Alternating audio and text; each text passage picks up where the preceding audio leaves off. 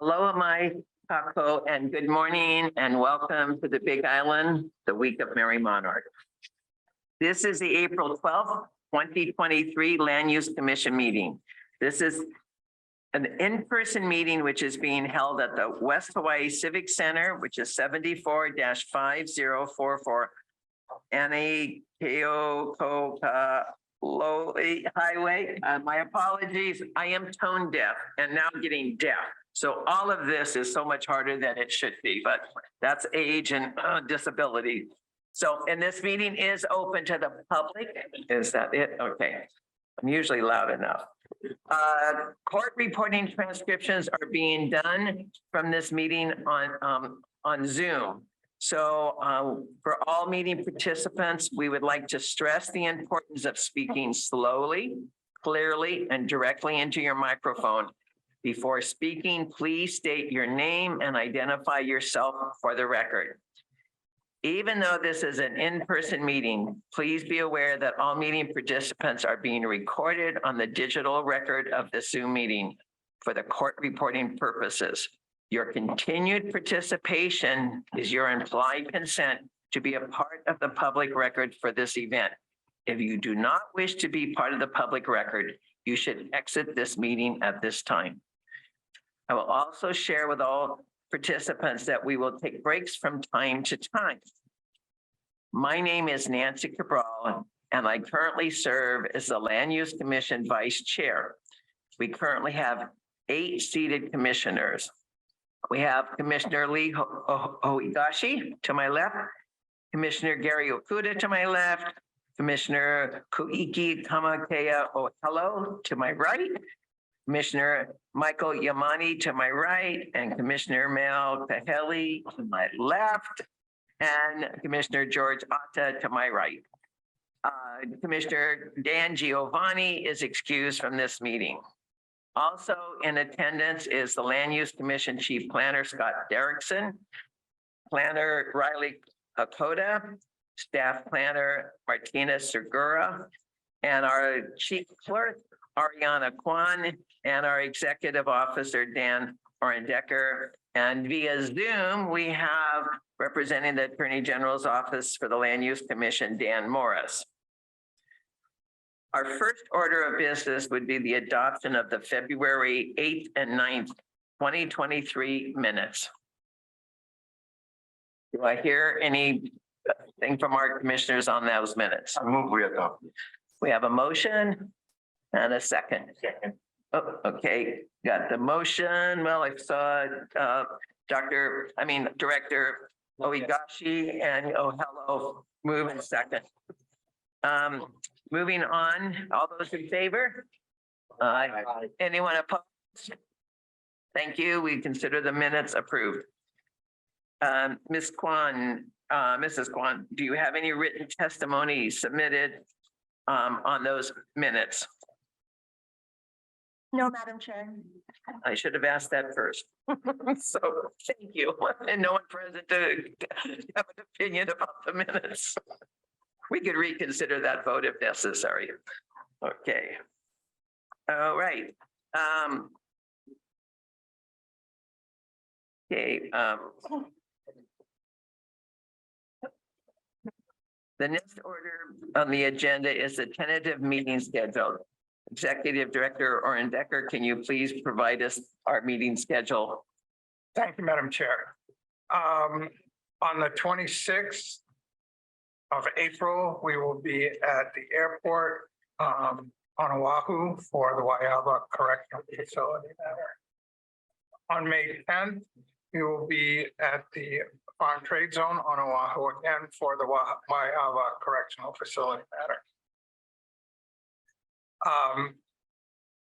That may actually be moved to Thursday, the 11th. So we have to confirm those dates. So on June 21st, we will be in Hilo for the Kamehameha School status report. And June 22nd, we will also be in Hilo for the Ben Court status report.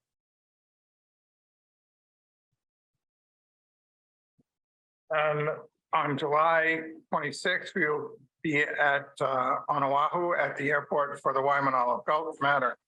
And that takes us through August.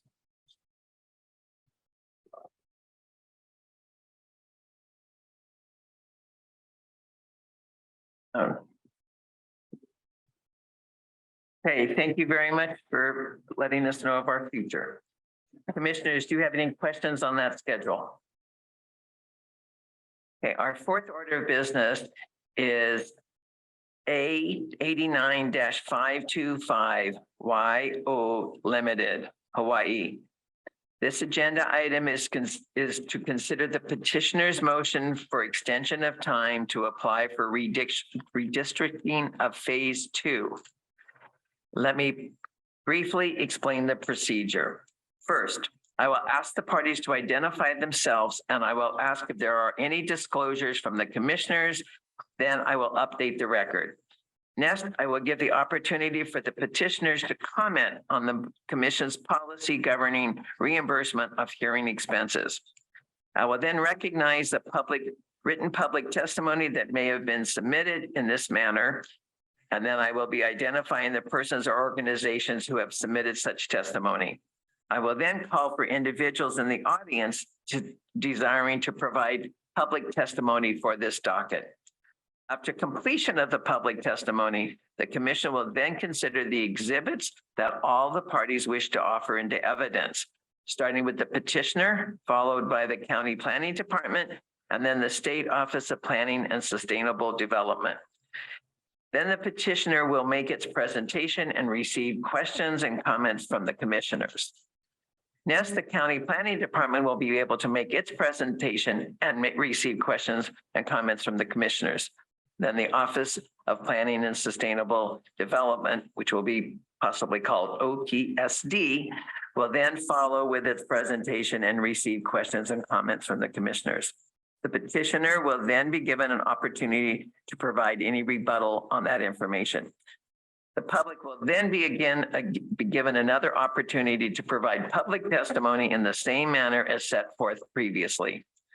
Finally, after all parties have presented their arguments on, the commission will conduct the formal deliberations and issue a decision on the motion. I would also note that for the parties that the public that from time to time, I will be calling for short breaks, approximately 10 minutes every hour. And we will have a longer lunch break in the middle of the day. Are there any questions on the procedures for today? Okay, thank you.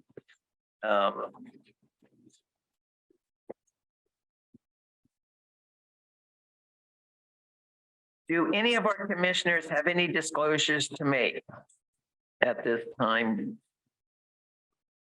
Commissioner Okuda. This is Gary Okuda.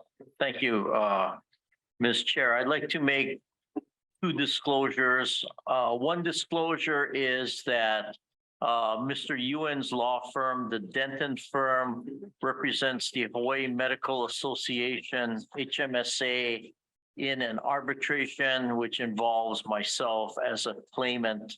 My involvement in that case will not affect my impartiality in this matter. My second disclosure is that Mr. Ewan's partner, Louise Ng, is married to my longtime high school friend, Michael Sitch. Although since the commencement of the pandemic, we have not socialized or met or done anything like that. So I make those two disclosures. Thank you very much.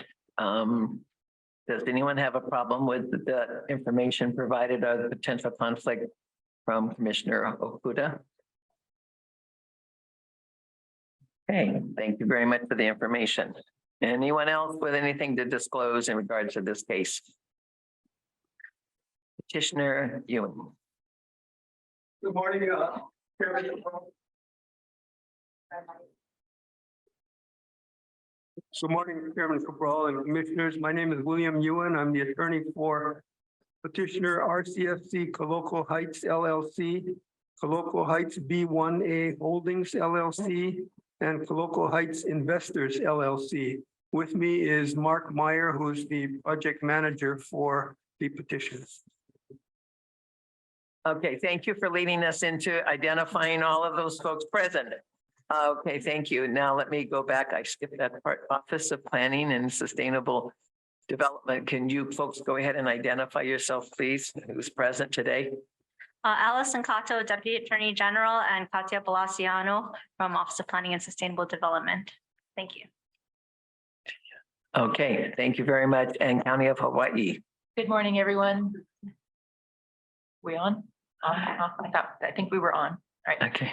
Good morning, everyone. Jean Campbell, Deputy Corporation Counsel, representing the Planning Department of the County of Hawaii. And with me is Director Zendo Kern, our Planning Director. Okay, thank you very much. Okay, now let me review the record and update it for everyone concerned. On January 20th, 1983, the commission issued its decision in order to amend the district boundary of property situated in North Kona, Island of Hawaii. That's the 1983 DNO. On November 22, 2022, the petitioner filed a motion of extension of time to apply for redistricting of Phase 2 memorandum in support of motion declaration of William W.L. Ewing, that's exhibits A and B, the certificate of service. On November 29th, 2022, the Land Use Commission received the Office of Planning and Sustainable Development extension request. On July 19th, 2022, the petitioner filed the motion to amend conditions 1, conditions 4, conditions 8B of the decision and order filed on February 26th, 2018. On July 29, 2022, the Office of Planning and Sustainable Development filed its request for the extension of time. On November 29, 2022, the Land Use Commission granted the Office of Planning and Sustainable Development its request for extension. On January 4, 2023, the petitioner filed a second supplemental memorandum in support of the motion for extension of time to apply for redistricting of Phase 2, the declaration by William W.L. Ewing, exhibits 33 through 38, certificate of service. On January 19th, 2023, the Office of Planning and Sustainable Development had a second extension request. On January 31, 2023, petitioner filed the petitioner's third supplemental memo in support of the motion for extension of time to apply for redistricting, exhibits 39-1. AIS dated October 2005, part 1 through 3, and exhibits 40 to 43. On March 13th, 2023, OPSD filed their response to the motion brought before the commission. On March 20th, 2023, the Land Use Commission received an email from the county stating the county had no objections to the petitioner's motion. Environment Hawaii submitted an article as public testimony on April 2nd. Oops. Okay, not part of the public record, but it didn't get crossed off. My apologies, not being up to date. On April 3rd, 2023, the agenda for April 12th, 2023 meeting was distributed to statewide and to the Hawaii list. On April 4th, the Land Use Commission received petitioners' reply memorandum to the Office of Planning and Sustainable Development's response to the motion declaration of Mark Myers, COS. On April 5th, the Land Use Commission received public testimony from Deborah Chang. The Land Use Commission also received a letter from the County of Hawaii, which states no objection to the motion. On April 10th, petitioner filed the fourth supplemental declaration of William W.L. Ewing exhibit list Exhibit 44, certificate of service dated 2023-04-07. On April 10th, the land use received 3 public testimonies from Koloko Konakahau, NHP, and from Isaac Paka Harp, and from Tanya Souza. On April 10th, the staff report signed and made publicly available, was made publicly available. On April 10th, the petitioner filed the 5th supplemental memorandum in support of the motion for extension of time to apply for redistricting of phase 2. Exhibit list, Exhibit 45, certificate of service, and dated 2023-04-10. On April 11th, the land use received public testimony from Antu Harvey, petitioner's stipulated agreement. Thank you. Good, reimbursement policy. Good morning, Mr. Ewing. Have you reviewed HAR 15-15-45.1 regarding the reimbursement of hearing expenses? Yes. Should you state your client's position with respect to this policy? Petitioner is agreeable to reimburse the commission for hearing expenses. Okay, thank you very much. Public testimony. I will now recognize the written public testimony submitted in this matter, identifying the person and organization submitting the testimony. Ms. Kwan, have we had any written testimony submitted in this order? You already got all the testimony we've received so far. We haven't received anything as of yesterday. Okay. So I'm showing that there was something from Deborah Chang submitted on April 5th and that with submitted as public comments. Okay. All right. So Ms. Kwan, are there any members in the public signed up to testify on A 81-525Y-O limited? Yes, Madam Chair, you have the list on your computer. Thank you. I do see that, but I wasn't sure it was up to date. It is. Okay, I'd like to go ahead and call up the public testimony. Kimberly Crawford.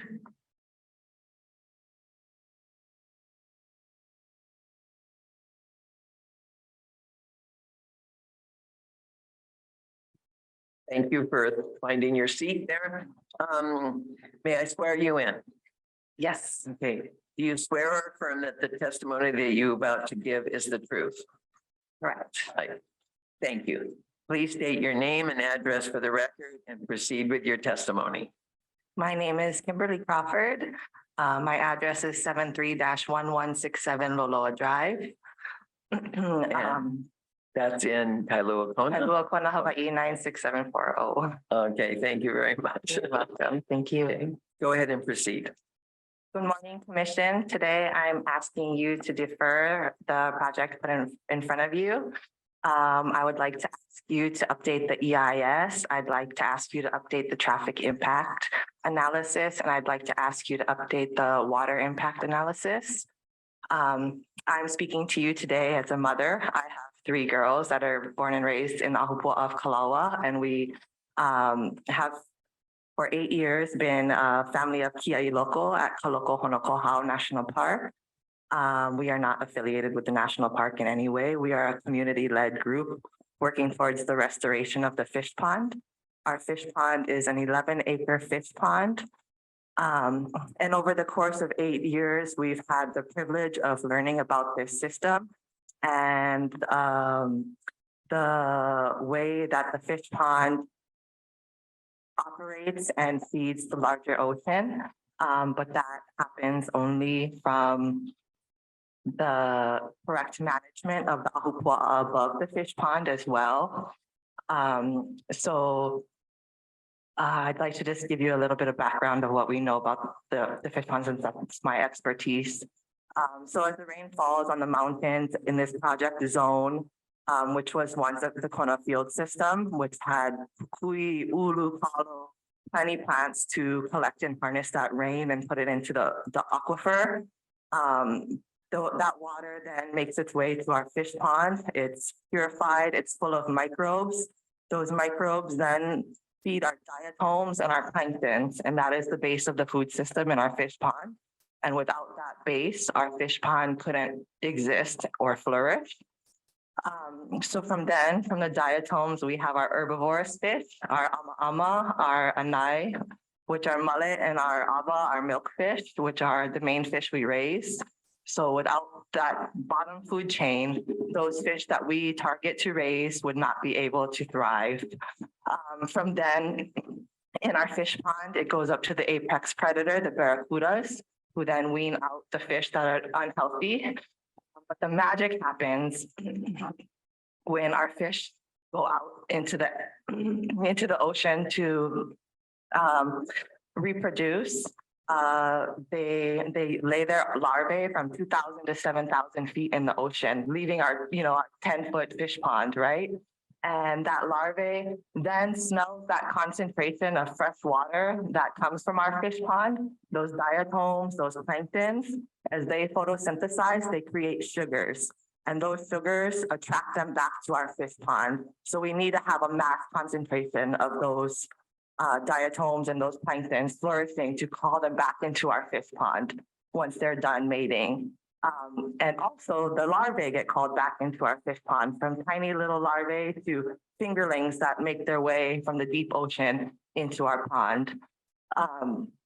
And those larvae, when they're out in the ocean, they also do the favor of feeding our pelagics. If you've ever looked into the ocean outside of Kona, you see different color streaks in the ocean. Those are ma'oki streaks, and those often carry huge currents of plankton and larvae of our fish, reef fish, mussels, everything you can think of.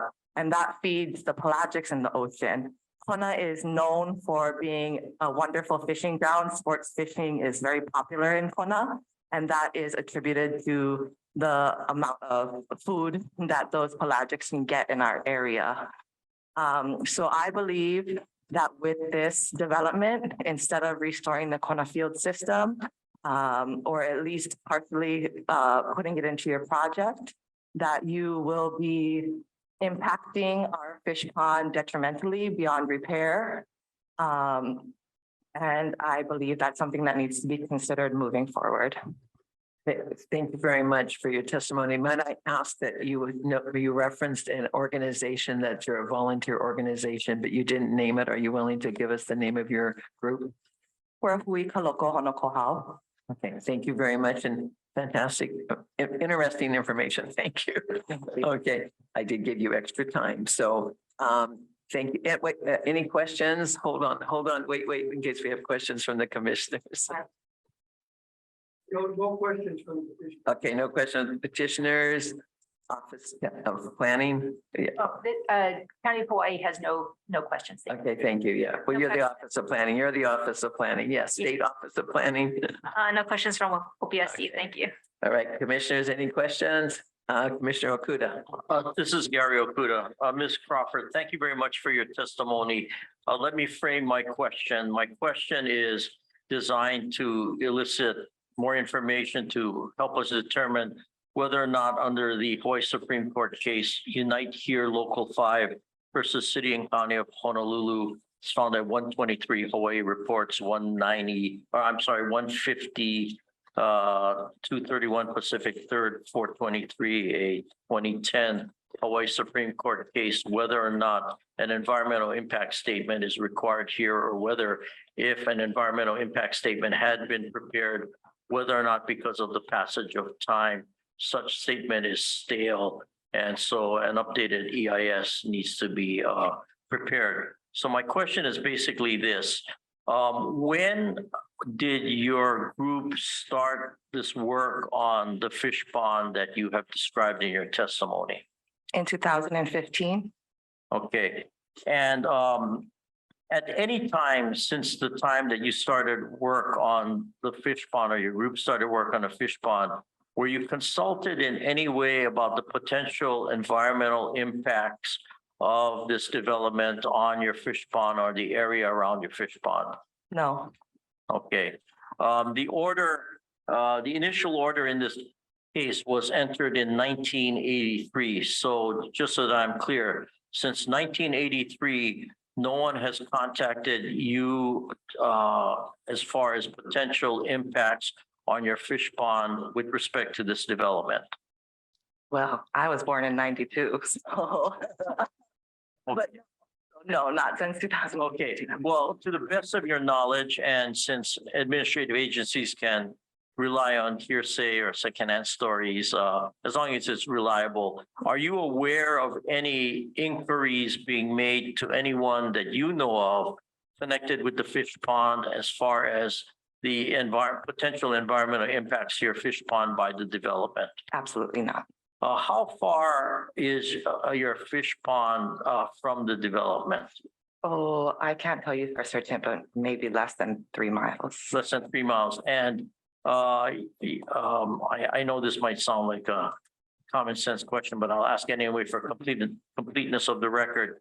Is the development upland from your fish pond or on the side, or what's the geographic relationship? Directly upland of our fish pond. It is in the ahupua'a that our fish pond occupies. Ahupua'a is named after our fish pond, Kaloko. Okay, have you at any time personally observed any runoff coming from upland properties into your fish pond? Water runoff? No, Okay, thank you very much. Ms. Chair, I have no further questions. Thank you very much. Thank you, Ms. Crawford. Okay, we have another person signed up at this time, Ruth Aloha.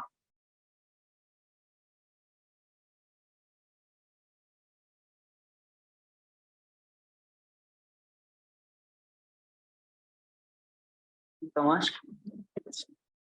Aloha mai kako, Ruthalo ko ino mauna hualalai ku mauna, o kona ku aina kupuna o kaloko ku uloko, o ko kona kai malino ku ukai, o loko vai ava, vai ula, vai loli, uvai. My name is Loki Aloha, Ruth Aloha. My mountain is Hualalai. My ancestors, they come from Kona, both from my grandfather's lineage, the Ho'opili lineage, also the Ho'omanawanui family, which is a South Kona family. My fish pond is Kaloko, and my waters are all the waters that I named. I'm requesting a delay in decision. Okay, wait, may I swear you in first? Okay. Thank you. Thank you for letting us know your name, and I would like your address also. Okay, may I swear you in? Do you swear to and affirm that the testimony that you are about to give is the truth? Yes. Thank you. Go ahead and proceed for 4 minutes more. Okay. Thank you. So the project, it's a lot to take in just, I don't know, maybe a week or so or 2 weeks. But the project is initially began in 1983. The agreements were made. That's a long time ago and a lot has changed. I would have been here in 1983 testifying, but I wasn't born yet. And so that's why I'm here today, is to influence the future of this project. And so requesting a delay of decision to look further into this matter, and also requesting that supplemental studies be done. One of the supplemental studies is updated archaeological inventory survey.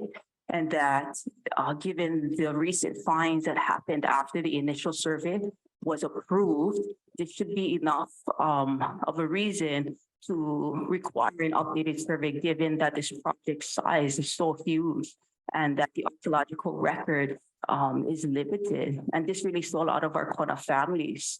And so when we're looking at Kaloko and Kohanaiki, we're not just looking at these two ahupua'a, we're looking at the Kekahas, which is an entire region, which you folks didn't look at in your folks' studies.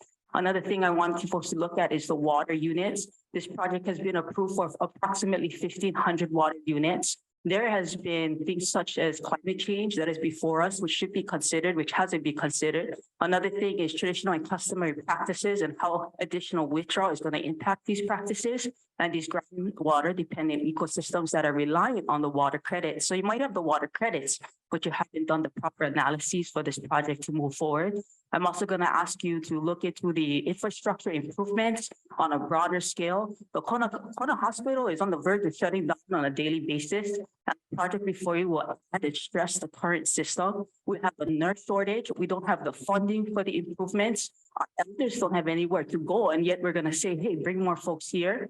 The time that it would take for an ambulance to get Malka to the hospital at rush hour, those things need to be analyzed before this project can be allowed to move forward. Another thing I'm curious about is the Kona Community Development Plan, which actually calls for additional housing, but it's not calling for a gated community. If I was here in 1983, I would have argued for more than just 10% of this housing to go for affordable homes. 90% is going to be sold in market price. Who exactly is going to be able to afford these homes? I don't know. I'm curious. This doesn't solve or acknowledge the things that are listed in the Kona Community Development Plan that specifically call for multiple economic zones that are mixed use for people who are here to buy homes and to live here. It's a 400-acre project. A lot hasn't been done.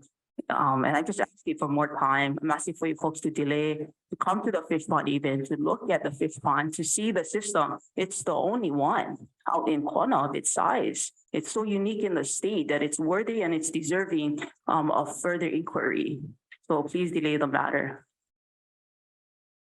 Thank you. Any questions from the petitioner? No questions. Any questions from County of Hawaii? No questions, thank you. Questions from OPSD? No questions, thank you. Hey, commissioners, questions? Commissioner Okuda. Thank you, Ms. Chair. This is Gary Okuda.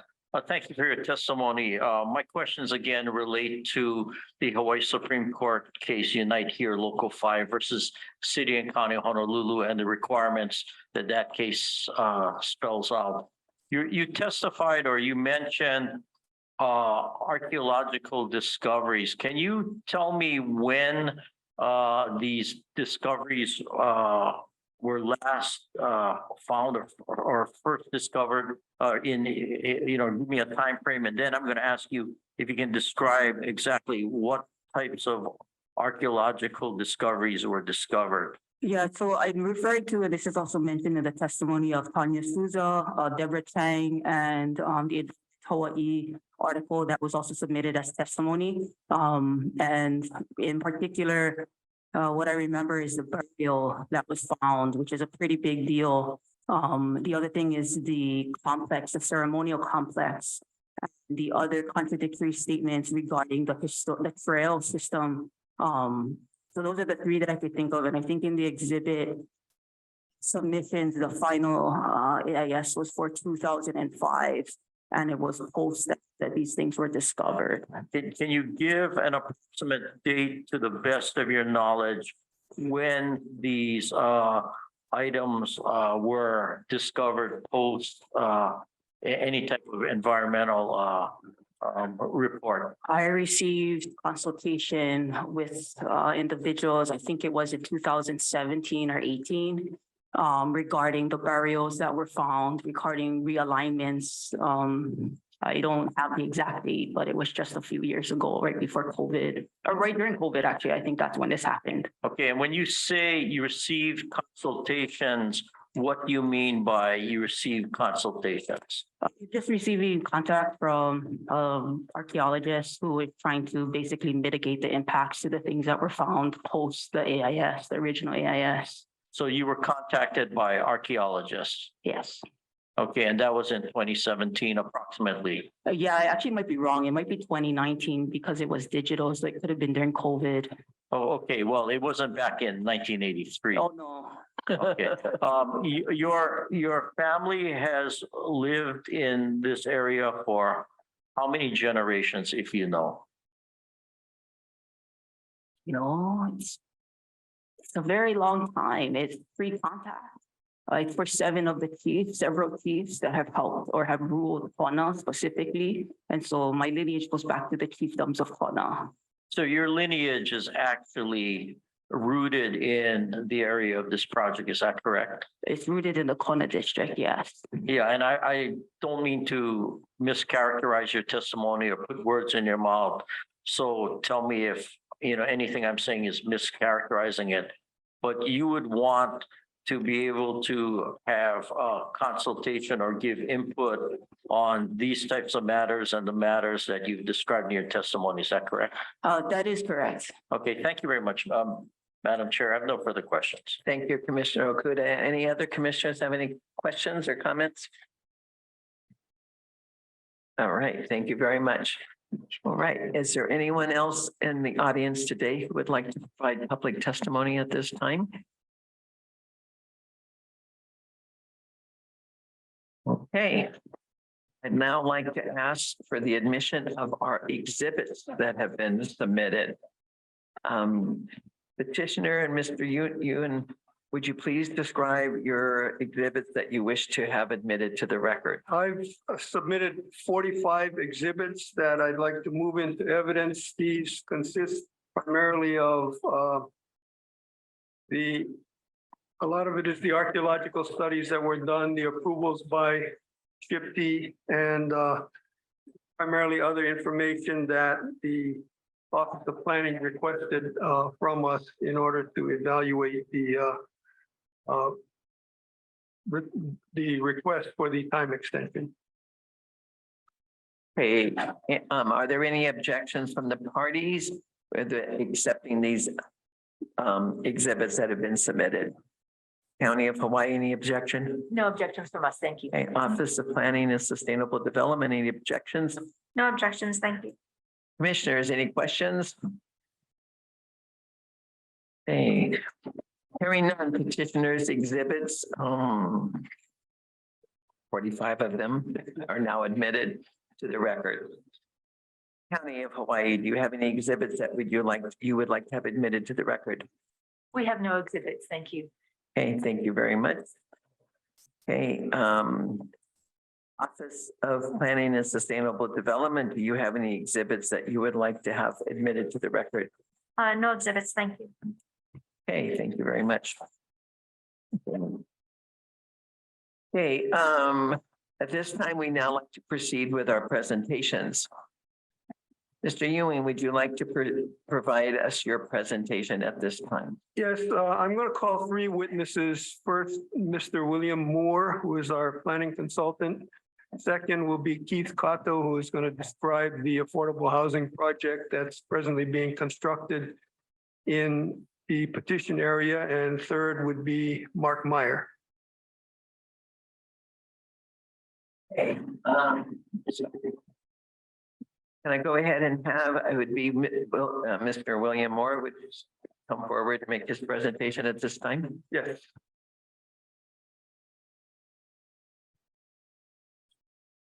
Okay. Okay, may I swear you in? Yes, You swear or affirm that the testimony you will give is the truth? I do. Thank you. Go ahead and proceed. First, please state your name and address for the record. My name is William Moore. My address is 159 Hawai Street in Hilo. Please describe your experience in land use planning.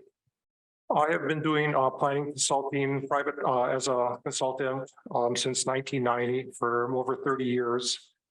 I've been working with large landowners, developers, different county and state agencies, as well as the federal agency, as well as with other engineering and consulting businesses. Prior to starting my plan consulting, I worked in the government for 15 years. So I tell people my last real job was as deputy planning director for the County of Hawaii. I also served as the executive assistant to the chairman of the Department of Hawaiian Homelands and spent 5 years as a housing and community development planner with the Office of Housing and Community Development for the County of Hawaii. As my educational background, because I was told my high school, I went to Hilo High, but I also have an undergraduate degree in economics from Beloit College in Wisconsin and a graduate diploma in economics from York University in the United Kingdom. I'd like to move to qualify Mr. Moore as an expert in land use planning. Okay, can I ask if there's any comments or objections to that, County of Hawaii? We have no objections. Thank you. Okay, Office of Planning and Sustainable Development, any objections? No objections, thank you. Okay, Commissioners, any comments or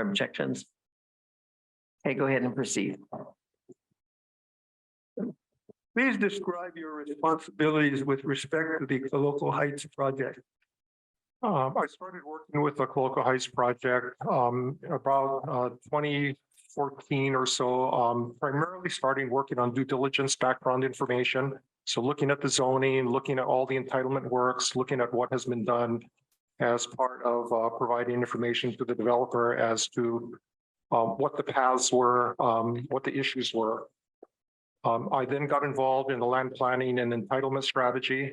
So looking at how do we resolve issues related to the project, and there were a number of them.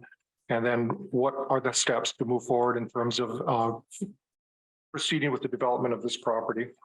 I have now been getting more involved in the project coordination, looking at what it takes in the background information. For example, I did most of the planning and background work on the sewer line project, which we'll talk about more for this. But also a role has been kind of expanding through time. May we have slide 2, please? Please describe the location of the Coloco Heights project. Yes, we have a map up there. They're oriented a little differently. The first one is in a north-south. So the ocean is to the West Mackay side. The project site is located about 2/3 of the way up from Queen Kahumanu Highway and below Hawaii Belt Road. It's about 4 miles from Keahole Airport and about 5.5 miles from Kailua. So it's right in the center of this Kailua Village, Keahole Airport center. The next slide on the right is oriented in a Malcolm Mackay direction, and it gives you the orientation of the site. I have a pointer, but it doesn't show up on this screen. It just absorbs the light. So, but the area is outlined in red, and the yellow side is a phase 1 with existing zoning. The road coming down is Hinalani Street. And on the lower part of that project, you'll see an area in purple. That is the Coloco, it's gray and purple, Coloco Industrial Area and the Westway Business Park Industrial Area. The area to the right below that industrial areas is Coloco Honokaha National Historic Park. And to the areas to the right is Honokaha Boat Harbor. And the area to the left along the shoreline is the Kohaniki Resort Development. So the project area is situated right below Kona Heavens, which is that area in blue of Mauka at the top side of that project area. Next slide, please. Please describe the original site plan for the development of the Coloco Heights project and the 1983 project zoning. The development, both the representations and plans, both to the Land Use Commission and the county, was to develop a residential subdivision with a mix of single and multifamily projects or units.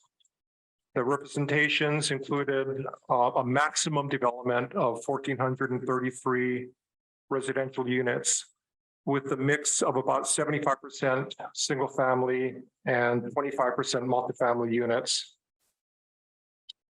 The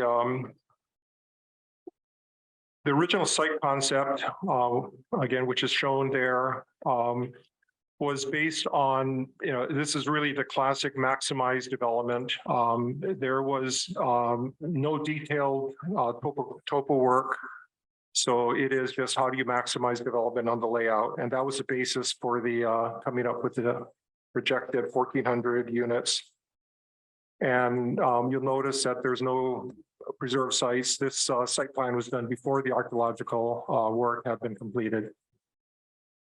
Next slide, please. Kind of hard to see this one. Yeah. Please discuss how the petitioner has complied with the commission's conditions of reclassification imposed in 1983. Yes, the conditions in order started, there was an affordable housing condition. And it was a 10% requirement. As in compliance with that and in addressing the need for the community, the developer has first agreed and now dedicated a 10+ acre site to Hawaii Island Community Development Corporation for the development of a 100-unit affordable rental project. What's critical about that is it not just give the land, which is readily available, but it gave water, which is really the critical factor here in making things happen in West Hawaii. So it was a water and land contribution in order to provide housing. The second condition with respect to access. So as part of that, the developer back around 1990, I believe, completed construction of a portion of Hinalani Street, along with another developer. This Hinalani Street is a major Makai connector between Hawaii Belt Road and Queen Kahumanu Highway. And again, that has been completed, again, way in advance of any impacts. Just for the record, that work was done, like I said, approximately 1990 at a cost of $9 million. In today's cost, that dollar value would have been about over $20 million. And the road standards would have required a much more expensive road than that. In addition, in respect to access, the zoning conditions required the construction of an intersection improvements at the Hawaii Belt Road, Hinalani Street, which is off-site. So those improvements were put in the mid 1990s, turning lanes and a traffic signal. In terms of public facilities, the site was required to provide water facilities.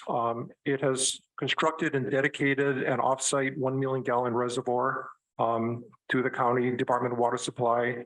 And in addition, it has dedicated a 1.4 acre site to the County Department of Water Supply for a future reservoir. That site does not serve this project area. It really is in anticipation of development Makai. So it was not required to build anything on that site within the project area that was dedicated. The other condition related to this is a substantial compliance, and we believe that the project development as planned is in substantial compliance with the recommendations to the commission. What, I'm sorry. Please describe the petitioner's objectives in revising its predecessor's site plan. There's a number of factors and information that has come in since this project started. The first major factor was that in 2013, the County Hawaii Planning Department developed a plan for a road connection from Palani Road to Iminani Drive. Next slide, please. I'll talk about it. We'll come back to it if that's okay. So this was a new north-south connector that extends through the project area. The original plan had the Next slide, please. Yeah, the original plan had a loop road within the project area, and this Holo Street extension would have intersected with that loop road. The planning department asked and worked with the developer to see if they could redo their master plan to have that Holo Street extension go through as a through street rather than as an intersection. So the on the right, there was a conceptual change in the plans, the area in red, where now the loop road would intersect into Holo rather than Holo intersecting into the loop road. The developers agreed to do that, which required it to rethink its master plan because that whole initial plan was based on this loop road with everything radiating off of it. The other major factor came in is the topographic work had been for limited development areas. The project planner owner decided to do a detailed construction grade topographic survey for the entire phase 1 area, the 200 acres at a 2-foot contour. And what we found was that while we knew the property was steep, it was a lot steeper than had been anticipated. Less than 10% of the project site has a slope of 5%, and 5% is pretty steep when you really look at it. About a third of the project is over 15%, and with a significant portion of that over 20% in grade. So this area is very steep and difficult to work with. The other key factor in this is that the in working with HICDC for their affordable housing project area, we agreed to give them a multifamily zone site. When HICDC and our next witness can talk about this in more detail, looked at that site. The area was a great location on Hinalani and the future Holo Holo extension. The problem was that area exceeded 20% in slope. So based on an assessment, the numbers just didn't work from a site work standpoint. It was unfeasible. So the HICDC asked us to consider relocating the affordable housing site to what had been a park area, which is the leftmost area of the park or of the property. And in order to make sure this housing project worked, we agreed. So that required rethinking the park plan and all of the planning components in laying out the master plan. Next slide, please. Yeah, When- so again, if I can go back to the Holo Holo Street, the previous slide, that's slide, yes. Again, this slide is oriented a little differently. The first slide is in a north-south direction. So Makai is to your left, and the Kohala Waimea is to the right. If you look at it, you'll see that Holo Street doesn't start within the project area. So that is, the original plan was to come off of the existing loop road. And then the slide to the right shows you the realigned configuration, which we agreed. And again, it just changed how all of the roads work within the system. Because of the steepness, going straight Malcolm Mackay, it became really difficult to, just from a site planning standpoint. Next slide. Yeah. Next slide, please. Sorry, yeah. I'm sorry. When did the petitioner complete its archaeological inventory survey, its data recovery plan, and its final preservation plans? The site work, the archaeological inventory survey was completed in October of 2005. The SHPD, State Historic Preservation Division approval occurred that year in October 2005. In addition, because of the findings in there, a burial treatment plan was required, a preservation plan was required, a data recovery plan was required. This work was completed and the data recovery plan was approved in 2006. The preservation plan was approved again in June of 2006. The burial treatment plan, which required more coordination with the families, was approved in November of 2006. And the developer also undertook some data recovery work, and that report was completed in 2009. Please describe how the location of the cultural sites and the historic trail to the sea have influenced the revisions to the site plan. As you can see on the graphic, the areas in green are the open space areas. Again, it's a little difficult to point out, but the area in the upper left is a really interesting occupational area, as well as a water caves. There's excuse me, get my notes here. There's 2 caves in there that served as a water source, so people didn't have to go Mackay to collect water. There was gourds and drippings in there, so they could just collect water and live in that area. There's a permanent habitation as part of that complex. The area to the right, the upper green area, is there are portions of the Kawaniiki homestead. The Kawaniiki homestead extends in the area of that as well. A whole number of homesteads were in that area. So all the homestead sites are being preserved. Within the homestead site is the Road to the Sea trail.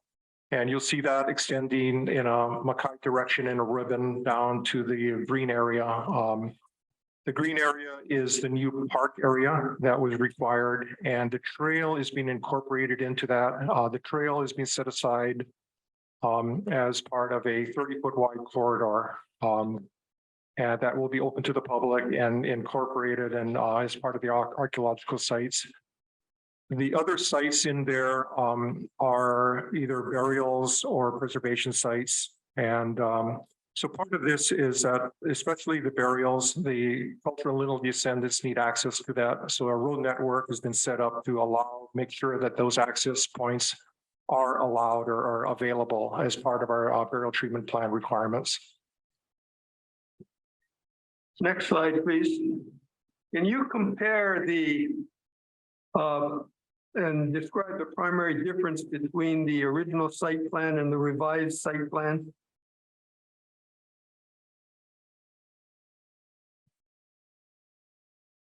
The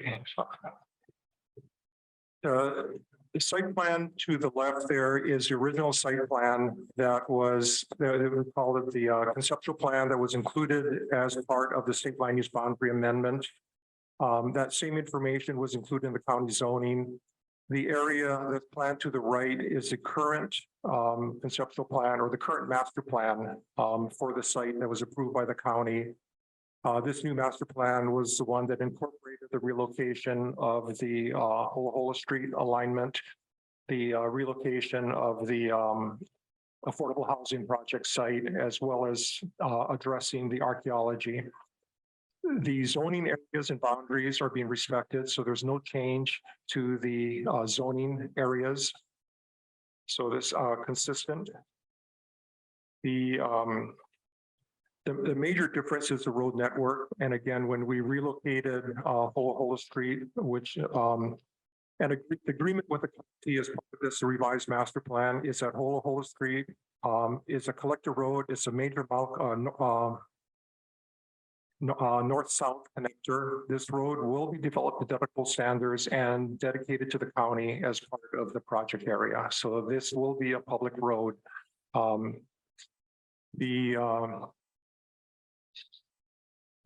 Yeah, and then the major intersections with Hinalani have not changed. So in terms of the configuration, while the internal road network has changed a little bit, or actually changed, the major intersection points with Hinalani, the Hola Hola, Kalakaua Street intersection, and the access point to the current development proposals are the same, approximately the same, actually the same location. So the changes have been, I think, incorporated into a way that is consistent with the original representations. Please describe how the project will comply with existing planning and zoning controls. Next slide. The Coloco Heights project continues to be a residential mixed single family and multifamily residential project, again, consistent with the representations. As I stated, the zoning boundaries have been respected. So we have a mix of larger lots on the top, minimum 15,000 square feet, minimum 10,000 square feet lots in the middle section, minimum 7,500 square foot lots in the lower section. The multifamily locations are the same, located along the Hinalani Street frontage. I said the overall road network is consistent. The Hinalani Street improvements have been set aside and constructed and dedicated to the county. Again, the internal road networks have changed, but the intersection points with Hinalani have not changed. The project has completed its offsite infrastructure requirements in terms of the water improvements, construction and dedication of a milling gun reservoir, the construction of water lines within Hinalani Street and from the reservoir to Hinalani Street that services not just this project area, but the region. And we've completed, or the plan incorporates the park requirements that were required by the county and that as represented to the Land Use Commission. When did the current owner acquire the project? Next slide. The petitioner acquired the project in 2013 under a purchase and sale agreement as a result of a financial workout involving the prior developer, which was a result of the market crashes and the bank failures in 2008, 2009. Please describe the prior petitioner's efforts to develop the project through the end of 2012 before the current owner acquired the project. Yes, as part of the due diligence work, I had to go back and look at the history of activities here. So as indicated, Next slide. Sorry. yeah, No, this is it. This is it. yes, this project started really with the Land Use Commission approval of the boundary amendment, followed next year by the zoning approval by the County of Hawaii for the original project concept. The prior developers completed the construction of Hinolani Street, again, providing a major link, Malcolm Mackay link. It constructed, as I indicated earlier, the intersection improvements, offsite intersection improvements at Hinolani Street, Hawaii Belt Road, completed the reservoir tanks, dedicated a reservoir site. The project, as part of a regional development water agreements, secured the water commitments for almost 600,000 gallons of water. It's paid for these water commitments. So these are secured, which allows up to 1,500 residential units, 100 of which has been assigned to the affordable housing project. The project also, again, in advance of its requirements, constructed a electrical substation, a 10 megawatt substation. And the development is going through the process, secured the necessary archaeological approvals, including the inventory survey, the burial treatment plan approval, the preservation plan approval, and the mitigation and monitoring approval. To your knowledge, Mr. Moore, did this project require an environmental impact statement or environmental assessment in 1983? No, the project did not, nor has there been any subsequent activity that has triggered the requirements for an environmental assessment. As you may be aware, there are certain activities that require an environmental assessment compliance with Chapter 343. None of those have been triggered by this development, so there has not been an environmental assessment or environmental impact statement prepared for the project. That's for the entire project. For the entire project, yes. No, an environmental assessment was prepared recently for a portion of the project, wasn't there? Yes, and I think Mr. Cox can speak to this, but as part of the affordable housing project, there was state monies and being used for that project. So as part of that, an environmental assessment was prepared, and that in fact looked at a lot of the issues and concerns raised by this. When was that document prepared? I'm not sure exact date. I think in 2019, 2020. Okay, we'll get that with Mr. Kato then. That's all my questions. Thank you. Thank you. Please stay for other questions. Okay, County of Hawaii, do you have any questions at this time of our, I guess, witness testifier? Thank you. The county doesn't have any questions for Mr. Moore. Okay, Office of Planning and Sustainable Development, any questions? No questions. Thank you. Hey, commissioners, questions of Mr. Moore? Yeah, Commissioner Ota. I was just wondering, the folks have done a lot of work for project, but why have not spoken to the other people? So I'm just wondering. I'm sorry, just to be, a lot of the trigger work was related to the HICDC project because of an environmental assessment. So they had to go back and look at it.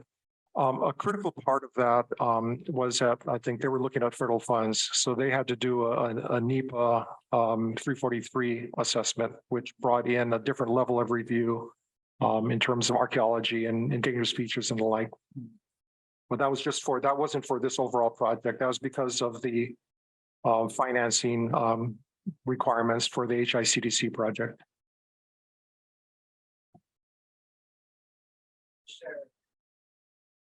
Commissioners, any other questions? Mr. Okuda. Thank you, Ms. Chair. This is Gary Okuda. Mr. Moore, when the project was first envisioned, how was sewage to be disposed of? The representations to the Land Use Commission is that sewer was to be disposed of by cesspools. Right. And because cesspool use is either frowned upon or illegal, Illegal. that's not what's going to happen now, correct? Absolutely not. Our next witness will speak to the activities since then. Okay, well, you know. But I'm happy to talk about it. Yeah, because we don't need, or I don't need the technical answers unless, or technical issue, but the bottom line is, is it contemplated to have a sewer connection to a county sewer system? A sewer line is under construction And that will be connected to a government to facility. the Kalake wastewater treatment facility. So the sewer line will extend down Hilani and then to Anikeokalole and to tie into the sewer line, in fact, right in front of this building here. Yeah, you know, under HRS 343, 5, parent A, and specifically this case called Umberger, UMBERGER versus Department of Land and Natural Resources, that's found at 140 Hawaii, 500, pages 515, 516. The Pacific Third citation is 403 Pacific Third, 277 at 292, page 292, 293, which is a 2017 Hawaii Supreme Court case. If there's going to be a sewer connection to a government facility, Supreme Court has said that's a 343 trigger. Yes, and as part of the HICDC project, they were required to either build an on-site sewer plant or to connect. So their EA did a full assessment of the connection to the sewer line. So that was included in their EA. So the 343 requirements for the sewer line have been fully analyzed and assessed as part of the HICDC project, which was one of the alternatives for sewer treatment facilities for their development. Yeah, but this sewer line is also going to, or is intended to serve your project, correct? The sewer line was, the sewer line actually has to be sized to address all of the zone lands along the sewer of the project. So yes, it had to be sized under the county requirements to accommodate the project. Well, just to make it clear, the sewage that's going to come off of your residential development is going to be put into that line, right? I mean, you're not going to dump it out on the ground, correct? That line has been sized to service the HICDC project and the Kaloko Heights project. Yeah, so just so that the record is clear, the sewage coming off of the toilets that are going to be located in the dwellings of your development, that stuff that goes in those toilets are going to end up in that line, correct? That's correct. And so isn't there at least some argument to be made that under 343-5A HRS and under the Umberger case, which I gave citation to, that there's at least some argument that there's a 343 trigger that applies to your development, correct? I mean, there's at least an argument that can be made. The sewer line is completely offsite to the project. So we believe, does the sewer line need to be assessed? Absolutely. No question about it for 343. And we believe that it was done, and that environmental assessment was approved and had a finding of no significant impact. Okay, well, I'm just looking at whether the requirements of 343 are triggered, because if they're triggered, then you have to go through this process. So I'm not talking about the process or what the ultimate result of the process is. But there's an argument to be made that with respect to your development as it's now constituted or as it's now being proposed, there's a 343 trigger, correct?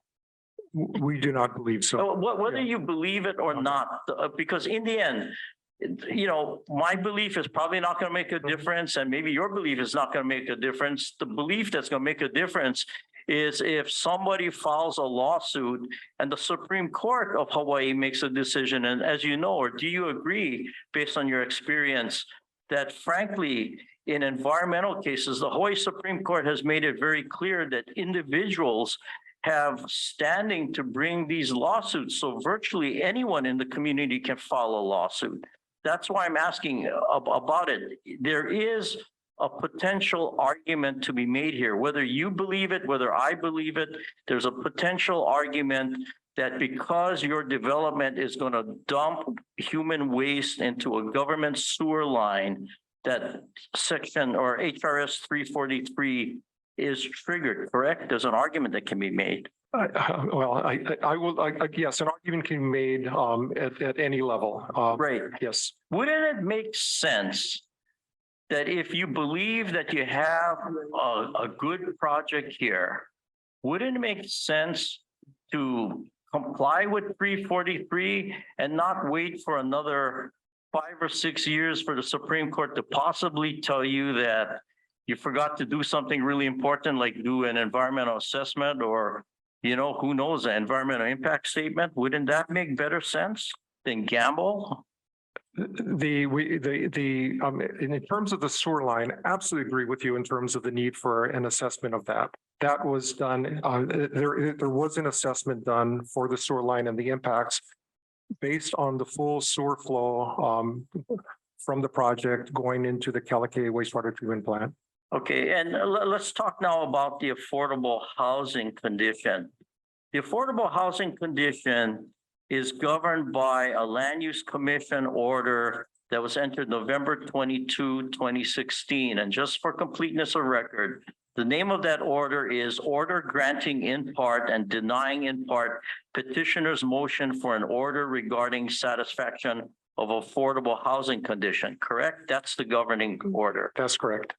And in fact, the order requires, and I quote, in fact, let me start here. It says, quote, petitioner shall provide housing opportunities for low and moderate income residents by offering for sale or rental on a preferential basis on its own or in cooperation with both the Hawaii Housing Finance and Development Corporation, parent quote, HFDC, close quote, close parent, and the County of Hawaii affordable housing units equivalent to 10% of the lots and residential units to be developed in the petition area. And then it continues on. Did I accurately read the requirement of that order? That's my understanding, yes. Okay. As of today, have any rental or any type of housing units been offered for sale or rental in compliance with this order? There has not been any development on this property, so nothing has been offered for sale or rent on this property. How many units would have to be offered based on your anticipated number of units to be developed in the petition area? The current master plan for phase one calls for approximately 521 units. So under that, 52 affordable units would need to be provided. The total development is approximately 1,300 units. So again, 130 affordable units would need to be provided for full build out of phases 1 and 2. Okay, and part of the problem I personally, or not problem, but one of the issues I personally have is this project goes back, or the approval, the boundary amendment order goes back 40 years, correct? Yes.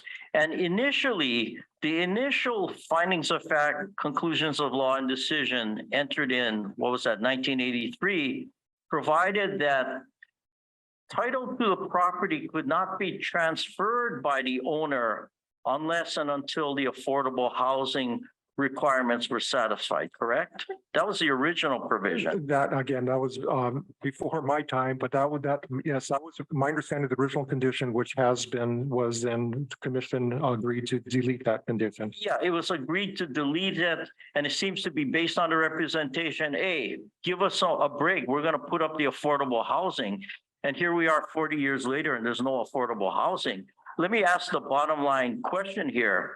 What assurance do we on the commission, or frankly, anyone in the community have that if we grant any of the relief that's granted here, even ignoring the potential environmental impact statement or environmental assessment requirement, ignoring all of that, which is a real big thing to ignore, what's the assurance we're going to have the affordable housing even built?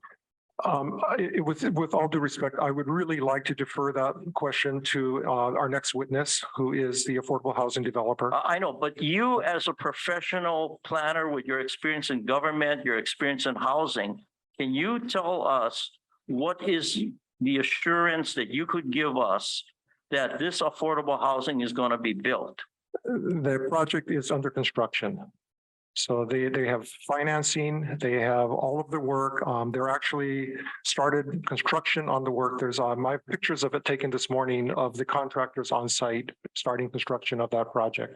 Would the developer be willing to post a bond to assure the community that this affordable housing is actually going to be built?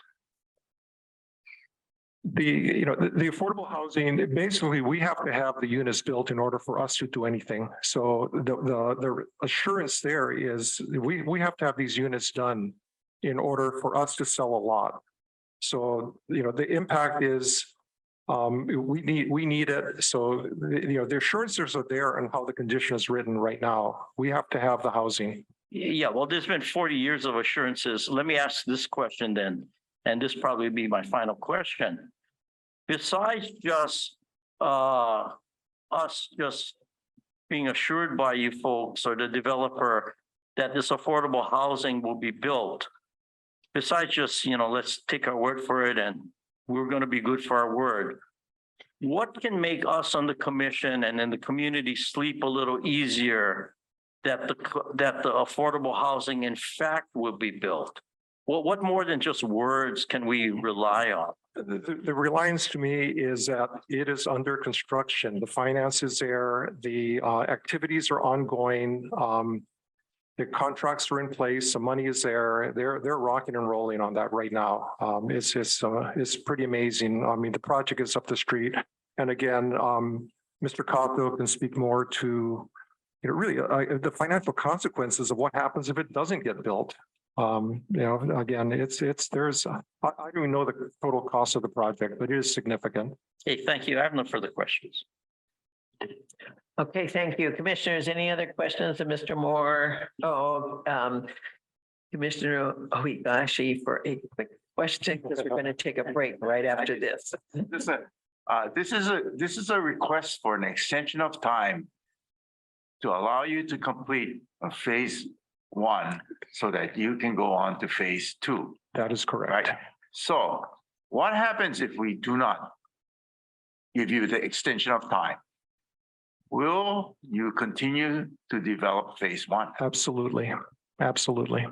So, and will you continue to develop the amount of housing, affordable housing that is going on right now? Yes. So the 100-unit project, the land is, the project developer, the petitioner no longer owns that property. That was deeded to HICDC. And under the deed, if HICDC doesn't proceed with the project, that land goes to the county. So that is forever assured as a county development project. So that project will happen independent of whatever else happens. So according to your testimony, there's about 1,300 units total for phase 1 and phase 2. Assuming that we grant you an extension, you would owe 30 more houses. Isn't that right? The condition requires a total of 130, yes, so depending on the final master plan. Right. And so the 30 more houses, where will it be built, and what plans are there to ensure that that portion of the condition is being met? The condition is in order for us to do more than whatever housing gets built, we have to have that housing in place. So the condition has an internal mechanism. We can't build 1,300 houses and then retroactively provide 30 houses. No, We have to do that as we but you move can along. build, according to the 10%, you can build another 5,000 or what is it now? Another 500 or 600 houses based on that 100. Yeah, What I'm Yeah. trying to get at is that if we do extend your time to do, realize, is this all the housing we're gonna get? Or are we gonna get the 30 more? In other words, yeah. are you gonna restructure phase 2 so that you limit yourself within the 100 units, or are we gonna get any more of this? The condition will be complied with. That's the best we can do. So again, first of all, in terms of this phase 2, just as in phase 1, the current density was based on the conceptual plan. So there's a whole bunch of planning work. So the densities may or may not be reduced. And the affordable housing requirements, so again, we'll continue to work with the agencies, but in order to build beyond whatever affordable units we have to have those units in place. So whether we do them on site, we do them as part of phase 2. There is a little area that's possibly that can be provided to the current HICDC developer for some additional development. So there's a number of options that we're not sure exactly how that's going to play out, but that will be done again under the conditions. We have to have those in place in order to proceed beyond the whatever units we have approved And or have constructed. maybe Mr. Cotto will be able to answer this. My final question is your contribution limited to the payment of land and the existing infrastructure that you cited that you've done? Has there been any additional cash or payments made towards the development of these other? And because you did mention that state financing is involved, and so I'm just wondering if this is your project or is it going to be part of the taxpayers' project so that I'm part of paying for meeting your requirements? Well, again, the housing, affordable housing is a very complex project and Mr. Papa can speak to that. In terms of other contributions to that project, one of their real costs and delays and issues and concerns of the national park was the impacts of an on-site wastewater treatment plant. So the developer has agreed to construct the sewer line. And again, the financing for that sewer line is the project is not required to pay anything for that sewer line. So they're getting this as a pro bono, basically. The project will be, sewer line will be paid for 100% by the project developer through a community facilities district financing tool. So is the benefit goes to the entire project, right? The benefit goes to the entire project, but the benefit goes to the community with a 100-unit affordable rental project. That's all. Okay, thank you, Commissioner Otashi. Any other comments, commissioners? Okay, Commissioner Othello. Mr. Moore, I guess, just to clear up the confusion that I may have. So you've testified that the HICD project is a 10-acre project scheduled out for 100 units, correct? That's correct. And then that, because of that development, it triggered the need for sewage, which triggered the need for an EA, correct? No, the project was utilizing state and county state funds, basically. So that was a trigger for the primary trigger for the environmental assessment. The secondary trigger was if they were looking at an on-site wastewater treatment plant, then that would have been a separate trigger. So in lieu of a on-site treatment, we looked at the project looked at the sewer line extension.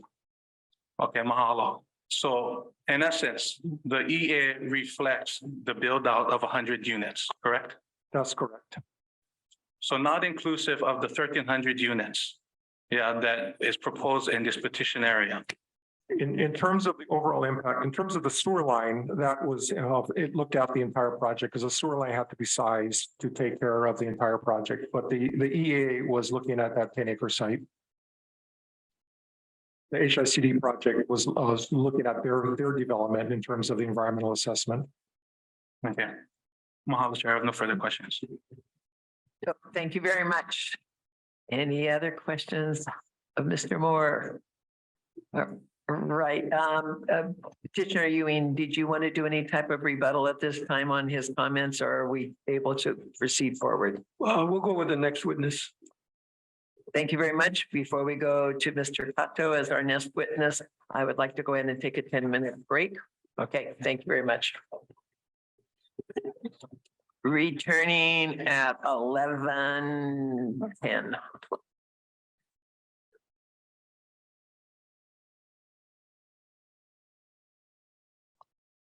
Okay, let me call back together our hearing for today.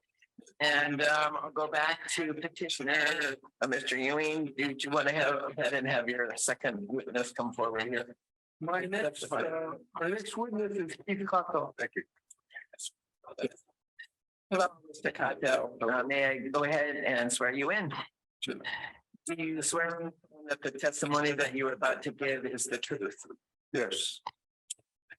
Please state your name and address for the record. My name is Keith Comico. I'm the executive director of Hawaii Island Community Development Corporation. Our address is 100 Hawaii Street, Suite 201, Hilo 96720. What's HICDC's purpose and your role in the organization? HICDC is a private nonprofit organization that is it was initially set up by the County of Hawaii to build affordable housing. So the purpose is to supply affordable housing for Big Island residents who are in the low and moderate income categories. Can you describe the agreement between FCFC, the Local Heights LLC, and HICDC? Sure. Yeah, the Local Heights RCFC, I should say, approached us here to basically build affordable housing on their site. We have been doing apartment projects on the island, and we've been doing self-help housing on the island for several years. So far, we've built over 800 units on the island, all of them for low-income, residents. So, RCFC approached us to, go ahead and do that, and what RCFC, said was they would provide us with the land and water, to carry out the project. Provided, we in turn would carry out the project, to completion. Could you please put up slide 12?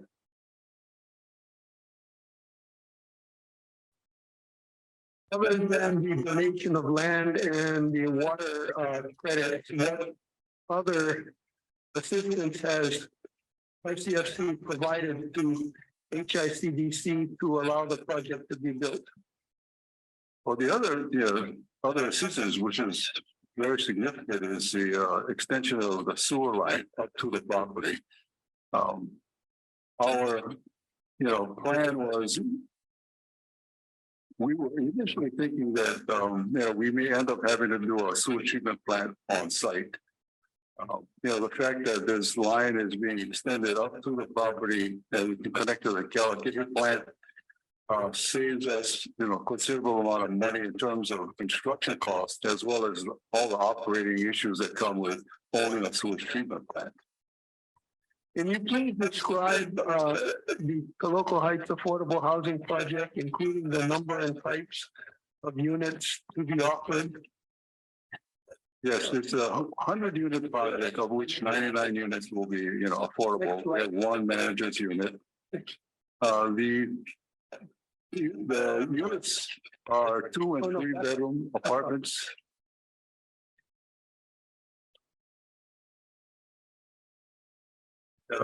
Yeah, that would, so the 2 and 3 bedroom apartments, housed in 6 residential buildings.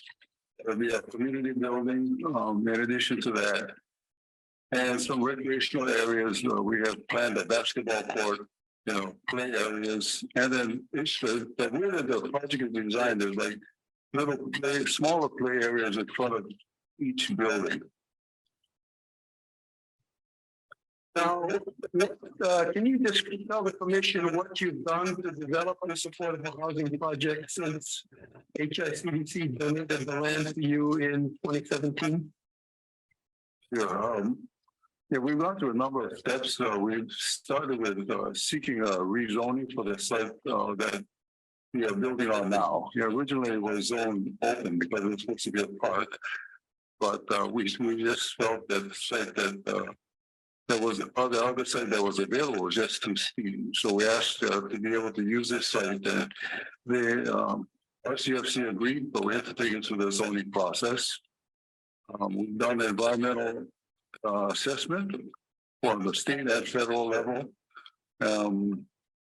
We have done the archaeological inventory update, which discovered actually some additional sites, but we've successfully completed a preservation plan that was accepted by SHPD in 2021, and there was a burial treatment plan that was also passed through the burial council and then accepted by SHPD later that year.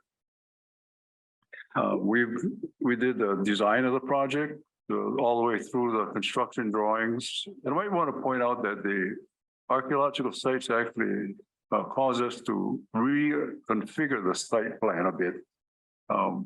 Right? It's kind of hard to see, but if you look at that picture there, it's in the middle. If you could enlarge it, that would help. So you see in the middle, starting at the bottom, I guess, at the middle of the project, you see there's a kind of a white space running Mauka. That's really the trail. Or a buffer for the trail. It'll cross, we have one crossing which will go through the parking lot, and then the trail continues on up, till it hits the Holo Street extension right away. On the right side of the trail, there's a kind of a circular feature. That's a burial, or the burial preserve. And on the left side, almost adjacent to Holo Street, that's where we found that paved area that the archaeologists, concluded was significant. So because we had all of those features kind of in close proximity, we just decided to create a larger preservation area to tie them all in, or tie them all together, let me put it that way. But doing that means we had to eliminate one driveway and readjust things. So it did take a little bit of time to do that. We were also able to get all of our permits, building permits, grading permits. And we during that period, we also applied for and received 75 units of project-based Section 8 vouchers. So this is vouchers that stay with the project. And the real benefit is that the tenants would pay based on their income in those 75 units. And so, we are going to end up serving a very low income community, I believe. And finally, we put all of the other financing together. This is a $54 million project. It's being substantially supported by the state of Hawaii's HHFDC's rental housing revolving fund. We're also getting low income housing tax credits, federal and state, which is being converted into about $30 million of private equity. And we'll also have a long-term loan on the project. So it's that's what we've been doing. I guess since then we're able to close our financing March 30. We issued a notice to proceed to the contractor as of April 5, and scheduled completion is October 1, 2024. When did you do the environmental assessment for this project? It started almost immediately, but I think we've got the final acceptance of the Ponzi in 2019. Okay. And did the environmental assessment study both the project and the sewer line? Right.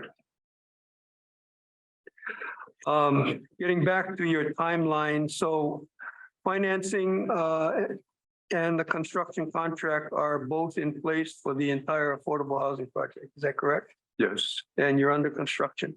Yes. Did the contractor post a bond for completion of the project? Yes.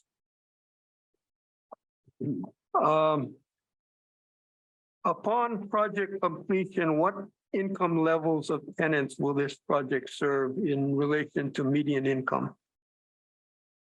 Okay, on the regulatory side, 10 units will be, set aside for 30% of the area median income and below.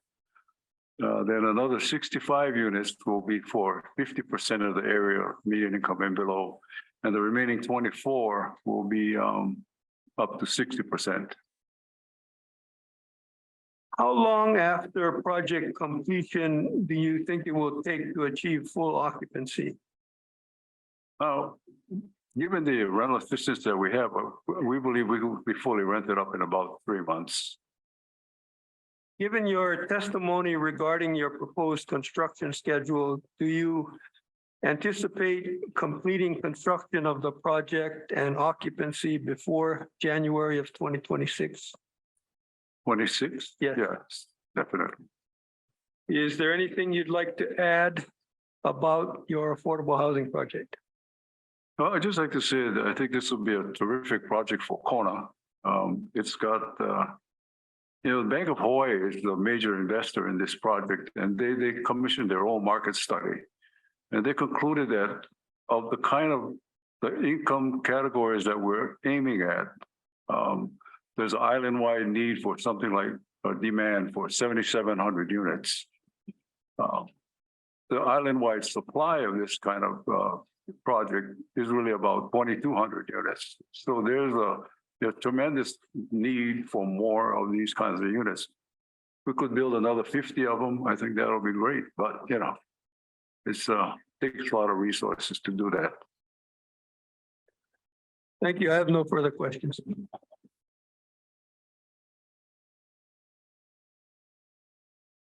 Okay, thank you. County of Hawaii, any questions? No questions, thank you. Office of Planning and Sustainable Development, any questions of Mr. Kato? No questions, thank you. Hey, commissioners, questions of Mr. Kato? Commissioner Yamani. Thank you, Madam Chair. Thank you, Mr. Kato. Just quick question. The Fonzie for the E that you're referring to, that was specifically only for the affordable housing project, Right. correct? Affordable housing project, and we also discussed the alternatives of the sewer line and or a sewage treatment plant on site. Okay, thank you. No further questions. Thank you, Madam Chair. Okay, other commissioner questions? Okay, Mr. Kato, I have some questions, as I've met you before, and I've previously was involved with managing affordable housing units and projects. So can you tell me what people are eligible to apply for this aside from their economic, like geographical? Is there a limitation or an attraction to different geographical requirements or anything for someone to be able to apply or to obtain housing in this project? No, it is basically, well, it is, they need to qualify on the income side.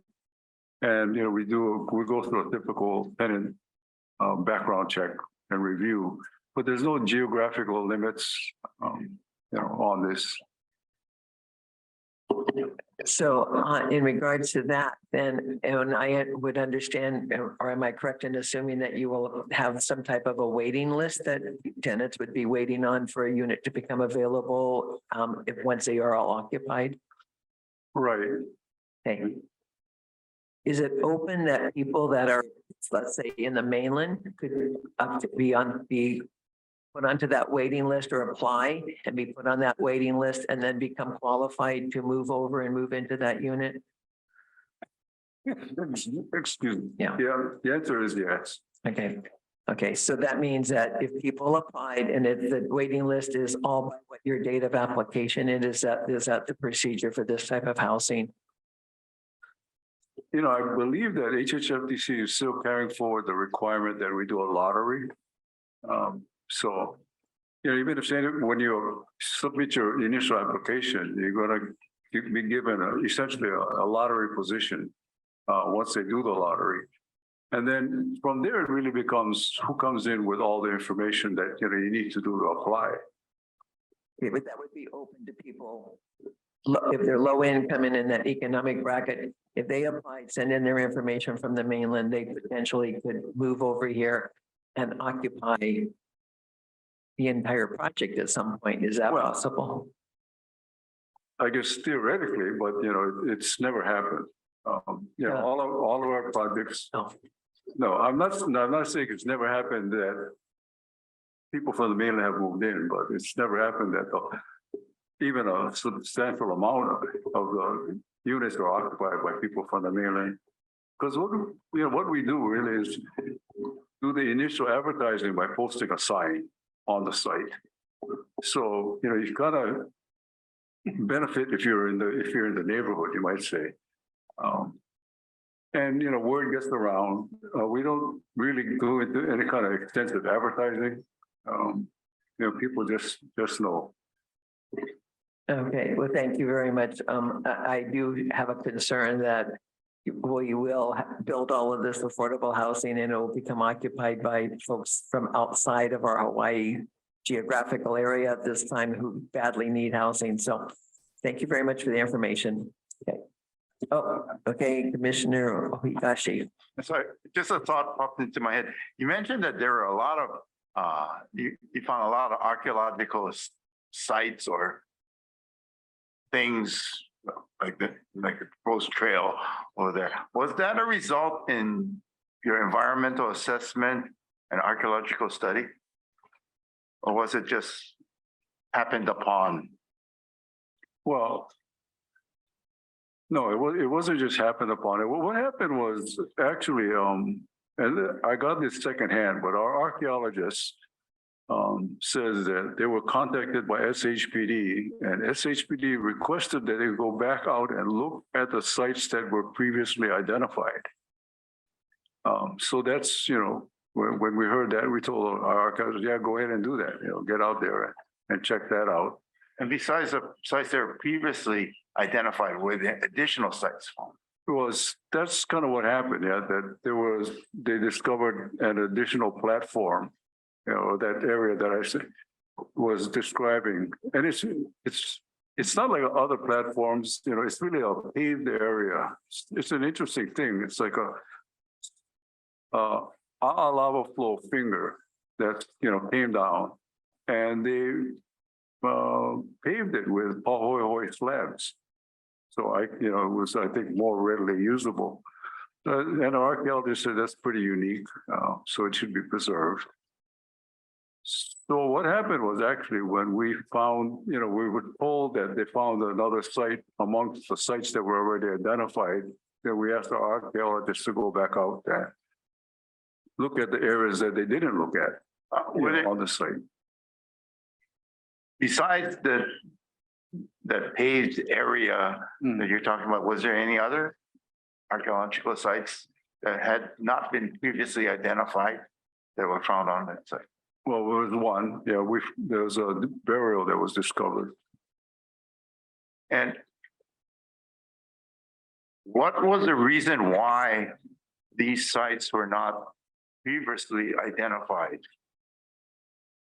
If you know. You know, I'm not sure. I don't know what the state of the vegetation was when the first archaeologists went out. You know, that could have been a factor, or maybe they just, you know, weren't as careful. I don't know. And the study that you were working off of, what year was that done?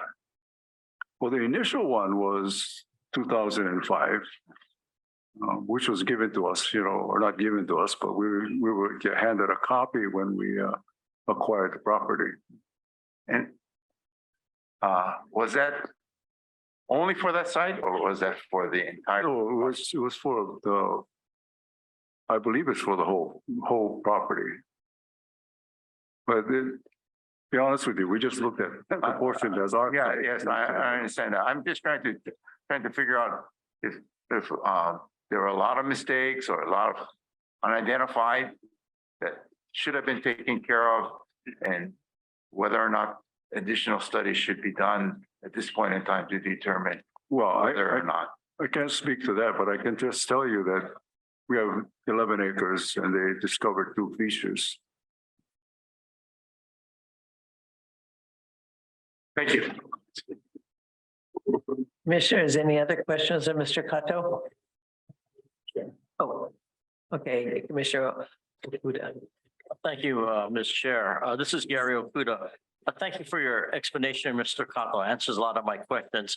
I have a question that follows up on something Commissioner Ohigashi had asked previously.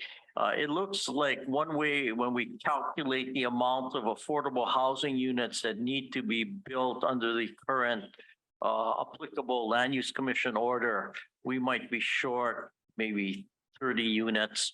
Would your organization have the capacity, if the deal or agreement would be reached satisfactory to you, to maybe develop these additional 30 units or whatever additional units are needed to fully satisfy the land use commission order?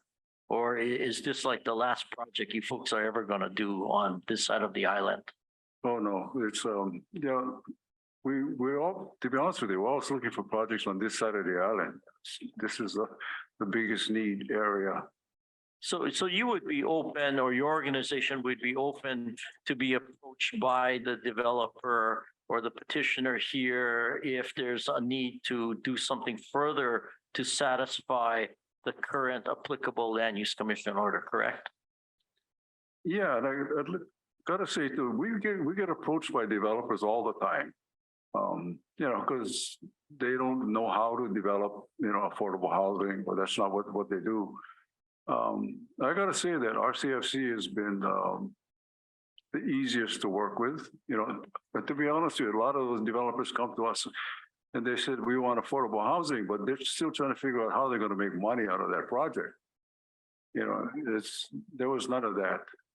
Yeah, okay. Well, not that it makes too much of a difference, but a good idea never takes place unless it can make money. I mean, I have a lot of good ideas. It'll never make money, and that's why you'll never see any of my good ideas. So there's nothing wrong with making money as long as the land use commission orders are followed. Yeah. Okay. Thank you very much. Okay, commissioners, anyone else? All right, thank you, Mr. Kato. My next witness is Mark Meyer.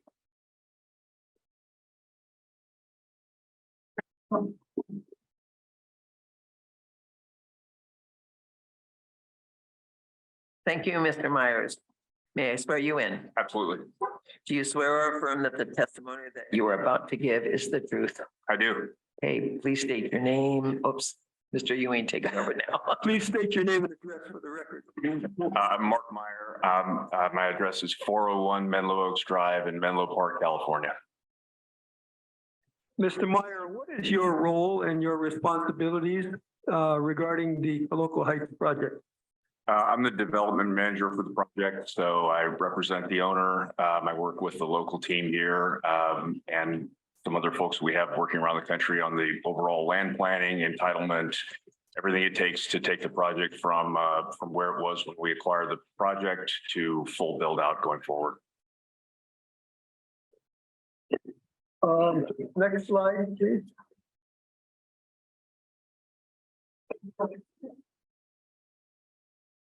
Next one. Okay. Please describe the petitioner's planning and development activities between 2013 and 2016.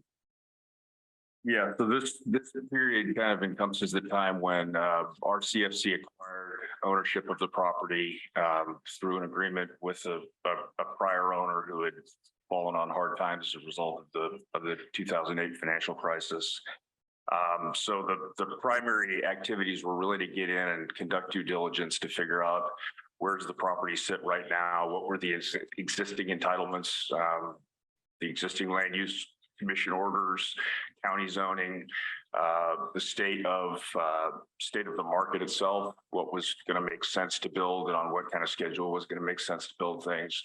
There were water rights or water unit issues to be resolved to make sure that all the water was in place to be able to move forward. Some of the other things, I guess there was a large 1 million gallon reservoir that was built as part of the entitlement requirements for this project that was in slight disrepair. It wasn't quite finished, so we had to come in and finish that up and put a new SCADA on it, do some other things to get that turned over to the county so that it would be functional. Finalize the water facilities payments. Then came in and started doing the hard work to get toward being able to develop the property. Updated survey of the topography of the property, some just initial engineering assessments to understand the drainage, to understand the water requirements, understand where utilities were coming from, all that kind of stuff. Dug into the architectural approvals and where we were with that and what we needed to do going forward. And then importantly, seeing that there was an affordable housing requirement that came with this project in order for us to be able to move forward, started looking for a good partner to do that with. And we're fortunate to find HICDC. Next slide, please. Please describe your development activities from 2017 to the present. Yeah, so kind of continuing on from where we were once we got kind of our arms around what the existing situation was on the ground. Then we started to move forward with what would allow us to go develop out the property.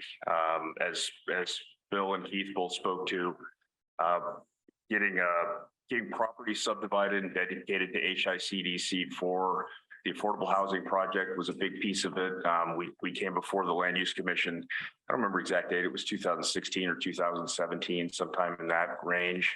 We were working with the county and LUC and Keith's group to put together something to make sure that we would satisfy the LUC requirements and that we would be in position to build a good affordable housing project out here.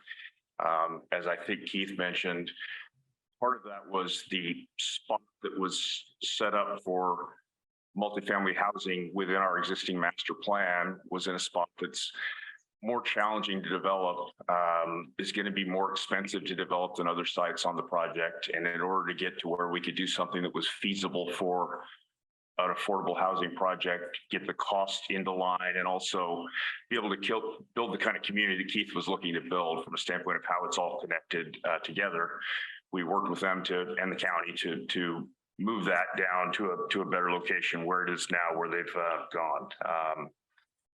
We did pretty substantial planning of the entire community, of the entire land plan, to make sure that we had within the existing zoning boundaries that we were designing a project that would work best from the standpoint of minimizing the amount of earth that had to be moved, creating roadways that made sense, that were as walkable throughout the community. For example, is one of the things we did was set it up on this hillside to also be a good walkable community, to have good access and connectivity to all the parks and trails.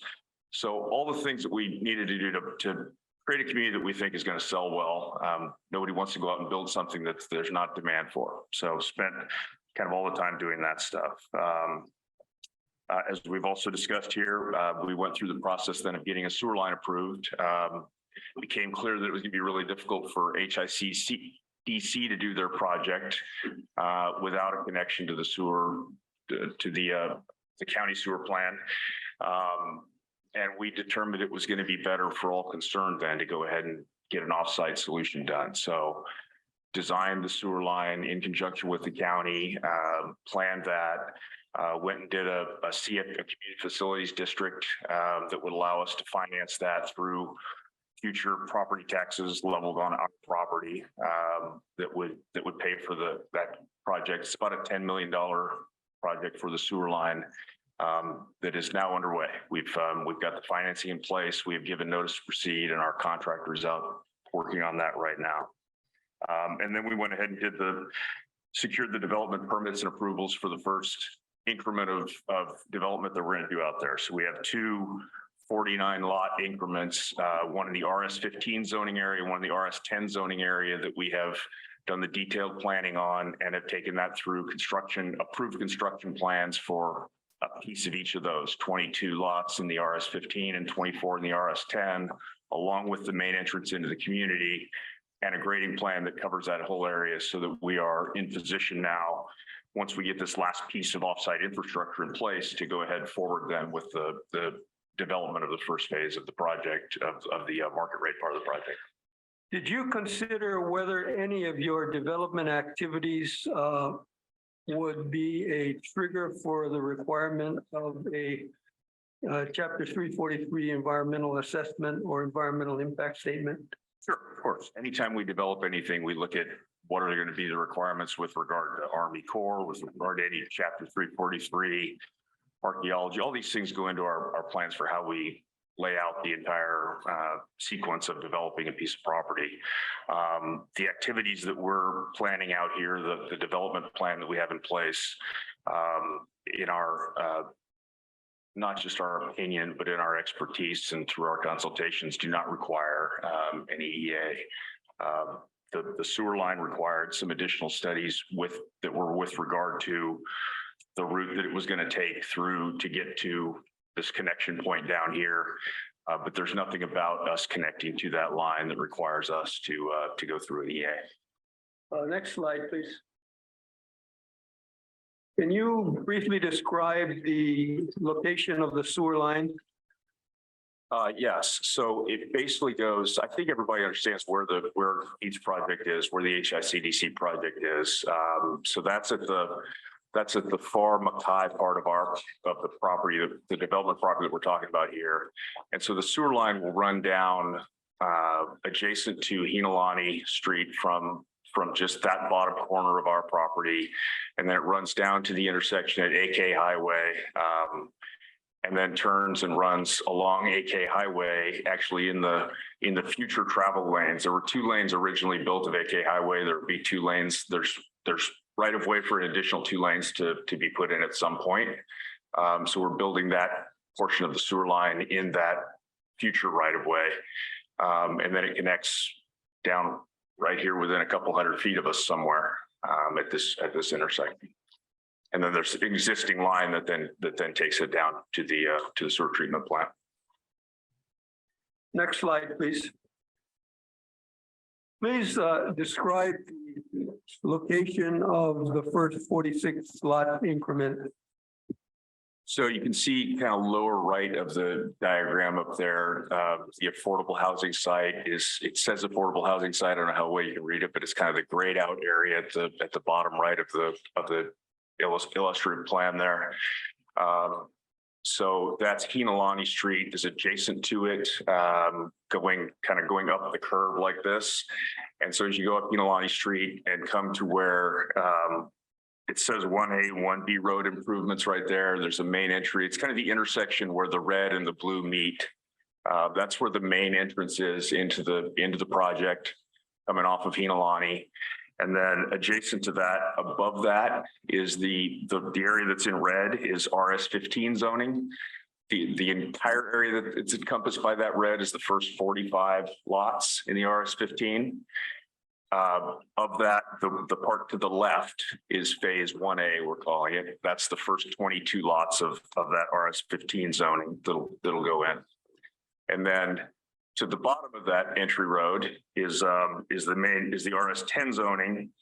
And the middle part of that, the middle of those 3 blue bounded polygons is the first phase of the RS10 that'll go in. So the main road that's kind of got a dark black line on it, that's the main entry road and the main entrance onto Hinalani, and then the 2 adjacent pieces to the kind of the end of that. So we'll work up and down the hill. And part of the way this project was designed was to minimize the amount of dirt moving that has to happen from one section of the project to another. So we laid out the roads and the lots in such a way that when we go do these first set of lots, the grading balances between the two pieces so that we're not bringing a bunch of dirt in or taking a bunch of dirt off site. We're doing each one of these phases in such a way that we balance things pretty well, which reduces the amount of large scale grading and large scale clearing that we have to do for each phase as we work our way through the project. Please describe your proposed development schedule for the first, for the remainder of phase one. Next slide, yeah. So you probably missed the first phase. Yeah, So please. I think, so I'll run you through phase one. So the initial development of 46 lots, we're targeting roughly March of 2024. We will start that phase when the sewer line is in. And it's just kind of our general philosophy of development. We like to step things through systematically. So we're gonna have our sewer line all the way in before we start doing any of this stuff, just to make sure we don't start things and then sewer line is a little bit longer and we're sort of off schedule.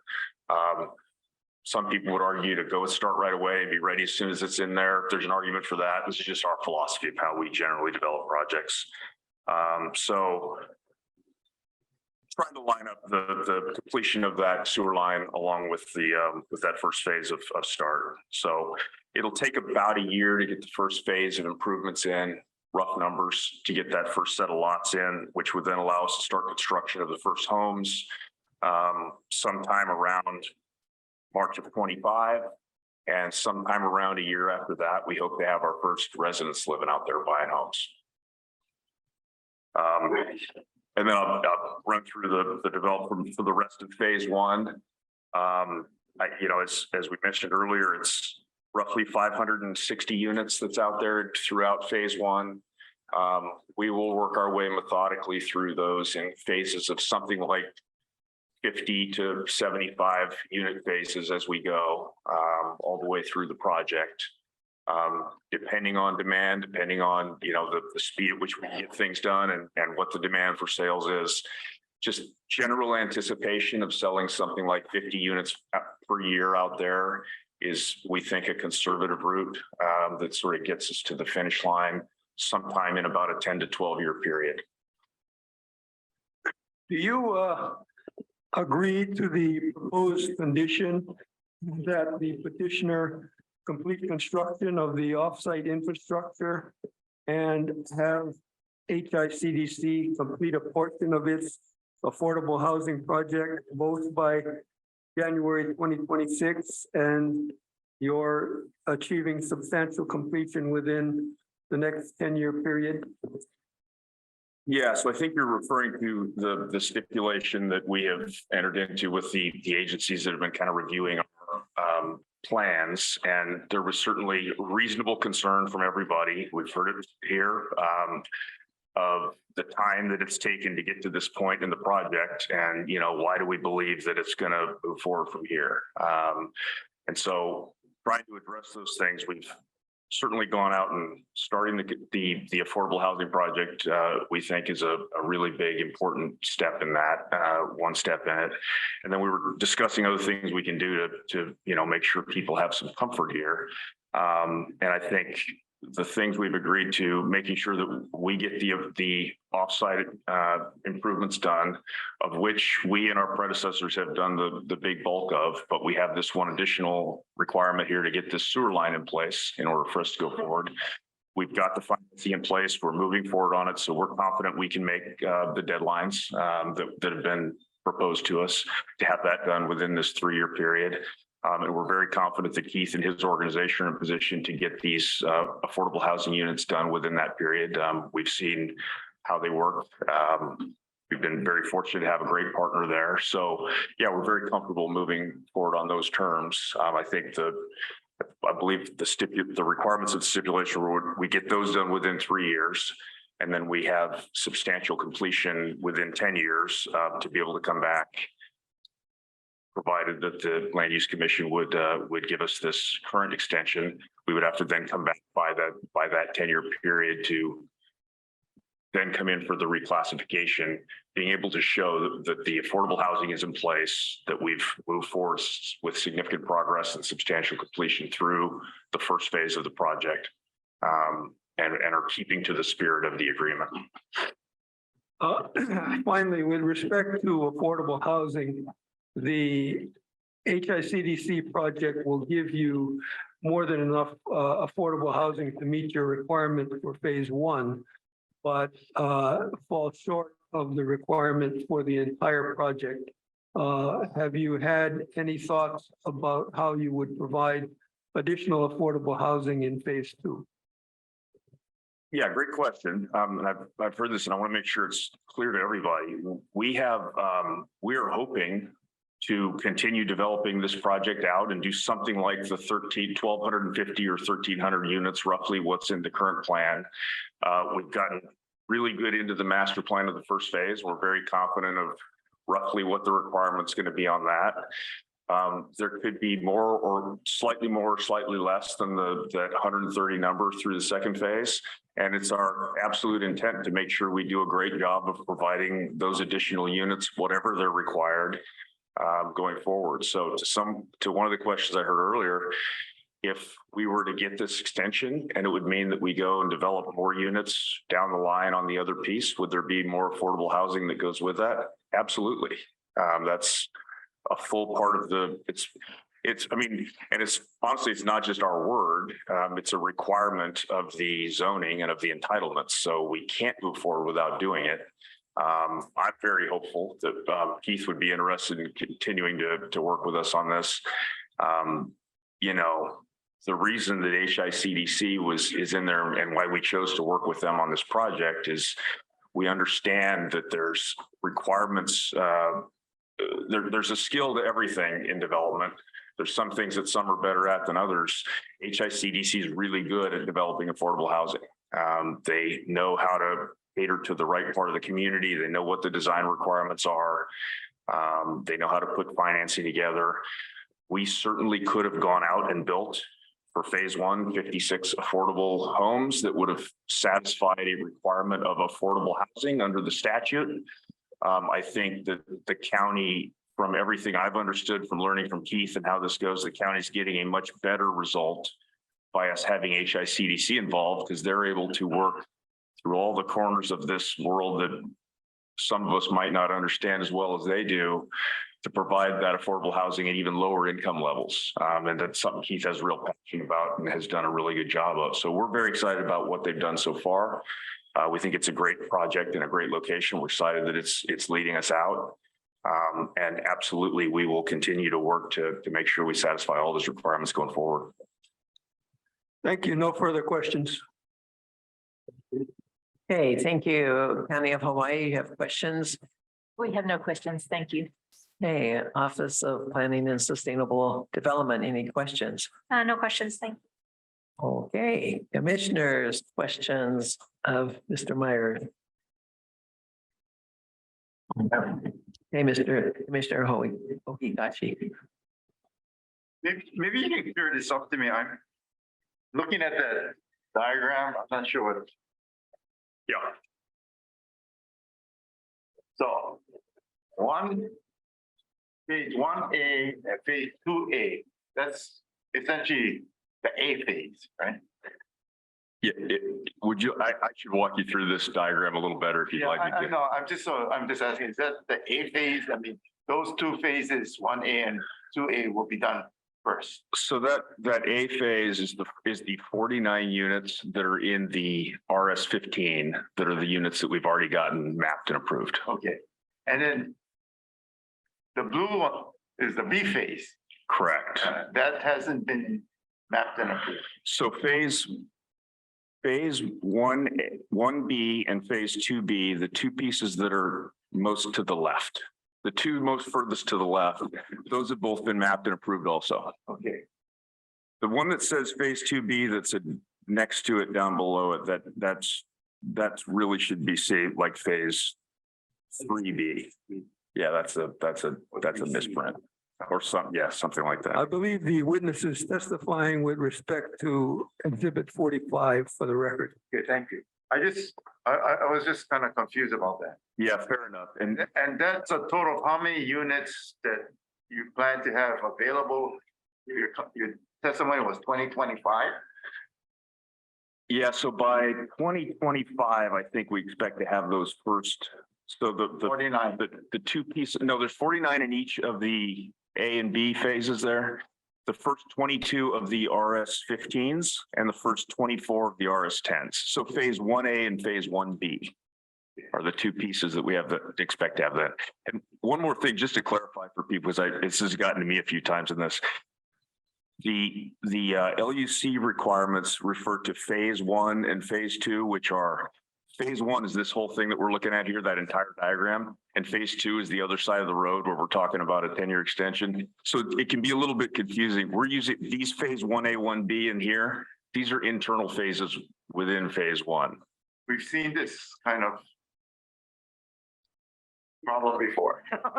Yeah, we really should be calling this increment 1A. I'm just trying to figure this. Yeah, totally. Fair question. And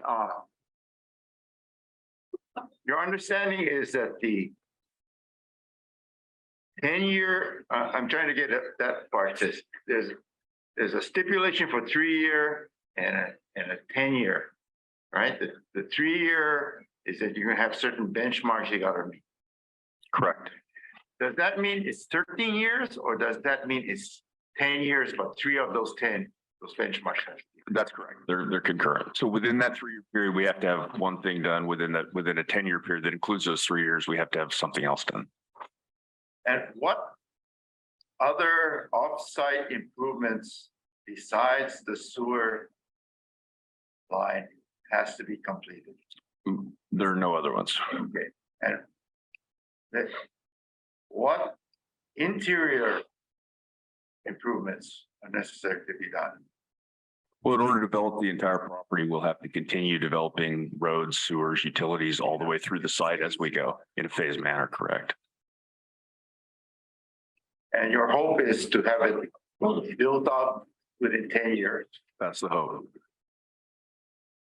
And with anything in development, that's our plan, that's our hope. We don't have a crystal ball to know what might happen in the world, but that's a realistic plan based on the fact that we've gotten the thing teed up to this point, and now we're truly, there's a whole bunch of things you got to do to get to the point where you can really go full steam, and we've gotten to that point now. And what do you attribute I guess would be most relevant portion would be the last 10 years of this your ownership of the property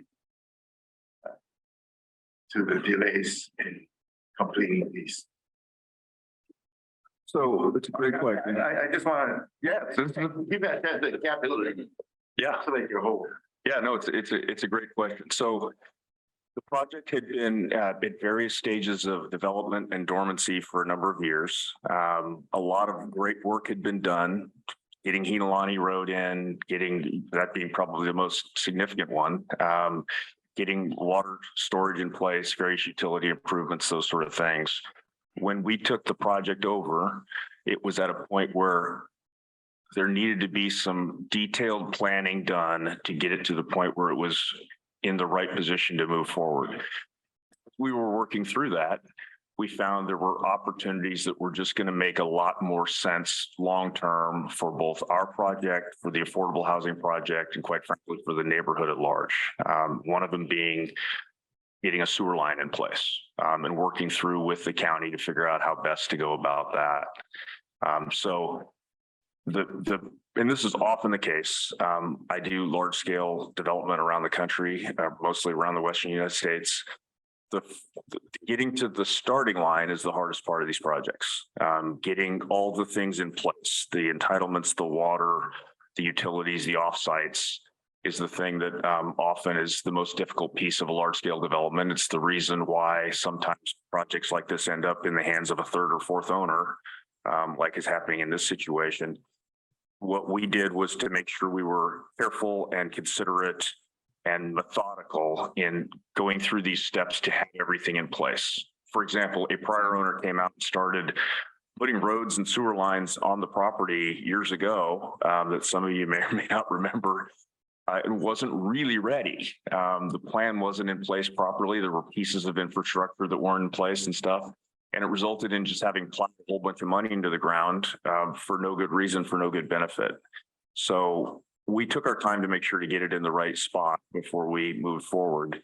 And I think, I think probably the best evidence of the fact that we're moving forward wholeheartedly now is that we've got an affordable housing site that has broken ground and is building. And we have just we have a completely unencumbered property with no debt on it that we just put a debt on ourselves that we have to service to go put that sewer line in place. So we have started the clock ticking on, okay, it's time to go. With Mr. Cato's testimony of finding of additional archaeological sites on that parcel, the affordable housing parcel, would your developer, would your company consider a condition to do an additional archaeological study to determine whether or not there were missed sites based upon the 2005 study? Would you consider that? So, great question. So we believe firmly that we have done the work required to go out and develop the property. We did the archaeological studies. We've done all of the various steps that you need to move forward. So we would not. The last one was done in 2005, according to the testimony from Mr. Cato. You didn't own the property to 2013. So my question is really, during that period of time, Mr. Cato found additional archaeological sites and had to move it around to preserve it. Will your company commit to doing an additional archaeological study to make sure that the study done in 2005 sufficiently met the requirements and did not miss additional sites? Yeah. That I hear what you're saying. to be missed. I hear what you're saying. I would respectfully answer that we are not in position. We would not be interested in saying, hey, we're going to go out and resurvey this entire property. That would not ever make sense for anybody to do in a situation where when you're working through entitlements, you're getting them, you move forward. Now, my understanding is, and having developed in various places that are sensitive, as we move through this project, we've got all sorts of monitoring requirements that are on us as we move through that are part of the development process that could uncover other things. That happens. And if that does, we will deal with it properly and accordingly and by the law moving forward. But we have done a lot of work on putting together all sorts of plans for how to recognize and properly treat the sites that are out there that have been identified, including several sites that we've got preservation plans in place for, including the road to the sea that we've got a plan for to preserve that.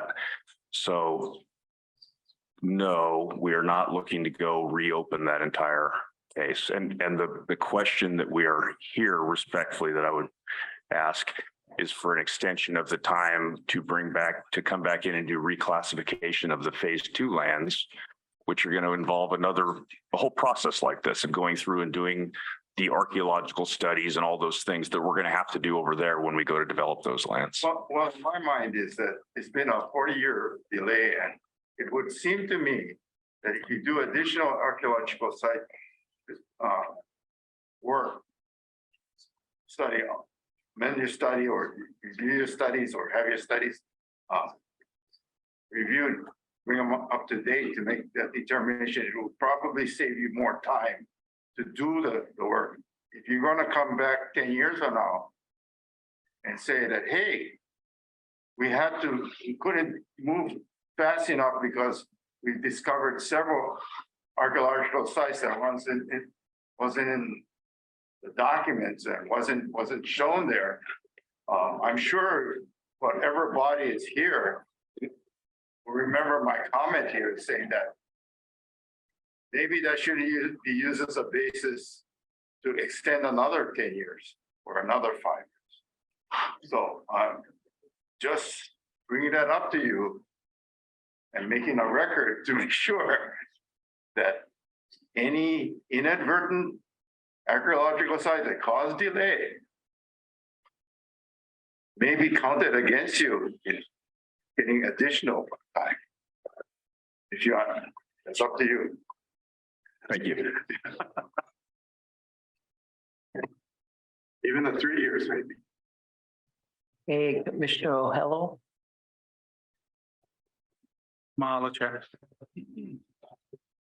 Hello, Mr. Meyer. Hello. Mahalo for your due diligence and your testimony. I have a question over here on the slide that says petitioners' development activities from 2017 to present. The second bullet point, it says planned and permitted a new sewer line connecting the project area to the counties. May I ask, who applied for that permit? I'm gonna look to Bill here to give me, to make sure I answered it right. Probably our CFC, right? I think it would be our CFC. Go ahead. And what year was that permit applied? The application filled out and submitted? Maybe I could recall, Mr. Moore to answer that question.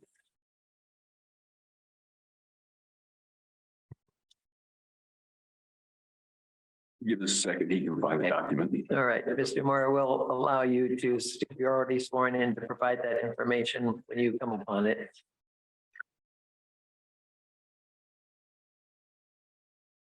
Construction plans were approved in 2021. Okay, so the construction plans were approved in 2021. So it's safe to say that between 2019 and 2020, the application was filed for the permit, correct?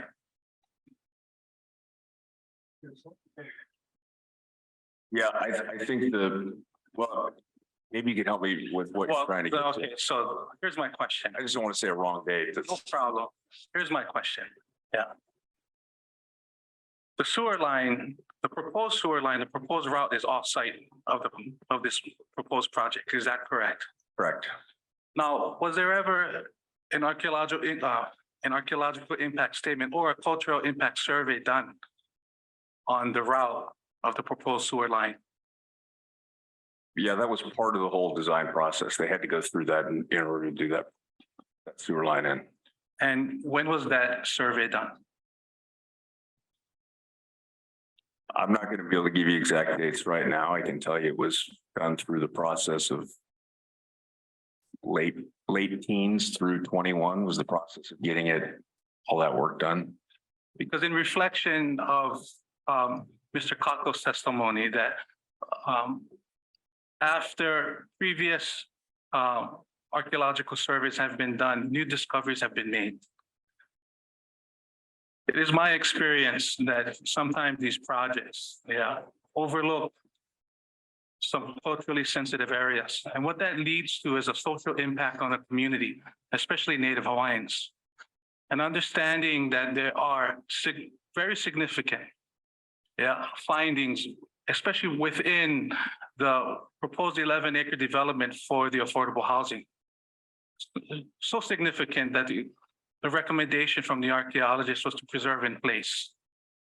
Now, my concern is if there were ever any inadvertent finds that weren't previously identified, that the construction would be underway that would be so substantial that potential discoveries of burials may be moved. And it is my kuleana and my duty to remind us that according to the Kingdom of Hawaii Constitution of 1843, that any disturbance of burials is against the law. So with all of that said in this moment in time, I would re-ask the question that Commissioner Ohikaki posed. Would you, as a petitioner, be open to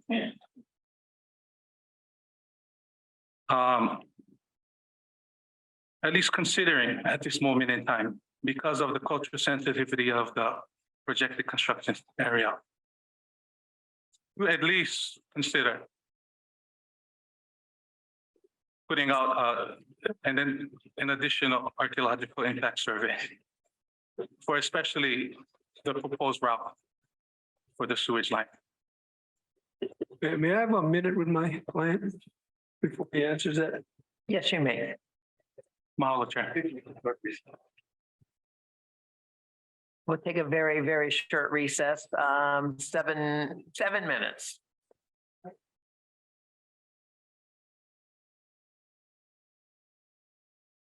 Okay, let's go ahead and see if we can finish up with Mr. Myers. Mr.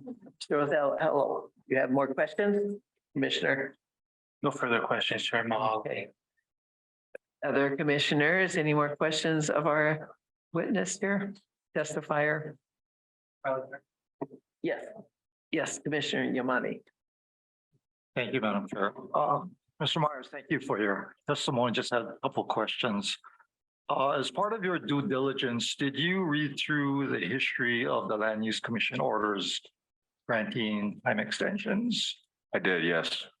Were you aware in the 1993 order on the condition that was added that petitioner shall develop the property in substantial compliance with the representations made to the commission?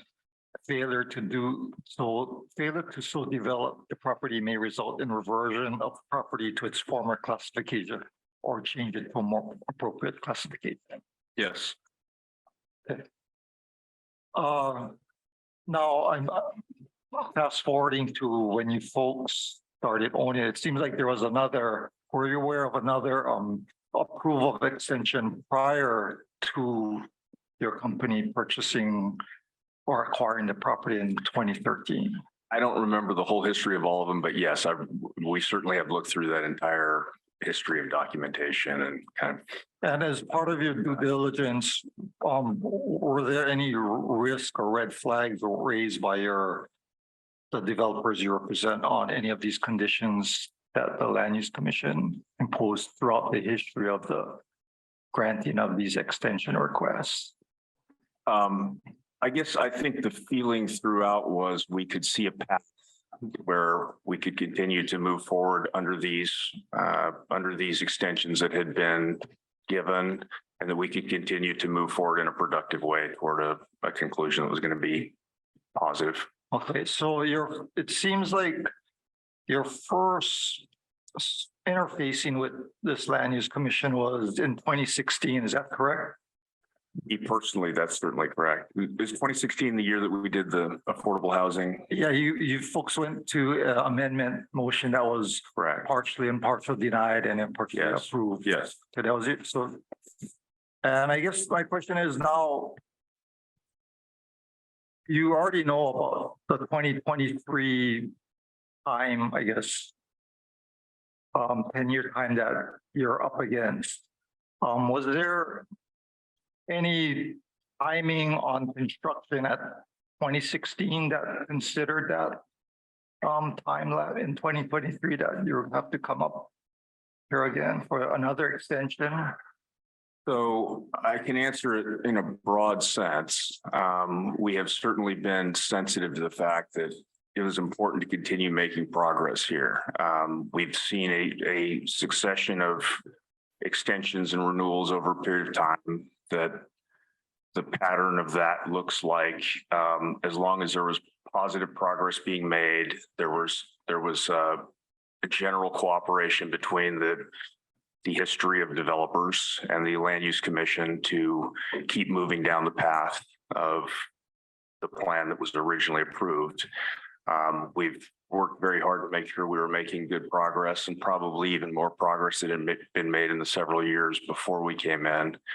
And, you know, like anything with development and most business, sometimes it takes longer to get there than you hope, but we are excited about where we've gotten to this point with a sewer line under construction and affordable housing under construction at this point.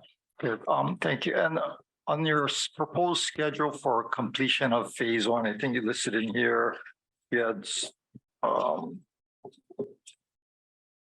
construction starting in March 2024, and then you have your timeline June 2024 with substantial completion of residential unit construction in March 2026. That's for the first increment of 46 units. Of the, okay. And then was that like, I guess for me, it looks to me like you guys did that because you guys knew that you had to come in with something to the land use asking for that extension. Is that, I mean, how realistic is that timeline? Was that? No, it's really tied to when we were able to get the sewer line in. I mean, we hoped it would happen a year or two earlier. It just took a really long time to get through the process with the county of getting the sewer line routed, getting the CFD done, just all the things that it took to get there. We would much rather have been a couple of years earlier. Agreed. Last question, Madam Chair. Thank you. Is it your opinion, if this land use commission does not approve this time extension, is it your understanding that you're still good to just complete what you're proposing to do in this schedule? I think we're in position to keep going forward on the phase one piece of it. I think that within the spirit of how we have worked with the Land Use Commission over time, I think it would be consistent to continue down that path, and a 10-year extension right now would make sense in the spirit of how this deal has progressed, because it would give an appropriate amount of time to be able to really satisfy the requirements of the Land Use Commission being able to evaluate, has there really been substantial completion of this first phase lands? And again, I don't want to confuse people with phase of the entire north side lands of these 540 unit development, the affordable housing being completed, you know, the infrastructure being in place, all the things needed to get through that first 500 plus units of housing. A 10-year time frame, given the realities of how long it takes to develop here and reasonable assumptions for how long it takes to sell things out, would be an appropriate time frame at which to evaluate that again. What would that 10-year extension stop you from doing that in that phase one proposal? It doesn't stop you from moving forward on the phase one proposal. What not having clarity does is it makes it more difficult to make the big decisions of large infrastructure of phase two. As you want to be able to continue to move forward through the project, there's benefit to having clarity of what that is going to look like. And so to have an appropriate amount of time to get to where there can be a satisfaction of that requirement for moving forward into phase two makes the entire proposition make more sense. Okay, thank you. No further questions. Thank you, Madam Chair. If I could address the questions earlier about the archaeology, I want to make sure that I respectfully reply to some of your concerns. Is that? Yes, that would be appreciated. Thank you. Okay. Yeah, didn't want to get out of that question because I think it's an important one. I appreciate it. So there's kind of two different questions at hand. One of them is, are we going to go redo our entire archaeology up front on the first phase? And the other one is, are we going to be respectful of the archaeology and the history out here and make sure that we abide by the rules and regulations and laws that are in place to do so? I think to the first question, the answer is we're not in position right now to go redo that entire process. I probably have never done a large scale study of a property in my entire life that somebody couldn't go, how do you know you got everything right? And the answer is probably never that we can get everything exactly right the first time. But what we are committed to is there will be no, you find a burial out there and you say, hey, let's go move it to somewhere else. We are a very large firm with a lot at stake in both our reputation and our financial side of our company. There is not a scenario where we're going to go out and risk that by doing some illegal activity with regard to burial grounds or anything else that the law requires us to follow. We take that responsibility very seriously. both from a legal standpoint and from a reputational standpoint. It would be a big problem for us if we did something like that. It's not how we do business. It's not something we would ever be interested in doing. We have tremendous respect for the part of the world that we're working in here, for the history of it. It's one of the things that makes it special. So for whatever good that is, you have my absolute assurances that that is not how we do business, and it's not how we do business. In addition to that, there are rules within our preservation plan and the various plans that we have with the archaeology that require us to have constant monitoring as we go through our process. And it requires us to continually update as we get into these areas. We'll have archaeology out there with us monitoring the entire process. And if things come up, we will have to deal with them. And we expect that. And honestly, it wouldn't be surprising if you find some things along the way, right? Where there's dense vegetation, it might come up along. And if it does, we are fully committed to addressing it the right way within the law. So one other piece that I wanted to address that it was addressed in the EA that was done for the affordable housing site, the route that the sewer line is going on was determined to not be, I could just read it. The proposed sewer line is located in an already disturbed county road right of way, therefore no impacts to historic or archaeological sites are expected. So that route was chosen wisely for that reason. But again, I mean, I've seen it since I've been here where the Ani K Highway was under construction and a site came up and the project had to stop for a while and they had to work around that and redesign and figure it out. And if something like that happens, that's what we'll have to do.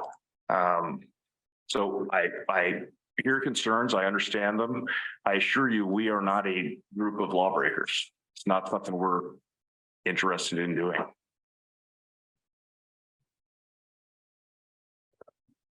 Go ahead. Mahalo, Chair, if I could just comment. Mahalo for your answer and your response. I just want to tell you that you are heard and I really appreciate it. Thank you. With that being said, I have no further questions, Chair. Okay, Commissioner Okuda. This is Gary Okuda. Thank you, Madam Chair. Thank you for your testimony. Let me just make one comment on what Commissioner Kamehameha Ohelo had mentioned about, along his lines of questions. The reason why we are asking many of these questions is that the duty to protect Native Hawaiian cultural sites, practices, resources is part of Article 12 of the Hawaii State Constitution. It comes out of the 1978 Constitution. I kind of remember a little bit about it because I worked at that convention before I went off to law school. And frankly, at that convention, there were several hundred delegates. I do recall Mr. Ewan being a young radical participating down at the convention also. But he and his group actually were the people that pushed forward a lot of provisions in the Constitution, including Article 12. And, there were very, very few Native Hawaiians in that convention.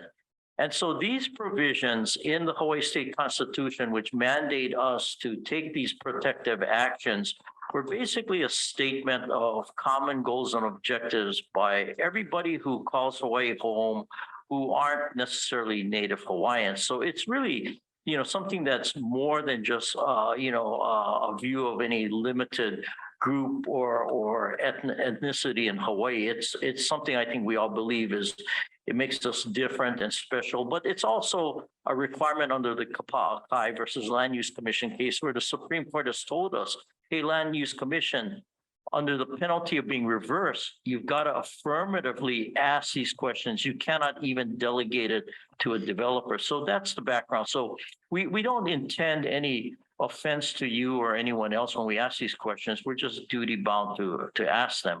Let me also say this before I ask my other question, and this is, and let me frame my question so you understand where I'm coming from. With the risk of offending some of my neighbor island friends and colleagues, I believe that the super ferry was a good project.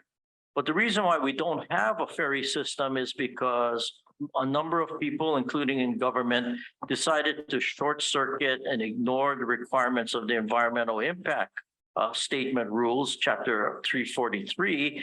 And in the end, the failure to do the things that were required under chapter 343 led to the Hawaii Supreme Court shutting the project down. So, we all can, from a public policy standpoint, argue whether this is good for policy or bad for policy, that developers, and we shouldn't even use the word developers because sometimes that has a negative connotation. People who really want to provide housing for the community are put through a lot of hoops where you start wondering, is it really worthwhile? So I recognize that too. But at the same time, a lot of good projects are lost just because of non-compliance with the law. So let me ask you this, and you can consult with your lawyer, and Mr. Ewan can answer this question too if he thinks it's more appropriate. Is there a real practical problem if we don't grant the request you're asking for right now, and you do an environmental review assessment, if necessary, on the entire project, because it seems like the sewer line, which, by the way, it's always better to connect to a sewage treatment station than dump stuff in a cesspool, okay? That's more than just common sense. And it's crazy that you get punished by having to jump through more hoops because you're doing the right thing environmentally. But what would be the practical harm in just maybe doing this assessment, which would also take into account, the concerns that were raised in public testimony about whether there could be potential impacts to the surrounding areas, and just do that? And would there be any real practical delay in what you're doing right now? Because you might be able to do that within the same period of time and nothing really slows down. And in the end, it'll be an ironclad or as close to an ironclad legal situation. I mean, is there a practical problem in just trying to comply with chapter 343? I can speak to that. Yeah. I believe we do comply with chapter 343. It lays out areas where you have to go through certain assessments and areas where you don't. And I believe we are in compliance with it. And there certainly is a huge practical problem with at any point. The process that you go through to get to where you're entitled to go build something is a long and laborious process. It's the rule of law. We go through all this stuff so that we can get to a point where we can go build something. Yeah. To then say, well, let's go back and start it over again, just from a practical standpoint, makes no sense. Yeah, well, let me, just so that you don't think I'm just pulling this out of thin air. And if you, Madam Chair, if you can just indulge me just for a couple of minutes, I just want to read a bunch of sentences, a few sentences out of this other case, Sierra Club versus Office of Planning, State of Hawaii, which is found at 109 Hawaii 411 at pages 415, 416. The Pacific Third citation is 126 Pacific Third, 1098 at 1102 to page 1103. That's a 2006 Hawaii Supreme Court case. And this is what the Hawaii Supreme Court said, in connection to what triggers a 343 review. It says, additionally, the project proposes the use of state lands in as much as the construction of the sewage and water transmission lines will require tunneling beneath state highways. And then there's a citation by the Hawaii Supreme Court to Citizens for Protection of North Kohala Coastline versus County of Hawaii. And they put in the citation 91 Hawaii 94 at page 103, 979 Pacific Second 1120 at page 1129 of 1999 case. And this is the quote that the Hawaii Supreme Court gives from that case. And I quote, construction of two underpasses under a state highway constitutes use of state lands for purposes of HRS 343-5, parent A, close parent, parent 1, close parent. And then there's a citation to another case which follows that statement, Kahana Sunset Owners Association versus County of Maui. And there's the Hawaii reports and Pacific Second citation given. And then the Hawaii Supreme Court puts in parentheses what that case means. And I quote, holding that the proposed drainage system which would run under state land was, quote, part of the larger project, close quote. And thus the EA, quote, must address the environmental effects of the entire proposed development, close quote, close parent. And what the Hawaii Supreme Court finished up in this case, Sierra Club versus Office of Planning, State of Hawaii, this is the final sentence in what I'm reading. Accordingly, the project is an action that proposes the use of state lands and an EA that addresses the environmental effects of the entire project is required. So this is the language of the Hawaii Supreme Court kind of staring us in the face with these eyeballs looking at us, telling us this is the law. And I'll leave it to Mr. Ewan and you can tell me, Mr. Ewan, whether what I read is an accurate statement of the law or it's not an accurate statement of the law, because I don't want to read something that's not an accurate statement of the law if it's not. Yeah. Do you have any comment on what I read? I agree that that's an accurate statement of the law, but I also believe that the EA that was prepared by HICDC covering the affordable housing project that also covered the sewer line adequately addressed the environmental assessments of the sewer line. Yeah, but that's not what the Supreme Court said in Sierra Club versus Office of Planning. It says that the assessment has to cover the entire project. Anyway, okay. Yeah, that's fine. I have no further questions. Thank you. Commissioners, any more questions of Mr. Myers at this time? I have a couple of what I hope are quick ones. Up on the top right-hand corner of Exhibit 45, it shows natural gas storage. So you're going to be having a storage tank there to service your entire phase one or something, or what is the intention of having natural gas storage on your top corner? Yeah, so often, as you probably know, people have individual storage tanks in each house Yes. throughout subdivision. We feel like it's a better solution here, and there's good solutions for it to do a centralized tank that then pipes around to the various homes in the community. Just reduces the amount of traffic and maintenance through the community involving the filling up the tanks, maintaining them, all that.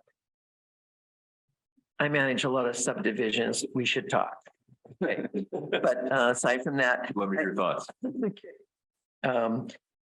Anyway, my other question is, I see that you've got different entrances that say gated entry, but yet there was a reference earlier and it's hard to overlay, and I really wish we had one really big screen up there that I could really put this picture in my mind. Instead, I'm trying to look up there, you're describing it, and we have some of those photos and that I appreciate we have here. But you constantly reference several times on one of the photos in the red line where a roadway is being put into what I think to be phase one, which is your first section. We're talking about all of this being built, not increment 1A or increment 1B. Okay, so yet that was being said that would be a public roadway. Am I correct that that would also be a roadway into the same area that you have phase 1A, phase 2A, your 10,000 square foot, your 15,000 and that? Right.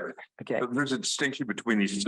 I think we might be talking about two different pieces of the discussion. Maybe if we could just pull the slide up here, I can go point. Would that be? Yeah, that'd be fine. I'd appreciate that. I like pictures. Let's do that. Yes, that's Exhibit 45. Yeah, you just had it. Okay, I can tell off of that. So two roadways that we're talking about here, one that was talked about earlier, that's gonna be a public through road.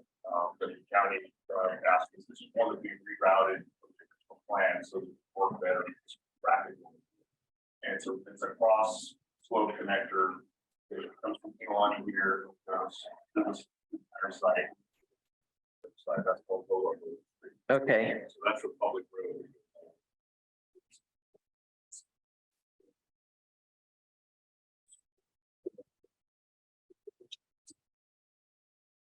right above the affordable housing site. The affordable housing site here, it comes down and comes along the southern border of the property. It's down here because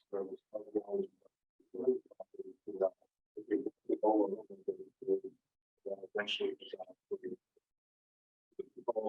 This was basically designed by the company here to way out here. Okay, Just the other piece that's going in with our first phase infrastructure is right here. And this is our gated entry. So it's a private road.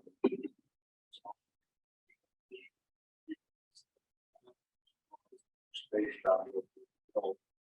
Then you will serve this phase 1A, this phase B.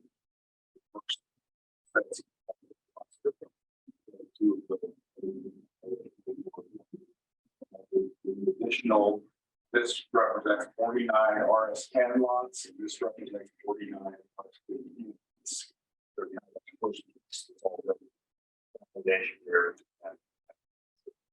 okay. And then, so that section, when you say the red line, that's actually down there below or connecting to, I think I was talking about the red line, just saying, you look at everything outlined in red right here. oh yeah, no, I'm talking about a different map. So, because it has to do with that Holo Street extension, final report, so, okay. No, it's okay.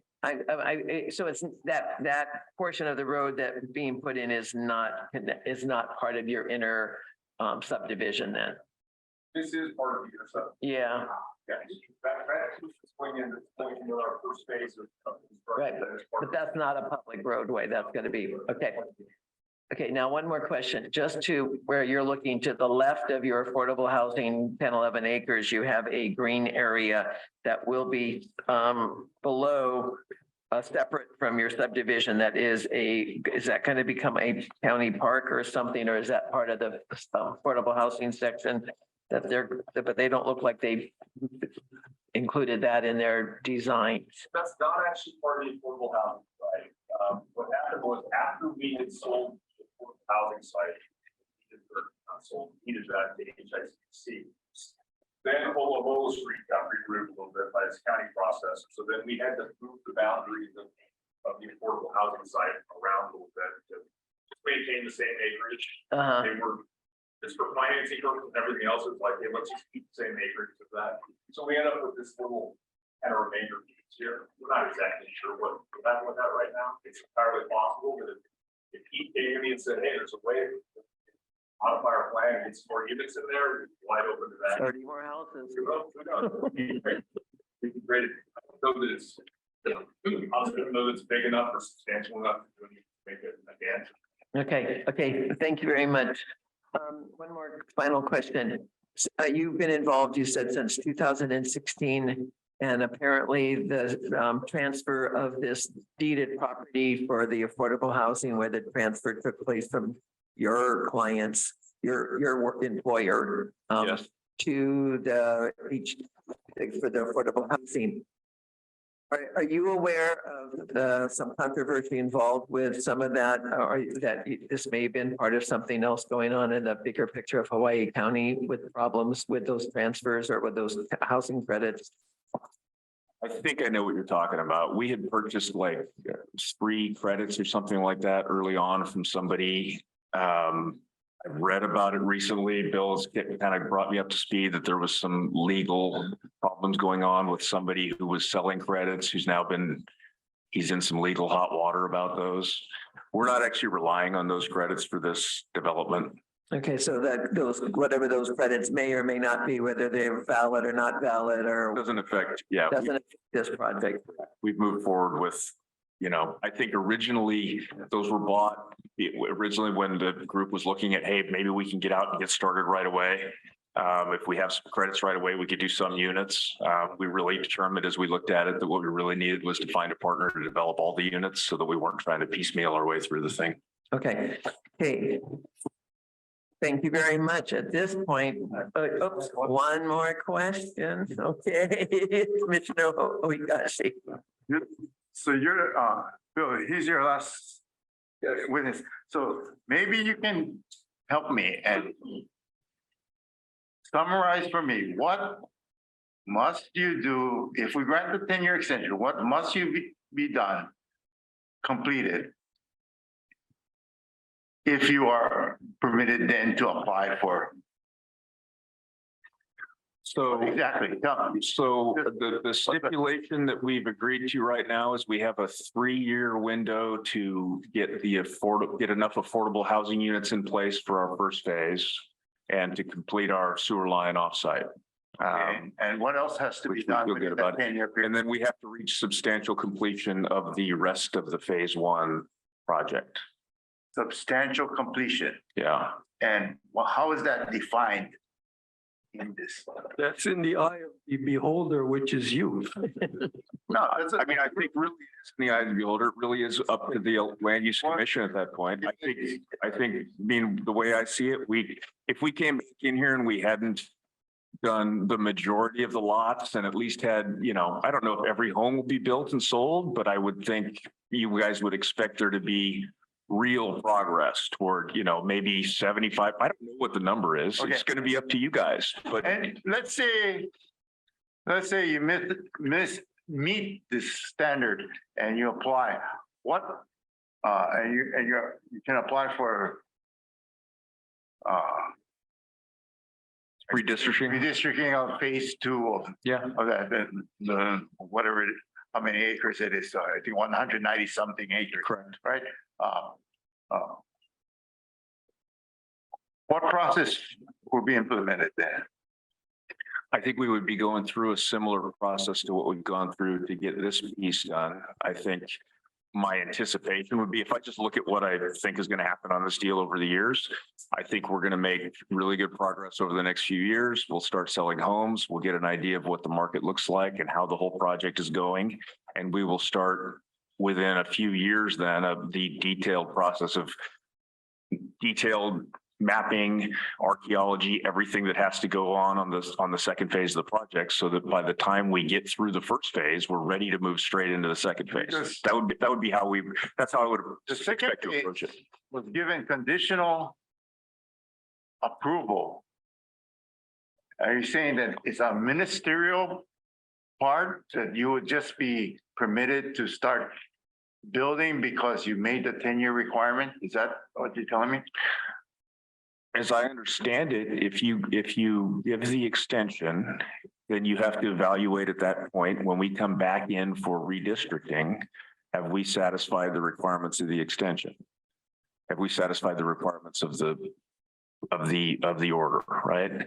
And so at that point, then we would be coming to you and saying, we believe we've satisfied it. We would expect that if that's the case, if everyone agrees, then the project would be that property would be redistricted and we would be ready to move forward. By previous act, right? Yeah. Right. And at that time, there'll be no requirement for updated environmental impact statements. There'll be no requirement for updated cultural assessments for that part. I think all those other things will not be required at that point because you already have conditional approval so long as you meet these documents, isn't it? No, I think they would be, because I think in order for us to move forward with development, there's all sorts of laws that we have to satisfy as we go to develop the property, right? No, Like we can't go develop the property without archaeology, without an archaeological. Well, you'll be able to redistrict it without. We could redistrict, but we can't go develop it without doing all those things. We have no say, is that right? That's correct, that the commission back in 1983 said the second phase is reclassified, conditioned upon substantial completion of the first phase. I don't believe any of those other items that we'd have to go through get circumvented, right? There's still a whole zoning process. There's still a whole process of getting approvals for everything we do out there that we have to go through on every phase that we do. No, I just want to clear that up. Make sure. Hey, Commissioner, Thank you, Commissioner. any more questions, commissioners? Speak now or forever hold your peace. Okay, Mr. Ewing, as I understand, you have no more folks that you're going to want to have That's correct. testify. Okay. Well, we are preparing for a 45-minute break so that we can take lunch. Our lunch came to us, but we expect you folks will have to drive somewhere or go on a diet. So, and we will try and open these doors because we're going to be happy serenaded during lunchtime.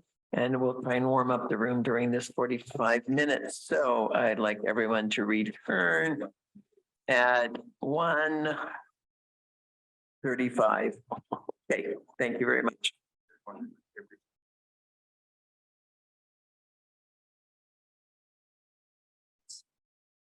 Hey, ready? Call the meeting to order. Thank you all for your promptness. Okay, as I understand it, Petitioner Ewing has completed presenting his folks that he wanted to have testify. Is that correct? That's correct. All right, thank you very much.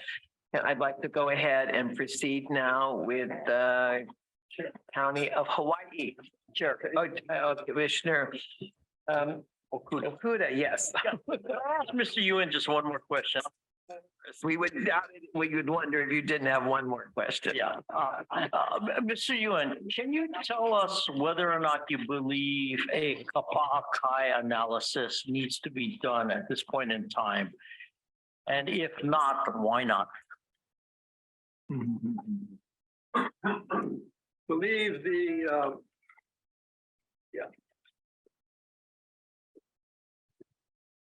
What we're here for is the motion, a request for an extension of time. And this petition predated the decision and order in this petition dated the Kapa'akai decision. So I don't believe that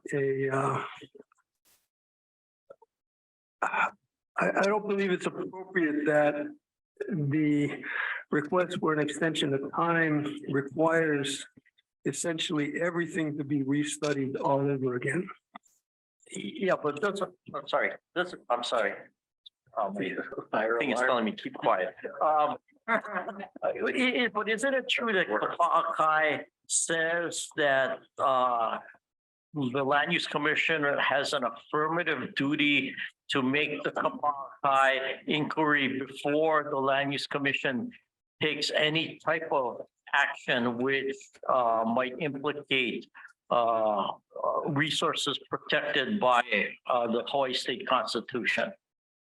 In other words, it doesn't say, well, Kapa'akai only has prospective application on land use matters which only come up after Kapa'akai. Well, it didn't, on the other hand, it didn't require that the Land Use Commission go back and re-examine every decision it made before Kapa'akai. Oh, okay. Do you have any other reason why, besides what you stated, why Kapa'akai analysis is not required?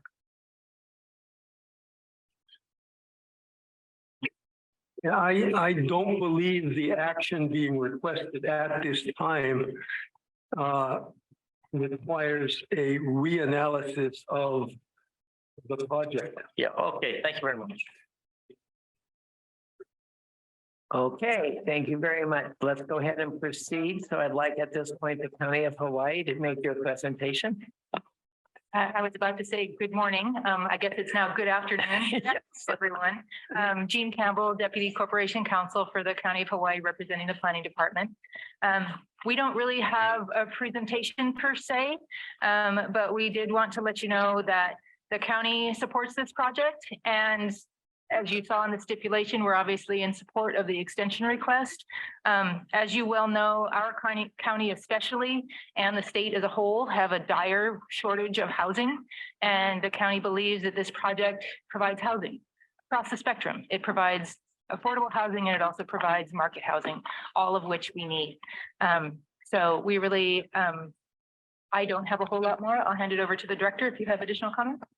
Sure. Good afternoon, Madam Chair, Land Use Commissioners. Good to see you all. Thank you for the opportunity to speak briefly on this. Agree with Corporation Council. We support the project and support the petition. On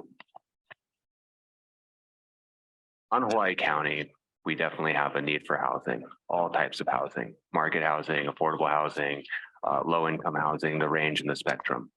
And oftentimes folks are coming in looking to do something, and there's a couple of issues that generally always come up: infrastructure, infrastructure, infrastructure. And in this case, we have a project that has water, has the roadways, and it has sewer.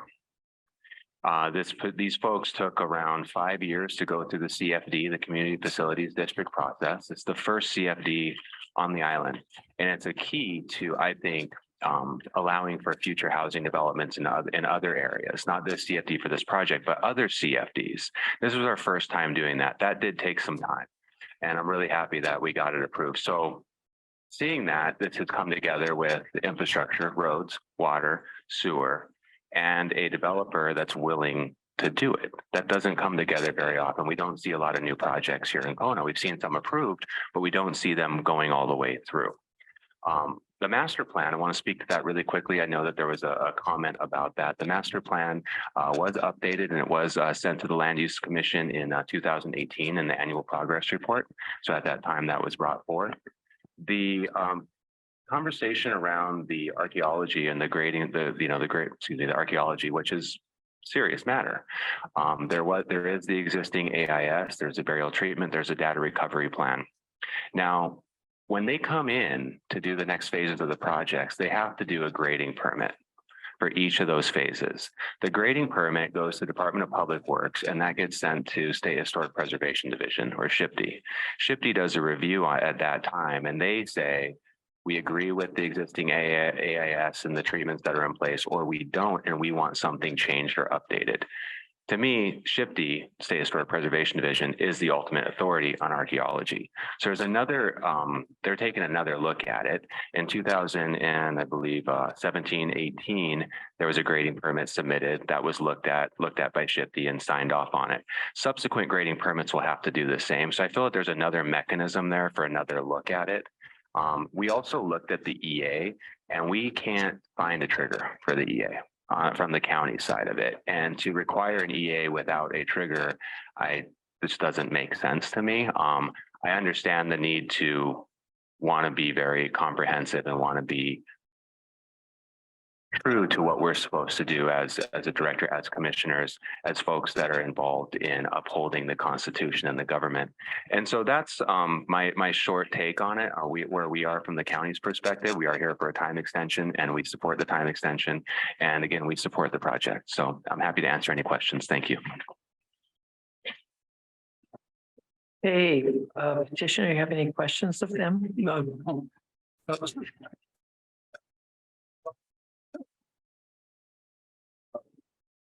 This time I go to commissioners first. Commissioners, any questions of the County of Hawaii's presentation? Yes, Commissioner Hoagashi.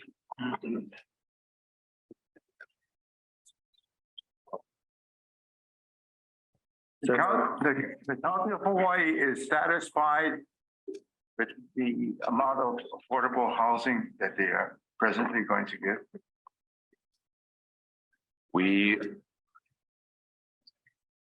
Agreements were made, decisions and orders were approved, rezoning ordinances were approved, and that was agreed upon with this percentage of affordable housing. And based on those agreements, we're satisfied with that. Second question is that the county, from your perspective, my understanding of incremental boundary amendments was that we would give an incremental boundary amendment conditioned upon, like in this case, having it develop within the 10-year period of time. And the reason for that would be that all the studies done, everything would be done, would be fresh and would be applicable. Here we have a case where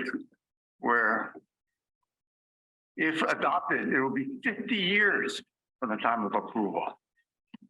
Is it the county's position that incremental boundary amendment should be allowed 50 years? Well, That depends. And I would say if Shifty had looked at, say, the AIS and it was older and they said that they wanted an update on it, then I would say that that would be a viable update. In other no, cases, I'm asking about the incremental. it depends. I can't have a universal yes or no on that. Really depends on the project. But in this case, you believe that the 50 years is a reasonable requirement? In this case, on what I've seen with the annual progress reports, the substantial work that's been done, the intersection improvements that have been done, I would say that we agree with it at this point in time, and that's why we have agreed with the petition. Would you agree that any kind of environmental assessment or any kind of archaeological study done even 20 years ago would maybe fail? It's possible. We've seen applications come in with older AISs or archaeological inventory surveys where Shifty has requested an update. And how would you determine whether or not they're stale?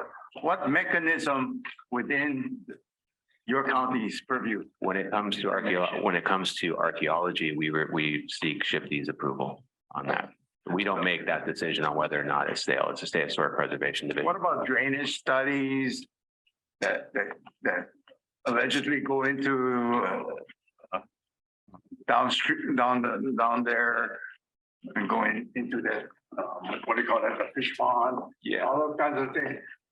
Do those become stale, given the fact that there's a new use down?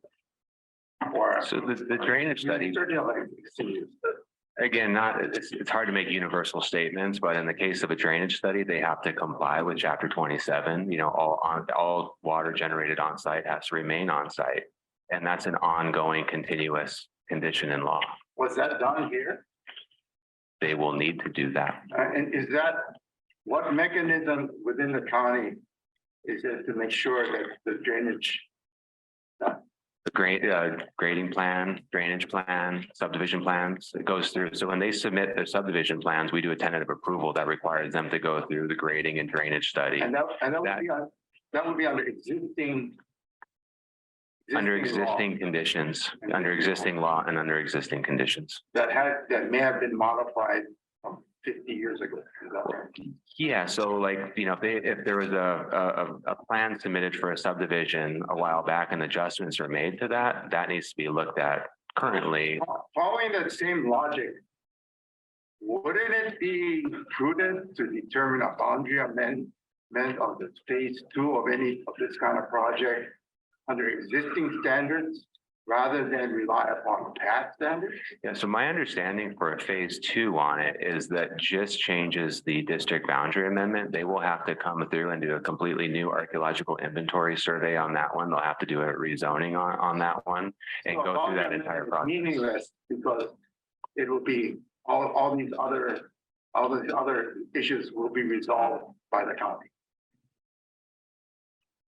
Not sure if I understand that statement. I don't think the boundary amendment is. We don't need to do a new boundary amendment because we have all these other stuff. No, what I'm saying is for phase 2, So I'm asking you, is that for phase 2, the second phase of it, they will need to. So the district boundary amendment for phase 2 will basically set the stage to say, hey, this is urban. We can move forward with this type of use. That will set the stage for all the rest of the studies that will need to be done for the current rezoning that they would have to go through. For phase 2, they need to do all of it. Whatever current triggers, whatever current requirements are there. And assuming that we don't agree to this time extension and they would have to come to redo, none of that will happen, is that right? None of what you mentioned would happen. In other words, there won't be a district boundary for phase 2. If the district boundary amendment extension isn't approved and the time isn't made to make that, then yes, that would be the case, and they wouldn't have that district boundary amendment. Are you saying then that that we should be giving the extension of time because a review by, I get a new review by the Land Use Commission for that additional acreage would just would be done by the county in terms of providing drainage plans, archaeological sites anyway. That is my feeling, yes. So, And my feeling is a lot of these areas in our urban core, I would like to see them, State Land Use Commission, change those to urban. So we can set the stage and we can have folks have a certain level of certainty to be able to come in after that and do their rezoning, do their archaeological, do their traffic, whatever they need to do through the rezoning process. That is my feeling. and what about the case that my learned colleague brought up? That analysis has never been done. It has never been done for that particular parcel. And we have an opportunity to make sure that that analysis is done. Are you gonna do that or not? Yes, we would require that type of analysis for phase two. We do require the Kapaakai analysis for our projects, whether it's a special permit, a use permit, or a rezoning application that stays at the county level. We go through all those processes to ensure that we're upholding all of the rules and laws that exist. So we might as well give up the Land Use Commission and have the county of Hawaii handle everything. No, that was a comment.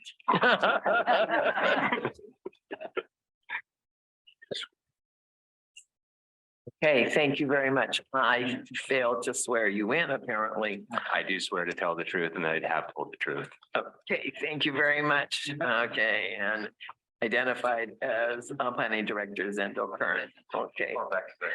Address? All the way back. I need his address. Yeah. Okay, and your address, whichever address, home or I guess office. Now Puni Street, Suite 2, I believe. Okay. Hilo, Kilo. Hawaii 96720. At the county building in Hilo, planning department. You can find me there. Thanks. Okay. Thank you very much. Commissioners, any more questions of Director Kern? Okay.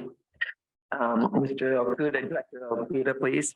Oh, no, Commissioner, not Director. Oh, yeah, that's right. Commissioner. I like to say my father's family is originally from Hilo, and during the summer I used to pick orchids up in Hakalau. So I'm not just from Oahu, yeah.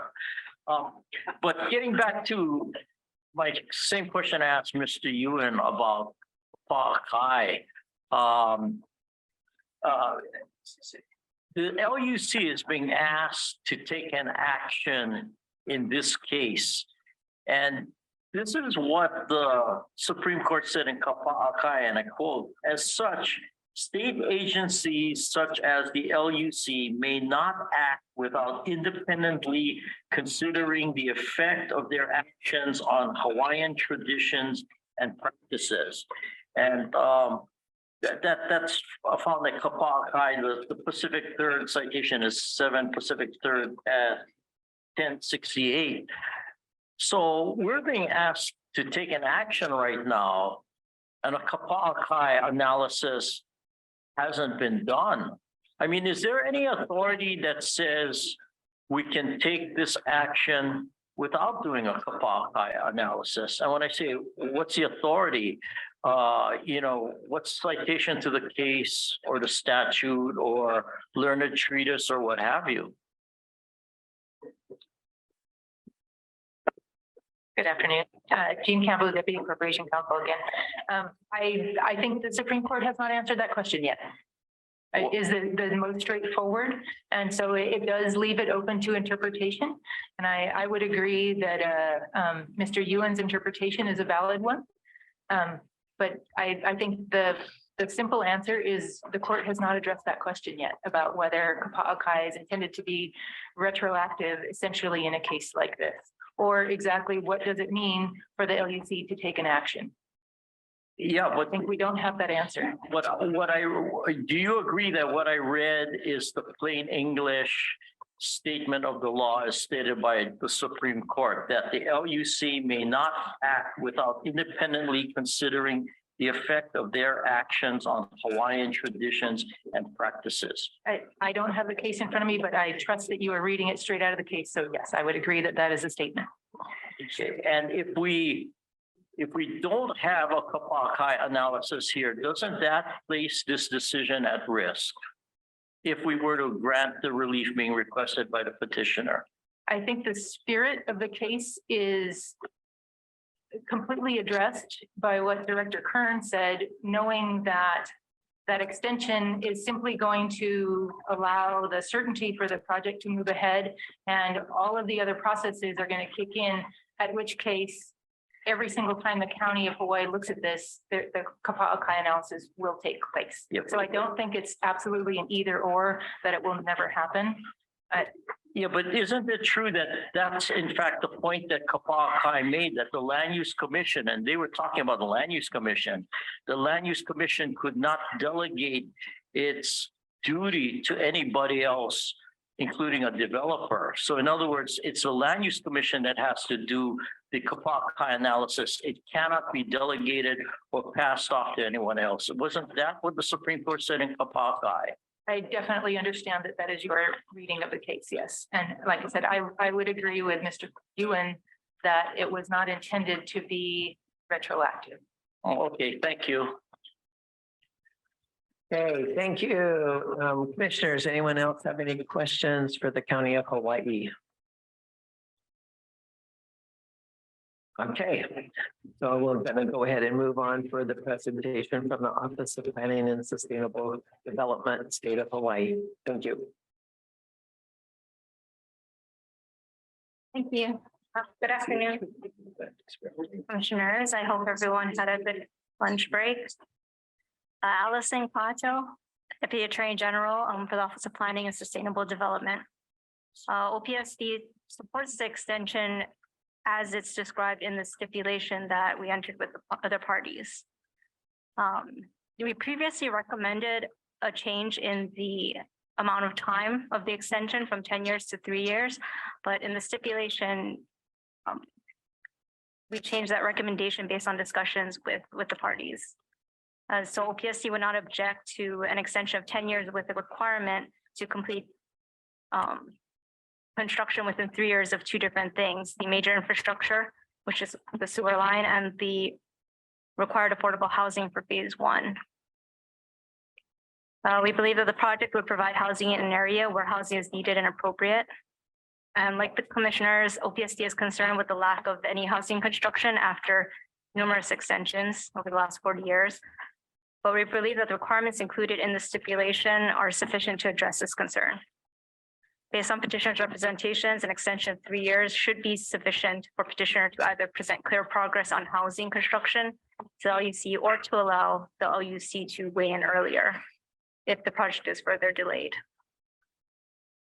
Regarding the affordable housing requirement, the number of units currently proposed and being constructed appears to be sufficient for purposes of phase one, the number of market units in phase one. OPSC's concern that we raised was that the overall plan with phase two did not appear to propose additional affordable housing units to meet the requirement. But petitioner mentioned a representative that this requirement will be addressed for phase two.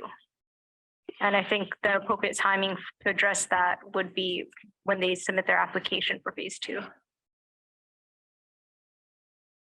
Regarding the EA-EIS issue, we appreciate the questions from the commissioners because we think that brought out a lot of information from the petitioner's witness on this matter. And I believe that the information provided by Mr. Moore confirmed what we believe based on our review of the project, because we initially had those questions as well, and we tried to look into that. Petitioner stated that the EA for the affordable housing project addressed the sewer line connection for the full project capacity, and the project does not otherwise trigger Chapter 343 requirements. OPSD finds that this explanation clarifies and addresses the EA question.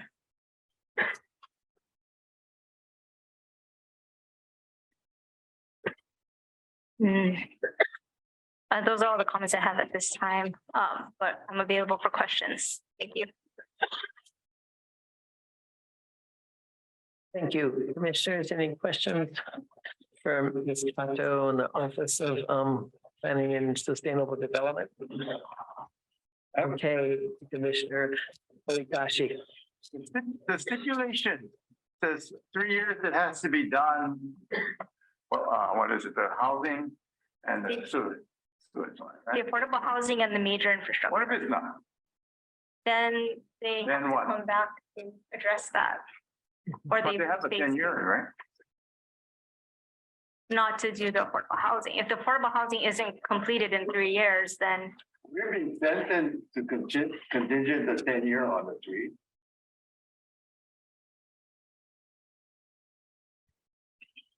In other words, give them a 3-year. Say, hey, I feel that it is. 3 years, you do this, then you get the. 7. In my mind, it is. Well, it doesn't say that in the fifth, does it? It just says you gotta come back about this. But still get the extent to do everything. Well, to me, you get 10 years extension make it clear provided then. these things occur. Is that what you wanted to make clear? I'm just asking because I was just reading and I was just wondering what it meant. Maybe I'm wrong, just tell me I'm wrong. I don't know. Read it fast.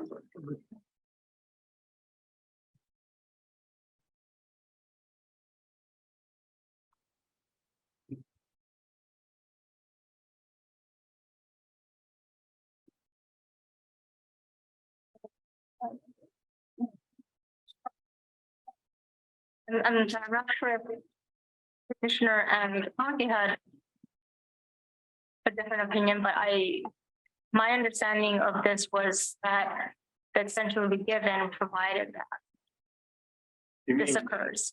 if that occurs, they come back here, tell us it occurs, and then they get the 7.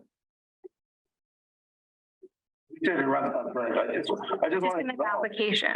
I just wanted to know what your position is, so. My understanding is the extension is 10 years, as long provided that these things occur in 3 years. So. if it Otherwise, you doesn't don't get occur that in 3 years, then there's no extension. Is that My what your understanding. position is? It doesn't say that though, does it? If you, Mr. You and Nathan said no. If I may, Commissioner, it says that we have 3 years to complete the offsite infrastructure and for Hawaii Island Community Development Corporation to complete a portion of the affordable housing. We're required to submit annual progress reports to the commission, so before 2026, January of 2026, we'll have to submit an annual progress report. If we've completed it, we'll say in the annual progress report that we've completed the sewer line and however many units HICDC has completed up to that point. And the 10-year extension would be automatic. At that point, the commission would not have to review the whole situation if we meet the first milestone. I think one way to put it is if they don't meet this 3-year deadline, they're in violation at that point. I think you can do an order show cause. And I think if And you what want, is substantial completion that you have defined yourself? oh, And you mean what is that's a- substantial among the? Or well, that's a term that, what is the port of? Housing, what does that mean? Housing, did you complete, how many housing? are you talking about the substantial completion for No, phase? I'm talking about the amount of housing they gotta complete. Substantially completed or something like that, what was The it? 10%. Huh? Yeah. They need to complete the 10%. It doesn't say that, does it? What was it say? What was, Equal to at least 10% of the residential units to be developed in phase 1. okay, so phase 1, the total, so the 100, they have to complete the 100 units. Not what it is? necessarily, No? because the amount that's actually required for phase 1 is not 100. Oh. It's 10% of the market units, 60. or not 10% of the market, 10% of the total units. So 56 they have to complete. Is that what it is? I'm not great at math, but, Well, it says they have a 560 unit or something like that. 520 unit project, and 52 units. So 52 units they have to complete, is that right? What you're saying? I think the intent of the original DNO was to consider all of the units in the project. So I'm not sure that you can take out the affordable housing from that total count. If it's all of the units in the housing, then it'll be 30 more that it have to have, is that right? No, not 30 more. There For would be phase one, approximately 62 units of affordable housing would have to be done then if you're gonna count the affordables plus the market units. But the intent is that affordable project is to cover some of the affordable requirement for phase two as well So as phase one. 62 has to be done. Is that what you're saying? I don't know because. I mean, I have to you look asked at, me to accept the stipulation, and it doesn't have a number. well, because that's how the DNO is written. And if you want me to give you the exact number, I have to Well, actually no. look at and calculate. You guys signed it. I'm expecting you folks to know it. And if there's a number in it, It's you should tell me if there's no number in it, it's, I don't know, I don't have a number. So Higashi, it's just, you know, a simple question. The reason it's written that way is our proposal is to do 520 market price units. It may be that we wind up doing 510 instead of 520, which would reduce the affordable housing requirement. But in 3 years, we're gonna have to make a determination, right? And in that determination, what is a number we have to Okay. determine? If there are 620 total residential units in phase one, including the affordable housing, then it should be 62. So why isn't that in the agreement then? Because I didn't want to set it to a specific number in case the plans change. But you- Because The reason why I asked you this, is because you gave me the version that it's gonna be 100 units. Actually 99 if you count the managers, but you know, that's not the impression that you gave us in the commission. well, that is what That's why I'm asking these questions. I want to clear that up. I don't want to go off with a wrong impression. I mean, petitioner has represented they expect the construction of 99. So in 3 years now, that time, it'll be done at least 62. Is that At least what it is to meet 62. the requirements. If the commission decides to put in this requirement, then yes, Yes, assuming that the total number of residential units is 620.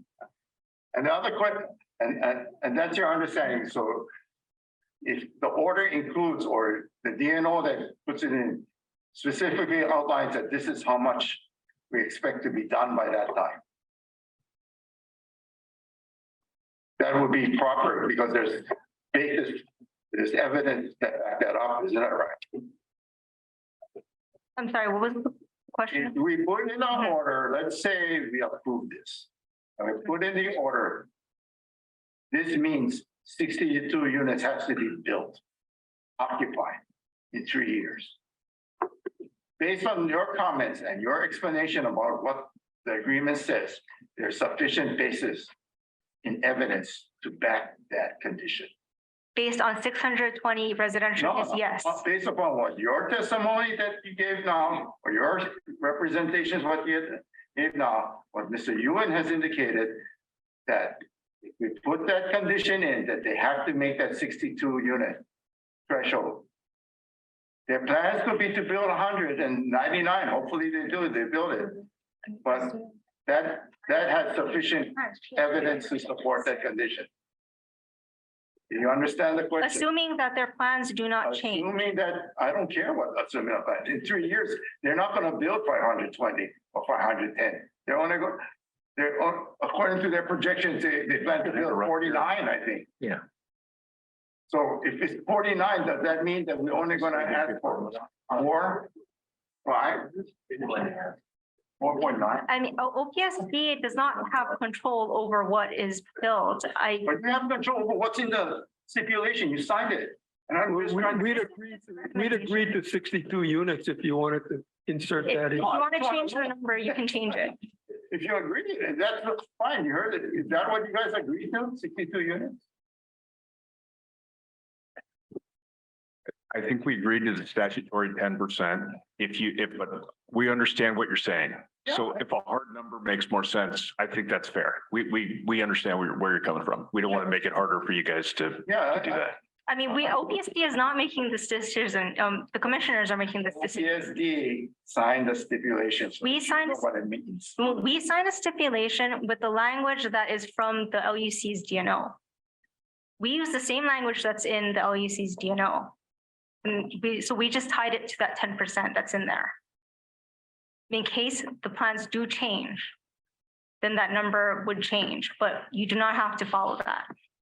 If the plans do change, they're gonna have to complete it, but the question is, in 3 years, when they're gonna make only 49 units according to their own testimony, how many units to satisfy the stipulation so we don't wind up with a big question on our minds? I mean, but At the that, time, if I'm here 3 years from now, I'm probably not, and I hope not. I will look at the record before this statement and say, hey, they built only 62, not, how come they promised 9,900? It's not done yet. And we kick them out. We say, hey, you guys don't follow it. So let's get a number so that we know that what you think is true. And he said 62 is fine with him. Is that what you agree to? The appropriate number under, if we built 520 market rate units, the appropriate number to make it 10% of the community would be 58 affordable units. That would be the math that would make it appropriate. Is that matches with it? If you guys want to add 5 units to make up for if there's more density or something, we're fine with that. We're fine with putting 62 is a fine number. Do you guys need a recess to get? No, I don't think we do. No, I mean, I just want to know. I just want to know what the guys agreed to. You make a great point. I think we're happy with 62 if you guys are. we're fine with that, if that's what the LUC wants to do. What about county? We have no objection. Okay, so now we know it's 62. Where is it?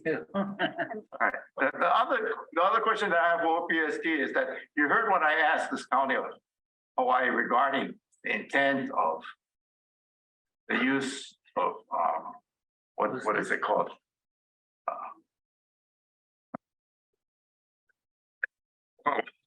Maybe I lose it all of a sudden. You made me lose it. The phase 2 and the reason why we have to, why we have conditional zoning in the future is because we give them 10 years and everything is fresh and everything is, here we have a situation that is 40 to 50 years. What is our limit? What do we, as a policy, what does OPS Office of Planning think about whether or not we should grant this kind of? Well, given that this is a policy rather than a legal question, I think my client should answer. Katia Balaciano. Hi, Chair Balaciano, use administrator for the Office of Planning and Sustainable Development. Okay, let me go ahead and swear you in. Do you swear that and affirm that the testimony that you're about to give is the truth? Yes, it's the truth. I affirm that it's the truth. And your address? My address is 235 South Veritania Street, 6th floor, Honolulu, 96813. Okay, thank you very much. Go ahead. The Office of Planning and Sustainable Development is committed to the production of additional housing, affordable housing, all kinds of housing, recognizing that we are in a housing crisis. So like the county, we believe that it would be appropriate to move forward with this proposal. They have come so far, and we understand that it's taken too long. However, it appears as if all of the pieces are now in place. The project has not changed significantly. It's still the production of residential units. The infrastructure is in place. There's an affordable housing component. So we are in support of this.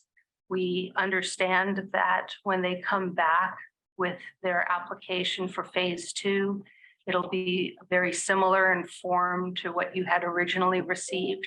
So this time extension just gives them extra amount of time to submit that application to you. We don't believe that there's any need to shortcut any of the components that they would normally give to you. So I believe that with phase two, they'll be putting together, the necessary, archaeological research, cultural research, review of topography, review of drainage. They'll be putting all of that together as a package for the LUC to review at that point in time before you decide whether they may actually move ahead with phase two or not. That is my impression. I'm not sure if that may be your impression, but I'm not sure if that's a law. From what I can tell, is that we've given already approval of it. And all they had to meet is these certain criteria, and then it's automatically granted to them. And then they go down to county to get whatever permits they need. So that's what my impression is. And that's what I got from petitioner's attorney, who is a little bit older than me.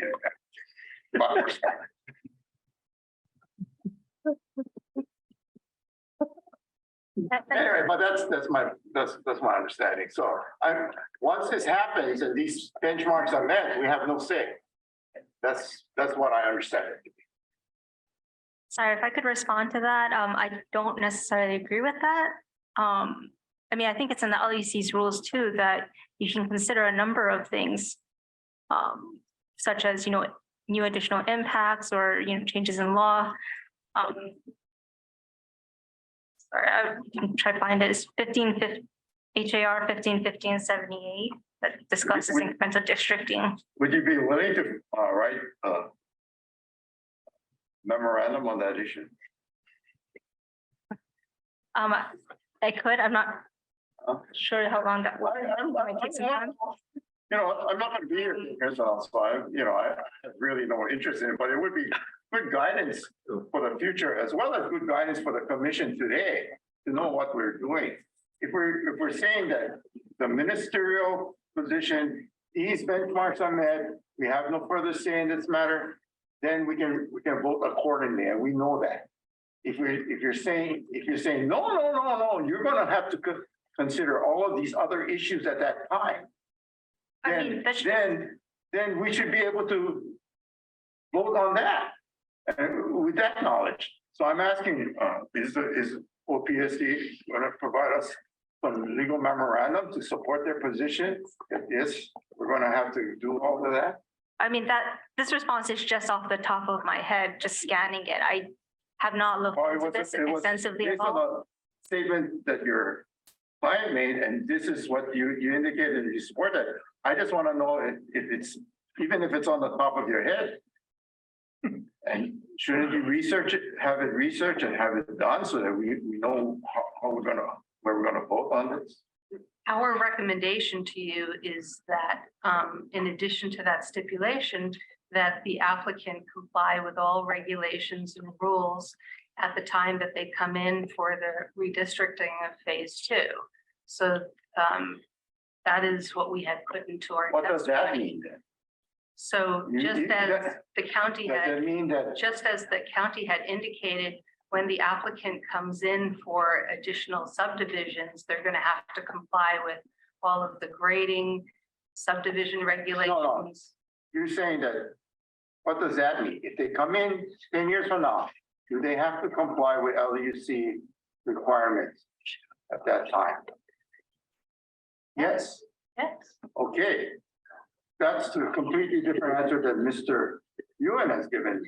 Mr. Ewan has indicated that it is, you don't have to do. They must always comply with the regulations of the LUC. The regulations of the LUC require them to file, for us to do a Kapakai analysis, and we're gonna do that on Phase two. on phase two. Is that what you were saying that we're gonna do? Yes, Do you have law that back that up? the way that I read it, that is the law. That's not why I don't believe that the petitioner believes that. Do you believe that, Mr. Petitioner? No, I think the commission in 1983 determined that it was appropriate for the entire petition area to be reclassified, but phase two to be reclassified incrementally upon satisfactory completion of phase one. And that's not, so they're saying they don't need a couple guys. Okay. But that's, the purpose of moving it to the county is so that the county then is responsible for overseeing compliance with archaeological, environmental, all the various other approvals that are required to make a project a reality. But the statutory scheme from dating back to the 1960s has been the land use commission makes the initial yes or no decision and everything moves to the county.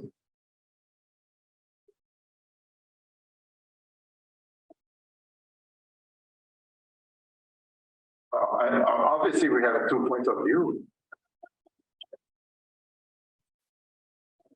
Okay.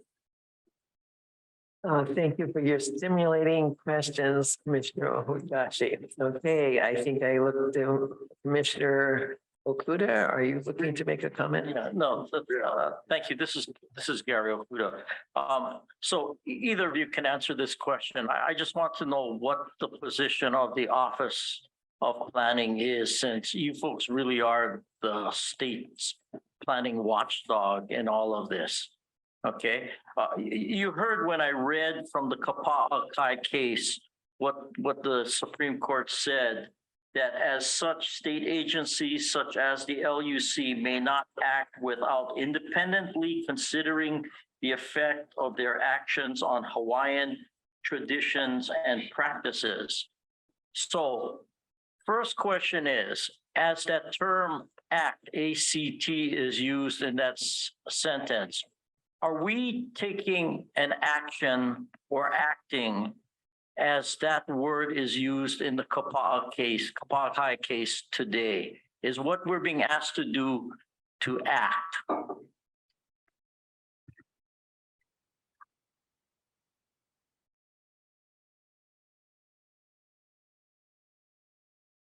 I'm not sure that I know the answer to that. I know, but what is the Office of Planning's position on that? I mean, when we as a government agency take an action which affects, let's say, land use or a land use matter, as what we're being requested to do here today, is that an act or action as that term or word is used in the Kapa'akai case by the Hawaii Supreme Court?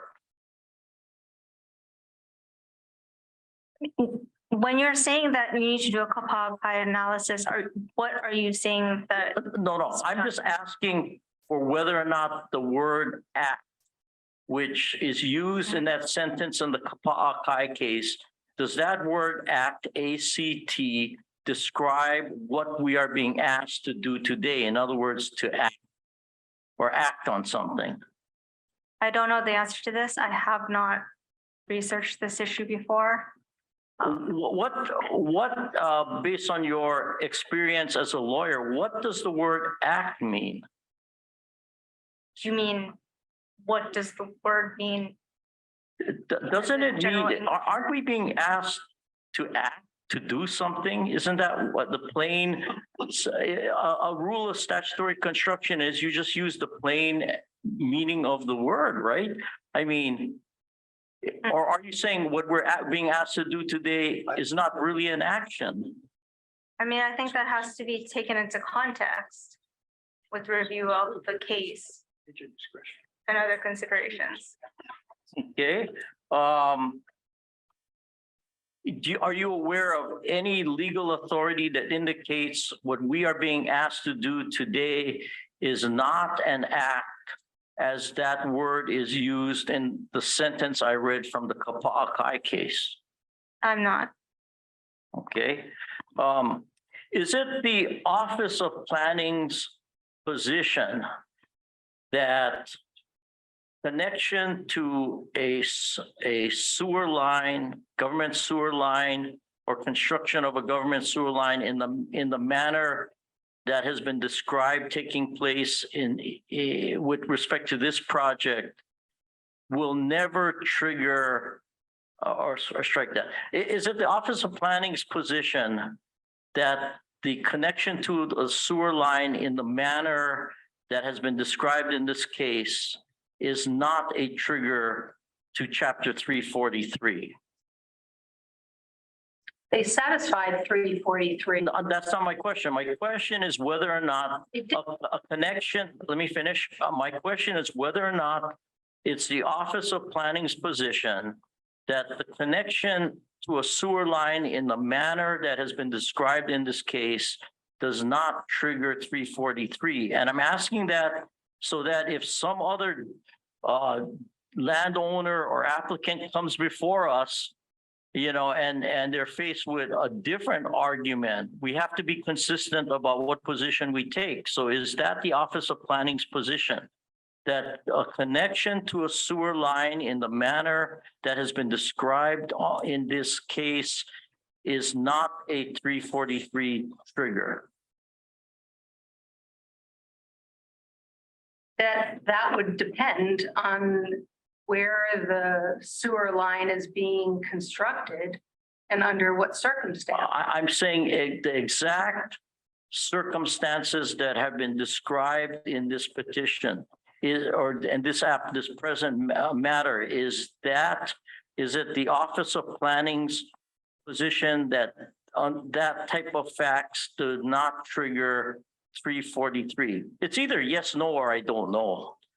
We are not experts on, you know, what triggers a chapter 343, but you know, as Katya said, I think it does depend on the circumstances. In this case, petitioners represented that the capacity in the sewer and with the sewer connection was considered in the EA for the affordable housing. Okay, well, that was my question. It's just simply, if you're saying I mean, if you're saying you're not experts in what triggers 343, then if that's your response, then, you know, I'll take that as your response. Is that your response, that you're not experts as far as what triggers application of 343? I think in some circumstances it would trigger, but again, I do think it depends on the circumstances. So if there's, okay. Okay, well, yeah, I hear what you said. There's no sense beating the proverbial dead horse.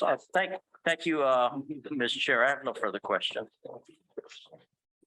I have a question. Okay, Commissioner Kahele.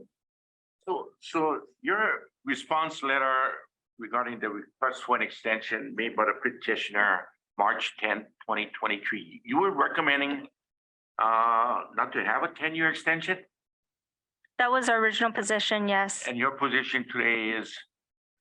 10 years with requirements in 3 years. Why was that included in your letter that you wasn't recommending a additional 10-year extension? Well, as discussed in our letter, we did have concerns with the length of time that this project has been ongoing, and that we're concerned that another 10 years are going to go by and there will not be housing construction. But yeah, but wasn't that included in the petitioner's letter that they were going to start construction? Once the wastewater line was in place in 2024. So this 10-year extension is not needed, actually. it's the 10-year extension is the 10 years to substantially complete phase 1. Right. So that would likely, oh, sorry. So that's different from the wastewater and the affordable housing.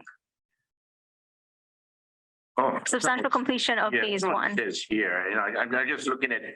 Your response letter was that the 10-year extension was not necessary. I think the original DNO, I originally interpreted it differently, but I think it's unclear the way that it's worded. Okay, I'll just. With respect to what that substantial completion, and I still think it's unclear what exactly is substantial completion. because the LUC's current requirements these days are not written that way. Like now we have conditions that are more clear, where it's like, you must complete this backbone infrastructure within 10 years, and it has a description of what that includes. Here it just says on-site or off-site, on-site and off-site improvements, substantial know- completion of that. Well, I'm sorry, but I'm looking at your recommendation and now I'm kind of convinced that, maybe we shouldn't, given the 10-year extension company considered OPSD is wrote the response letter saying that it wasn't needed. I guess that is, Anyway, I just wanted to mention that. Thank you. Okay, commissioners, any more comments or questions here to Office of Planning and Sustainable Development? Yeah. Okay. I think we've worked our way to another break time. Okay. Thank you very much. So we're going to take about 10 minutes. So we'll go ahead at 2:45. Okay, come back. Thank you.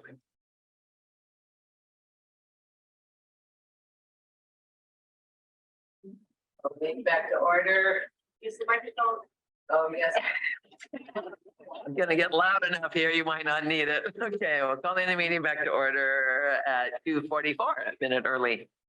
Okay, at this point, do we have any further discussion? Commissioners?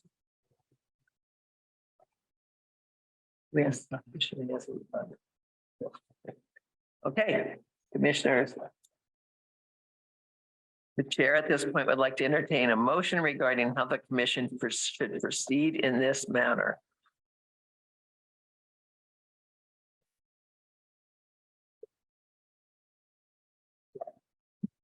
Commissioner Okuda. Madam Chair, I wish to respectfully make a motion to deny the petition request, and I'll state my reasons afterwards, if there is a second to my motion. Commissioners, there's a second. Is there a second for at least discussion purposes for Commissioner Okuda's motion to deny? Mel Kelly. Commissioner Kelly seconded that motion. Thank you. Isn't there an opportunity to give rebuttal after the other side finished? I had asked on that, but they had no witnesses, but Okay, Or at least an opportunity to make Yeah. a final argument? yeah, I think Mr. Ewan is correct. I'll Okay. withdraw my motion. okay, the motion's withdrawn and the seconder of that motion withdrawing to help Commissioner. Okay. Okay, Petitioner Ewing, go ahead and make your comments. Oh, yeah, that's fine. Thank you, Madam Chair. I think if you had asked me 40 years ago, if I were going to be sitting in this chair on the other side of the room, 40 years in the future, coming back for an extension of time to make substantial completion in the project, I would have been the last one to tell you, yeah, you're crazy. But anyway, here we are. And I think it's important to keep in mind exactly what the commission did 40 years ago and what is incumbent on the commission today. 40 years ago, the commission ruled or decided that a boundary change for the entire project was appropriate, with the phase 2 being approved on an incremental basis upon substantial completion of phase 1. What the petitioner is asking for in this case is the opportunity to make substantial completion of phase 1, and for a number of factors, petitioner and his predecessors have spent significant amounts of money constructing most of the infrastructure, including the road that runs from the Mamalahoa Highway down to Queen Ka'ahumanu, water infrastructure, and has embarked on construction of the last phase of infrastructure, which is the sewer project. Commissioner, the petitioner has donated land to the Hawaii Island Community Development Corporation that has broken ground on on a 100-unit affordable housing project. And in addition to donating the land, has provided the water and the sewer hookups for that project, so that all the HICDC is doing is constructing, making the site improvements and constructing the housing units. Following the completion of the sewer line, the petitioner intends to start developing the housing, the market rate housing project, and intends to complete construction of that project within 10 years. The petitioner has completed archaeological surveys of the petition area of phase 1 of the petition area, and the petitioner, in applying for grading permits for the remainder of the project, other than the first 2 increments, is going to have to satisfy the State Historic Preservation Division that the archaeological inventory surveys, the burial treatment plans, and the recovery plans are adequate, or 50 will require restudies or additional studies. The petitioner or the County of Hawaii has determined that construction of the sewer line and the affordable housing project triggered the requirement that an environmental assessment be done, and an environmental assessment of both the affordable housing project and the wastewater treatment line were completed in 2019. The master plan was submitted to the commission as part of the 2018 annual report. And I think the only question in the commissioner's minds is whether the commission has to make a kapa'akai determination on reclassification. It's our position that the commission in 1983, when it made the decision, was not bound by the kapa'akai decision, because the kapa'akai decision followed after the 1983 determination. If the commission would like a kapa'akai analysis, we would be prepared to say that petitioner would do one before coming to the commission in 2033 for approval of phase 2. Other than that, we think that the statutory scheme is, once the commission makes a boundary change determination, things like the archaeological survey, the drainage, and all of the other studies that would be entailed in the development of the remainder of phase 1 as well as phase 2 would then pass to the county, which has both the expertise and the number of permits that are required to bring any development of this kind to a satisfactory completion. Is it okay if I had a few? Yeah, go ahead. No. 10 years, they needed. Okay, okay, the petitioner, Mr. Myers, would like to also speak. Is that acceptable? I was asked not to, but I'm sorry, what? I was asked not to by the executive officer. Okay, okay, I guess your attorney did your rebuttal for you. All right. County of Hawaii, any comments at this time?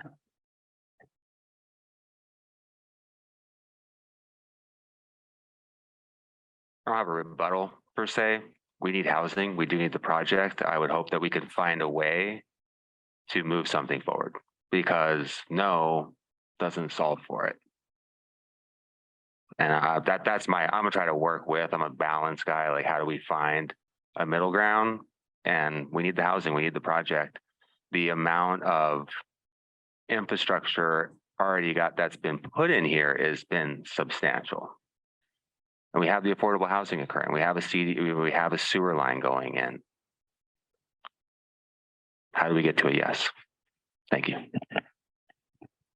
Office of Planning and Sustainable Development. I think OPSD feels the same. We would like for this project to move ahead. We support the production of housing. There's been a lot of work put into it. They're ready to go.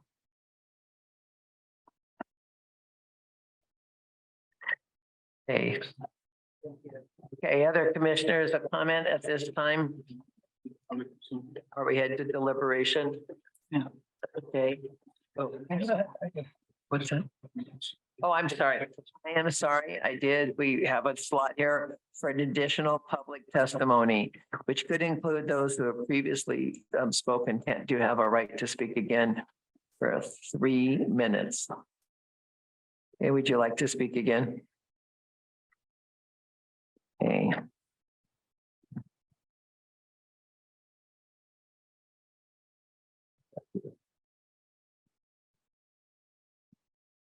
Okay, and this is Kimberly Crawford, and I will remind you, you still are under oath. Go ahead, proceed. Aloha, Chair, Commissioners. You know, I do agree that we need housing for our people in our community. We live in a multi-generational home. My parents, my grandma, and my kids, we all live together. But just as much as we need housing, we need food for our people. So we need ag land in Kona just as much as we need urban designation. And again, when we preserve land in ag, the amount of water, the amount of recharge, the amount of benefit to the coastal ecosystem is really amplified. And so we're not only going to be feeding our people from the actual ag land, but we'll be able to feed our people from our local i'a, our fish pond, and from our coastal resources. So I just wanted to kind of add that in today, that although we do need housing for our people, 100 affordable housing units is barely putting a dent in this. And housing at market rate isn't affordable to even the people who are living here with good paying jobs. Like, let's be real.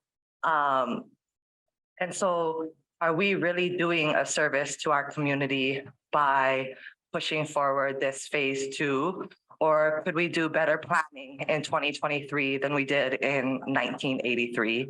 And work together and consult our community and consult our traditional practitioners and consult the people that are actually the beneficiaries of this aina, of this water, of this land, of this place, rather than just doing what we got to do because it's already been pushed through so far. So I just wanted to add that in today. Mahalo for you guys' time. Thank you. Thank you, Ms. Crawford. All right, and Ruth Ola. I'm sorry. Don't worry.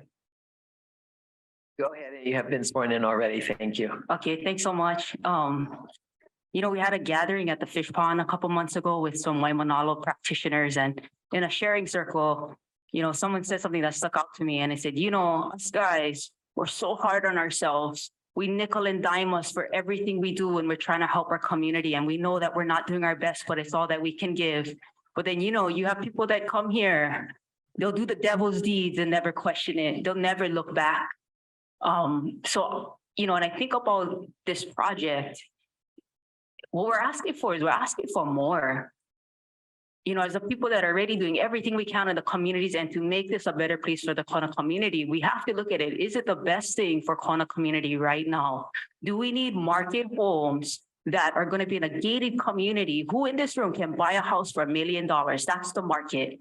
That's what we're looking at. We're saying here from our own county representatives, we have affordable housing. We have our kids living in cars in the Kmart parking lot. We have families living in cars going to work, so hoping they come home and all their mail is still inside their cars parked on the side of the road. This project, it has to be looked at. It has to be reconsidered. We cannot continue to just expand and grow without proper infrastructure. At the Kona Airport, it's what, 2 million visitors a year are coming through, approximately 150,000, 160,000 flying in per month to Kona. That's on top of the current population that's already here, not even considering the flights that are coming in from Hilo. We cannot take any more development without proper infrastructure improvements. Our kids cannot even go doctor because no more doctor. There's no opening for appointments. You miss a specialist, you wait an entire year. We have kupuna that are waiting in the hospital because there's no place else for them to go. We don't have the infrastructure for our families that are here, and yet we're gonna say we need this development. We need to be clear. This is a luxury resort development that is not for typical homeowners or current residents of Kona or of Hawaii. We need to be really clear. And I think that that's really important for the record for future generations. And we also need to be thinking about all of the families that had to leave because this affordable housing development wasn't followed through on. 1983, 1993, 2003, 2013, 2023. How many of our families could have had these homes? We haven't even talked about the people that are being bargained. You know, and they also deserve a place in these discussions. Ask you to summarize, please. I just want to say thank you for your folks' time. I know it's volunteer and I've appreciated the conversations and, you know, and I just hope for more from our county representatives to really think of the diversity of individuals that live here. Okay, hold on. If there's any questions, Commissioner Ohikashi has a question. So Ruth, it sounds like some of your statements seem to say that, yes, we do need more housing. We need it for our people. Is that right? Yes. Yeah. And do you represent a group or besides the fish pond, is there a net of people that you guys talk to? I don't formally represent any group, no. In any event, if there was more time, just to explain, my understanding of the procedure today is that they're asking, they have the right to build that area, the 200, the phase one, we call it. And they're doing that, they're building it, and they're making houses and things like that. This is a question of phase two, which is another part. It's a second part. So that's the question today. And your comments is not necessarily going to affect phase one, since that's nothing we can do about it, but it may be affect phase two. Okay. Do you think that a community outreach to make some kind of understanding between you and the developer and or people in your community and the developer to sit down and figure out whether or not they have a good heart and they're willing to see what kind of development goes on phase two? Would that assist you in that? Because if the petitioner or the developer is willing to sit down with you, we can continue this discussion and see if the community can come up with something that works what the county officials, county Hawaii officials seem to want, that takes into account on phase two what happens to the fish pond, how it can be protected, what housing can be made available to local residents, what assurances can be happening. And if not, we can come back and pick up the final issue. Is that something you think that would be helpful to you? I cannot speak for Kona, but I do think that it would be worthy of investigation to consult with the Kona community to see what are the housing options that are within the range of affordability for the current residents that are struggling. But with saying that, I don't think that the Kapa'akai analysis should be shelved. Those things are also equally important. Is that something you think that you and your colleague can collaborate to try and see whether or not that kind of dialogue can take place? Because I'm kind of struck by the County of Hawaii's position that they want to see a way forward. And a lot of our discussion has to do with procedures and trust and all kinds of things that we are not a part of the community can really solve. We have only one decision to make, yes or no. But do you think that that can happen or that cannot happen? You know, I'm not in charge. I think it really understand. depends on the developer. And I also don't think that it's fair to pass the burden onto the community members, that these are initiatives that should be initiated by the developer. I'm not saying that you are gonna have to do it. I'm just saying that, is that something you think that if we give time, that you and your friend taking the time to testify today can help facilitate at least? I think it would be worthy of investigation to delay the decision-making to see what alternatives are available for the current needs of Kona's existing community and the housing options. I think that's a good start. I've learned it's always good to do your homework before you go and talk to the kupuna and the families. So you want to do your groundwork. They probably have the data and stats available. That's step one. Step two is talk to the community, you know, bring them into the process, show them the numbers. So I definitely think it's worthy of investigation. But with saying that, I do believe that the Kapa'akai analysis is still important in addition to the environmental impact statement, a greater environmental study. You know, as much as we need housing, we need to make sure that the environment can withstand it, that the water that we're going to take, is it going to harm the ecosystems, you know? And I understand your position, and I'm not trying to get you, I'm just trying to figure out if there is a reasonable way of working out those issues so that we don't necessarily have to say yes or no today. We can say, hey, developer, you should go out and try using the county's great abilities to try and figure to get the people involved and to solve this problem for us. And they come up with their own, and who knows what they come up with to satisfy our concerns. I would love that. I would love to see alternatives. Just a thought. Alternatives that fit the current community. Yeah, let's see them. Let's bring them to the table because we only have one and that one isn't working. Okay, thank you. Okay, anyone else? Thank you very much then. Anyone else from the public wishing to, okay. Coming up to provide public testimony is Kanye. Do I need to swear him in? He's an attorney. Okay, I'm gonna do it just to be safe. I keep making mistakes. Do you swear and affirm that the testimony you will give is the truth?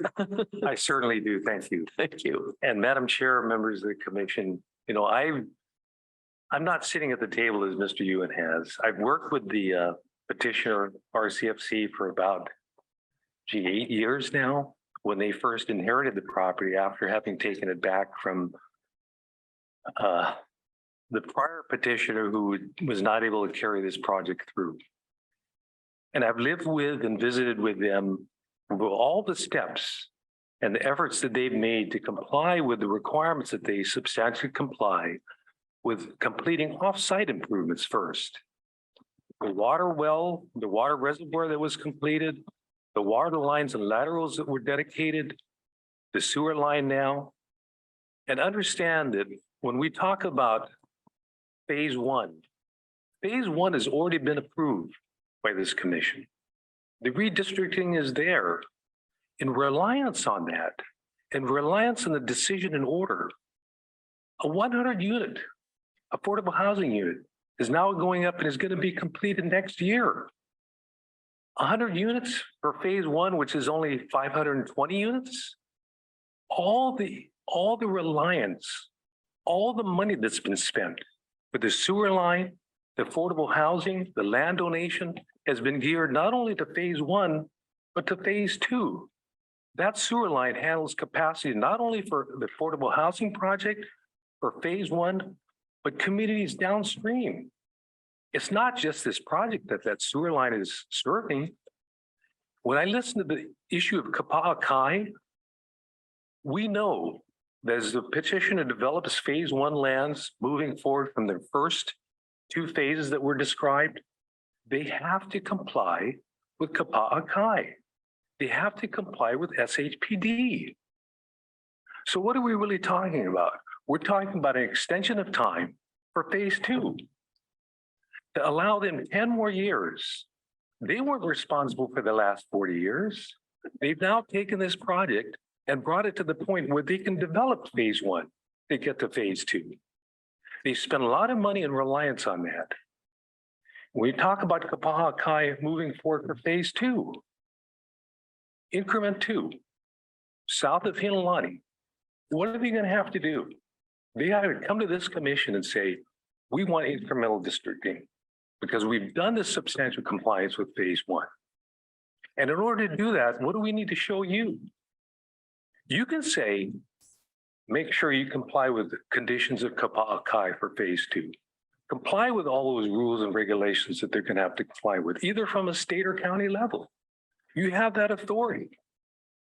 So when I hear, at least initially, this petition or this motion to deny, given the context and the history and the circumstances that we bring ourselves here today, it really troubles me that all this money has been spent to get to this point where the county and the state are saying, let's do this. All this infrastructure is in to take care of phase two, not just phase one, but phase two and communities elsewhere. Water reservoirs, 2 million gallons. Is that just this project? No. So just consider that that's the background and the circumstances under which you're being asked to give a decision to say 10 more years. Is that reasonable? We know how long it's taken just to get to this point from 2013. We all know development takes time. The affordable housing project itself, 100 units. How long has that taken? They get sewer, development permits, funding. Now we're talking about this phase one and what needs to be done there. And when we get to that phase two, we're going to have more housing. We're going to have more affordable housing. So please just consider those are the circumstances. If you want to condition incremental distributing of this 10-year period on compliance with Kapa'akai moving forward, that's fine because they have to do it anyway for any new development. I just ask you to consider that. Thank you. That's it. That's all I have. And I'm open for questions. Okay, I did fail to ask you that if you state your name, Tom Ye, and I think Yes, Tom Ye, attorney. 505 Kilauea Avenue. He was previously my tenant at 2 Kamehameha, 6 Kamehameha, better location. Farmer, my wife is a farmer. She's a rancher. We respect the INA. We do a lot for the land. We also understand that there needs to be a balance. It's not just ag, it's not just housing, it's but what takes the community forward. Thank you. Okay, yeah, sure. Thank you. Any comments or questions of the testifier? Yeah, okay, sure. Oh, Commissioner Okuda. Yeah, this is Gary Okuda.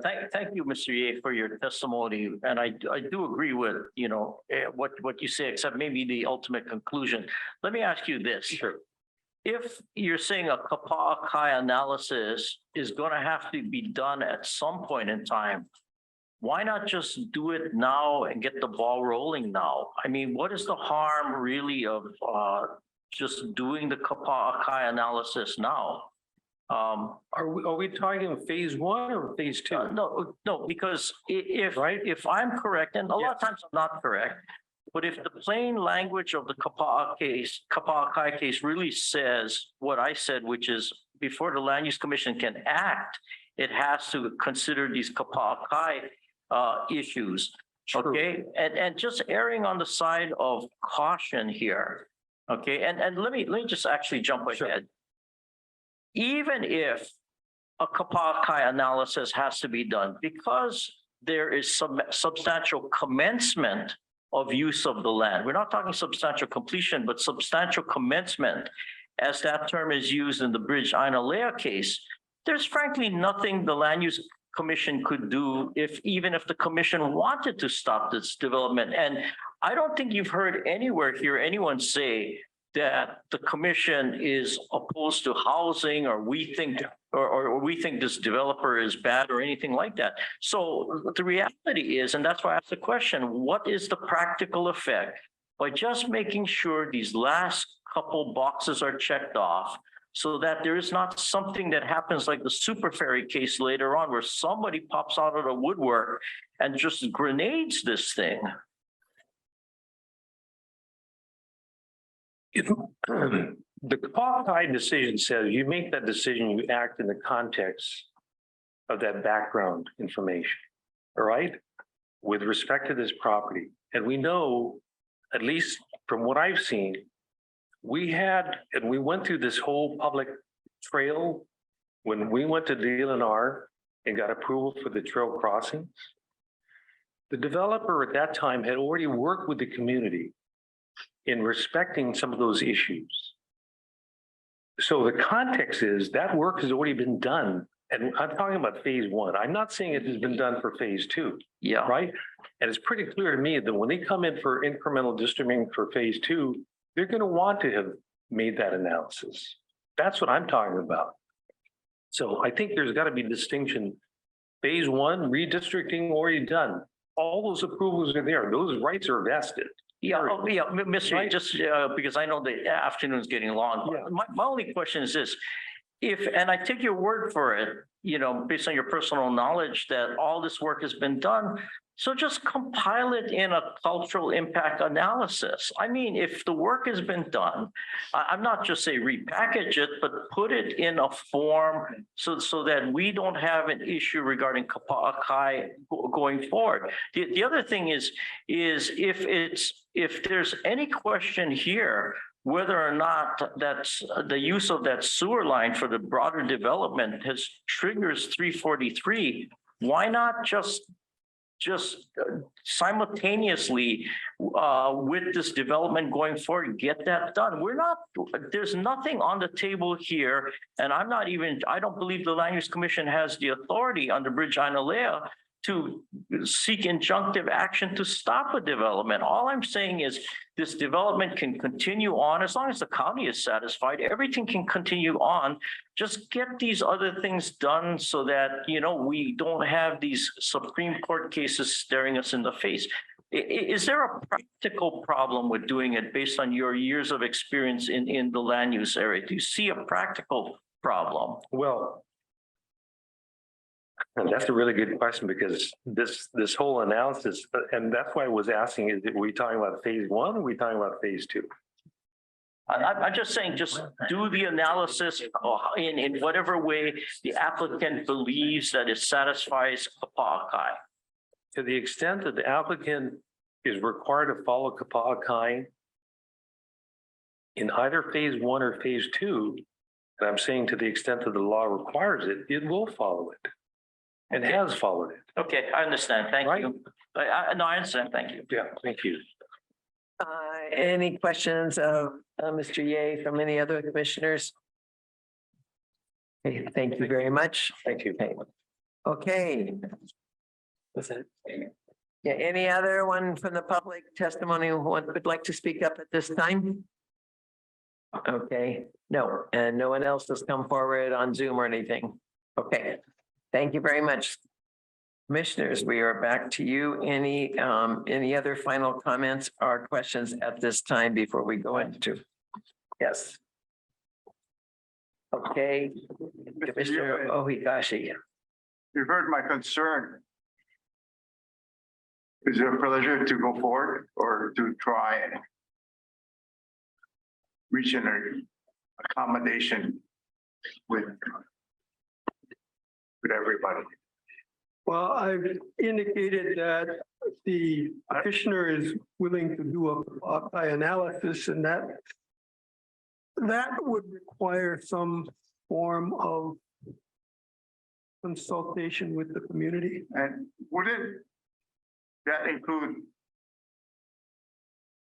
assistance from the county to formulate that kind of consultation and try and reach an agreement regarding this motion? Because I know you can't withdraw the motion technically, but you can resolve it by having an agreement that everybody supports. Well, I think the county and the state already support the motion with the condition that the offsite infrastructure and I think we're up to 62 affordable housing units be completed within 3 years. The county and the state have indicated their support for that. So the answer is we're going to proceed today.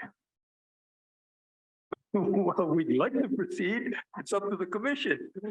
I'm giving you an opportunity to determine whether or not you want to deal with the community on those issues that they raise. Well, The first bit right here about I've said that environmental studies, question of whether or not Hawai analysis should apply, and those other things, and I'm giving you the opportunity to do so.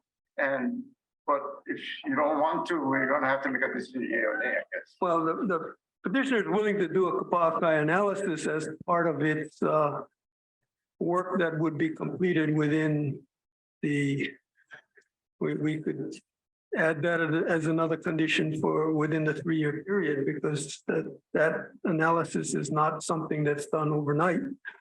But I think Point, Madam Chair. May I ask the May I ask the executive officer a question? Do we have the authority to continue this matter for a time, or what must we move on this matter today? Because this is a motion, Commissioner Okuda, we can defer decision-making on this matter for as long as the commission wants.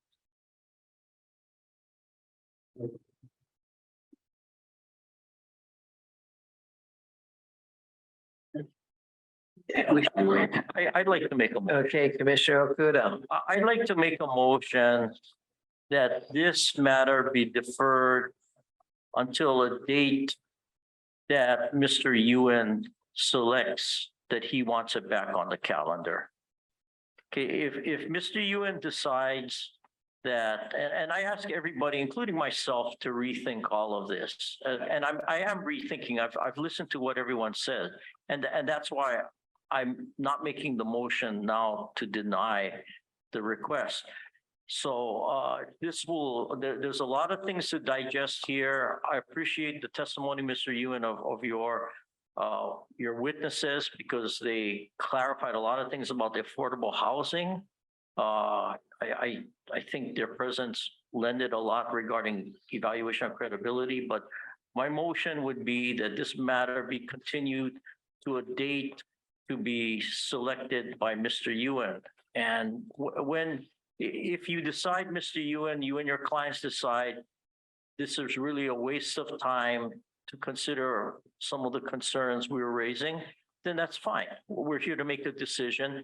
This would also give us time so that we can digest everything that's said here today and, not just make a automatic, I'm not saying knee-jerk reaction, but, we can make a decision after considering a lot of these things a little bit more. So that's my motion. Okay. We have a motion made by Commissioner Okuda, seconded by Commissioner Ohigashi. In discussion by the commissioners. Yes, and if I can further add to Madam Chair, my reasons, at least at this point in time, I find Mr. Ewan's witnesses credible. I think at this point in time, unless there's new evidence presented, I would find that they're acting in good faith. I do disagree that there's no need for an environmental impact analysis under, I believe, chapter 343 has been triggered. And I believe that on its face, the Kapakakai case, an analysis has not been complied with. But I can stand with further information to be convinced otherwise. But I believe that, I don't believe that denying the request creates any real practical issues immediately. But if Mr. Ewan and the owners believe otherwise, well, I'd be willing to defer to their belief. And that's why I think time would be helpful. And we've seen other cases, for example, the project out below the Kanapali Airport, where everybody was opposed to the project. And after some time passed and consultation was with the community, all 50 people who were in the room opposing the project appeared in support of the project. So I'm not saying it's going to happen here or it's even necessary here, but I just think a little bit of time to consider whether or not a few other things should be taking place would be beneficial to the long-term stability, so that once any further approvals are given, it's ironclad and it can't be overturned in court. I do have a concern, as I raised earlier, that when you look at those Hawaii Supreme Court cases, it raises a real risk of reversal. Thank you. Okay, other commissioners' comments on this motion before us?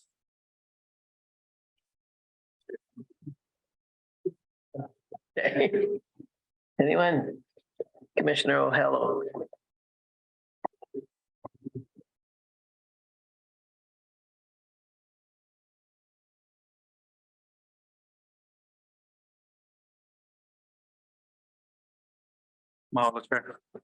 I'm just took a moment, trying to take a moment, to really consider what the decision that the LUC made in 1983. Yeah. I mean, 40 years is a very long time. Quite frankly, the petition in front of us today is for time extension for phase 2. And to the best of my understanding, the Kapakakai analysis takes into account what happens directly, Makai and Malka View, as well as indirectly, 5 miles on the coastline. Yeah, and I don't believe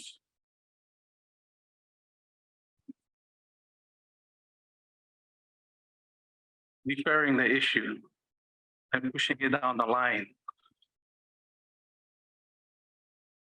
will allow us today, or me as a commissioner, to fulfill my kuleana and uphold the Constitution and the decision by the Supreme Court to ensure that every act in this capacity as a commissioner, takes into account the Kapakakai analysis.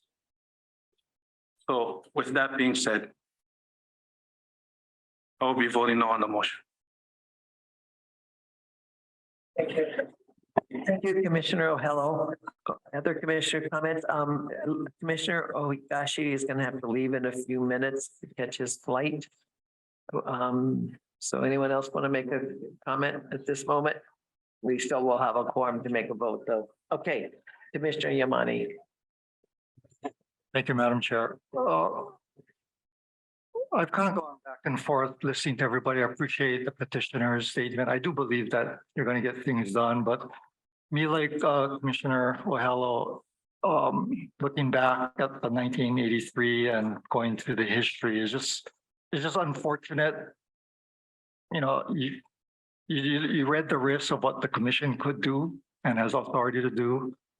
I actually am in a position to vote on the petition. To defer, I agree. I don't think we would accomplish anything. And I don't know if Mr. Yun practically would, I mean, offer any other alternatives. I haven't heard any yay or nay, so right now I'm not in a position to support the motion to defer. Thank you. Hey, Commissioner Atta. Yeah, I think I'd like to vote for, Oigashi's motion because I think a few months can make a difference. And that as I'm looking at the issue, there's two very Hawai issue that that's up to that we have to make a decision of some kind. One was first one was about the one where the Hawai analysis. We have to deal with that before we have to deal with the this project. The second was that there's a phase one and a phase two of the project that also there's the Hawai is phase one already far gone down the line, and so that's just a more ministerial. But phase two would require that thing. So we have to decide how we're going to deal with that the thing. So I'd like to have some time, some month to think about this, because I think we have to discuss those things before we can as a commissioner make a decision one way or the other. I think I would say, I don't know how long it may take for us. I think we can. So, but I'm not sure exactly what motion we're talking about right now. The motion on the floor would be to defer it at this time until Mr. Ewing is ready to put it back onto the calendar. That's my understanding of the motion on the floor. Okay. Okay, Commissioner Kahele. Thank you, Chair. I gotta agree with Mr. O'Hello. My vote is no. Okay, let's go ahead and we'll call for the vote at this time. Yes. Director Owen Decker gets the mic. Thank you. Thank you, Madam Chair. The motion is to continue this matter until a date selected by Mr. Ewan for the petitioner. Commissioner, who made the motion? Okuda. Yes. Commissioner Ohigachi is absent. Commissioner Kamakea O'Hello. Ole. Commissioner Kahele. No. Commissioner Atta. Aye. Commissioner Yamane. No. Chair Cabral. No. Madam Chair, the motion does not carry with 4 noes and yeses.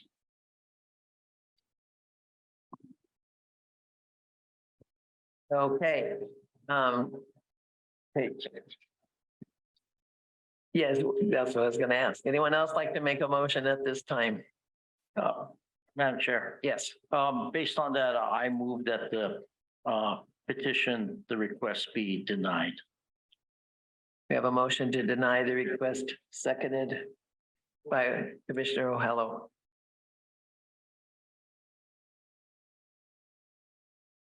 Any discussion on that motion and second to deny motion, discussion? Yeah, Madam Chair, I've already said the reasons why I don't believe we can move forward today. It's first of all, we're not in compliance with Kapakai plain language, which I've read into the record. And secondly, I believe 343 HRS chapter has been triggered and there needs to be compliance with that.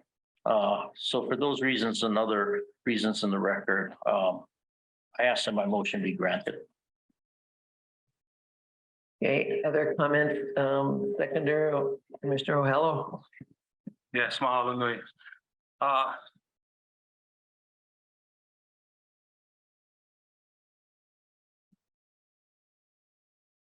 Yeah, kule ana nui ke Hawai aku I na Ana vai o kia o puni nei. Ia, na mea e kia ai na kia aina, na lula kia aina o kia o puni o kia aina. A me ke la noho wau malalo i kuleana o ko kako wahi kupuna o kako wahi e ki a me kia aina. I just wanted to say mahalo. I appreciate the petitioner's due diligence and the very thorough testimonies from all of the witnesses. It's very unfortunate that we are dealing with the circumstances today, making decisions, potentially making decisions to extend a 40-year project into a 50-year one. I invite the petitioners to come back.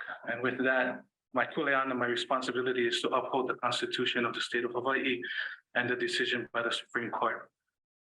That all of my actions and decisions are based within the lens of the Kahakai analysis.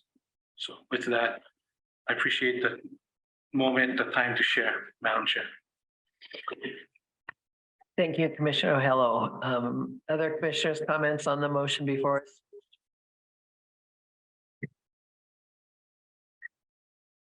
Seeing none, I'd like to comment. I'm trying to stay in the middle of this. Chair, that is my understanding also, that denying it at this time does not mean that phase two goes away or disappears. It just means that it would be probably in limbo until such time as phase one continues to be developed. And then the petitioner would be able to come back to the commission with another request to get phase two activated. And I would imagine that hearing our concerns in that, and I think hearing the concerns of the community might help work through what our concerns are collectively to make sure that since phase one is moving forward, which is, I think, in many ways good, that we can all learn to be more clear and exact on what the requirements are as we move forward and look to phase two into the future. That would be my comments on it. So, hey, any other comments from commissioners? Okay, we'll look for the vote then. Thank you, Madam Chair. The motion is to deny the motion for time extension. Commissioner Okuda, Yes.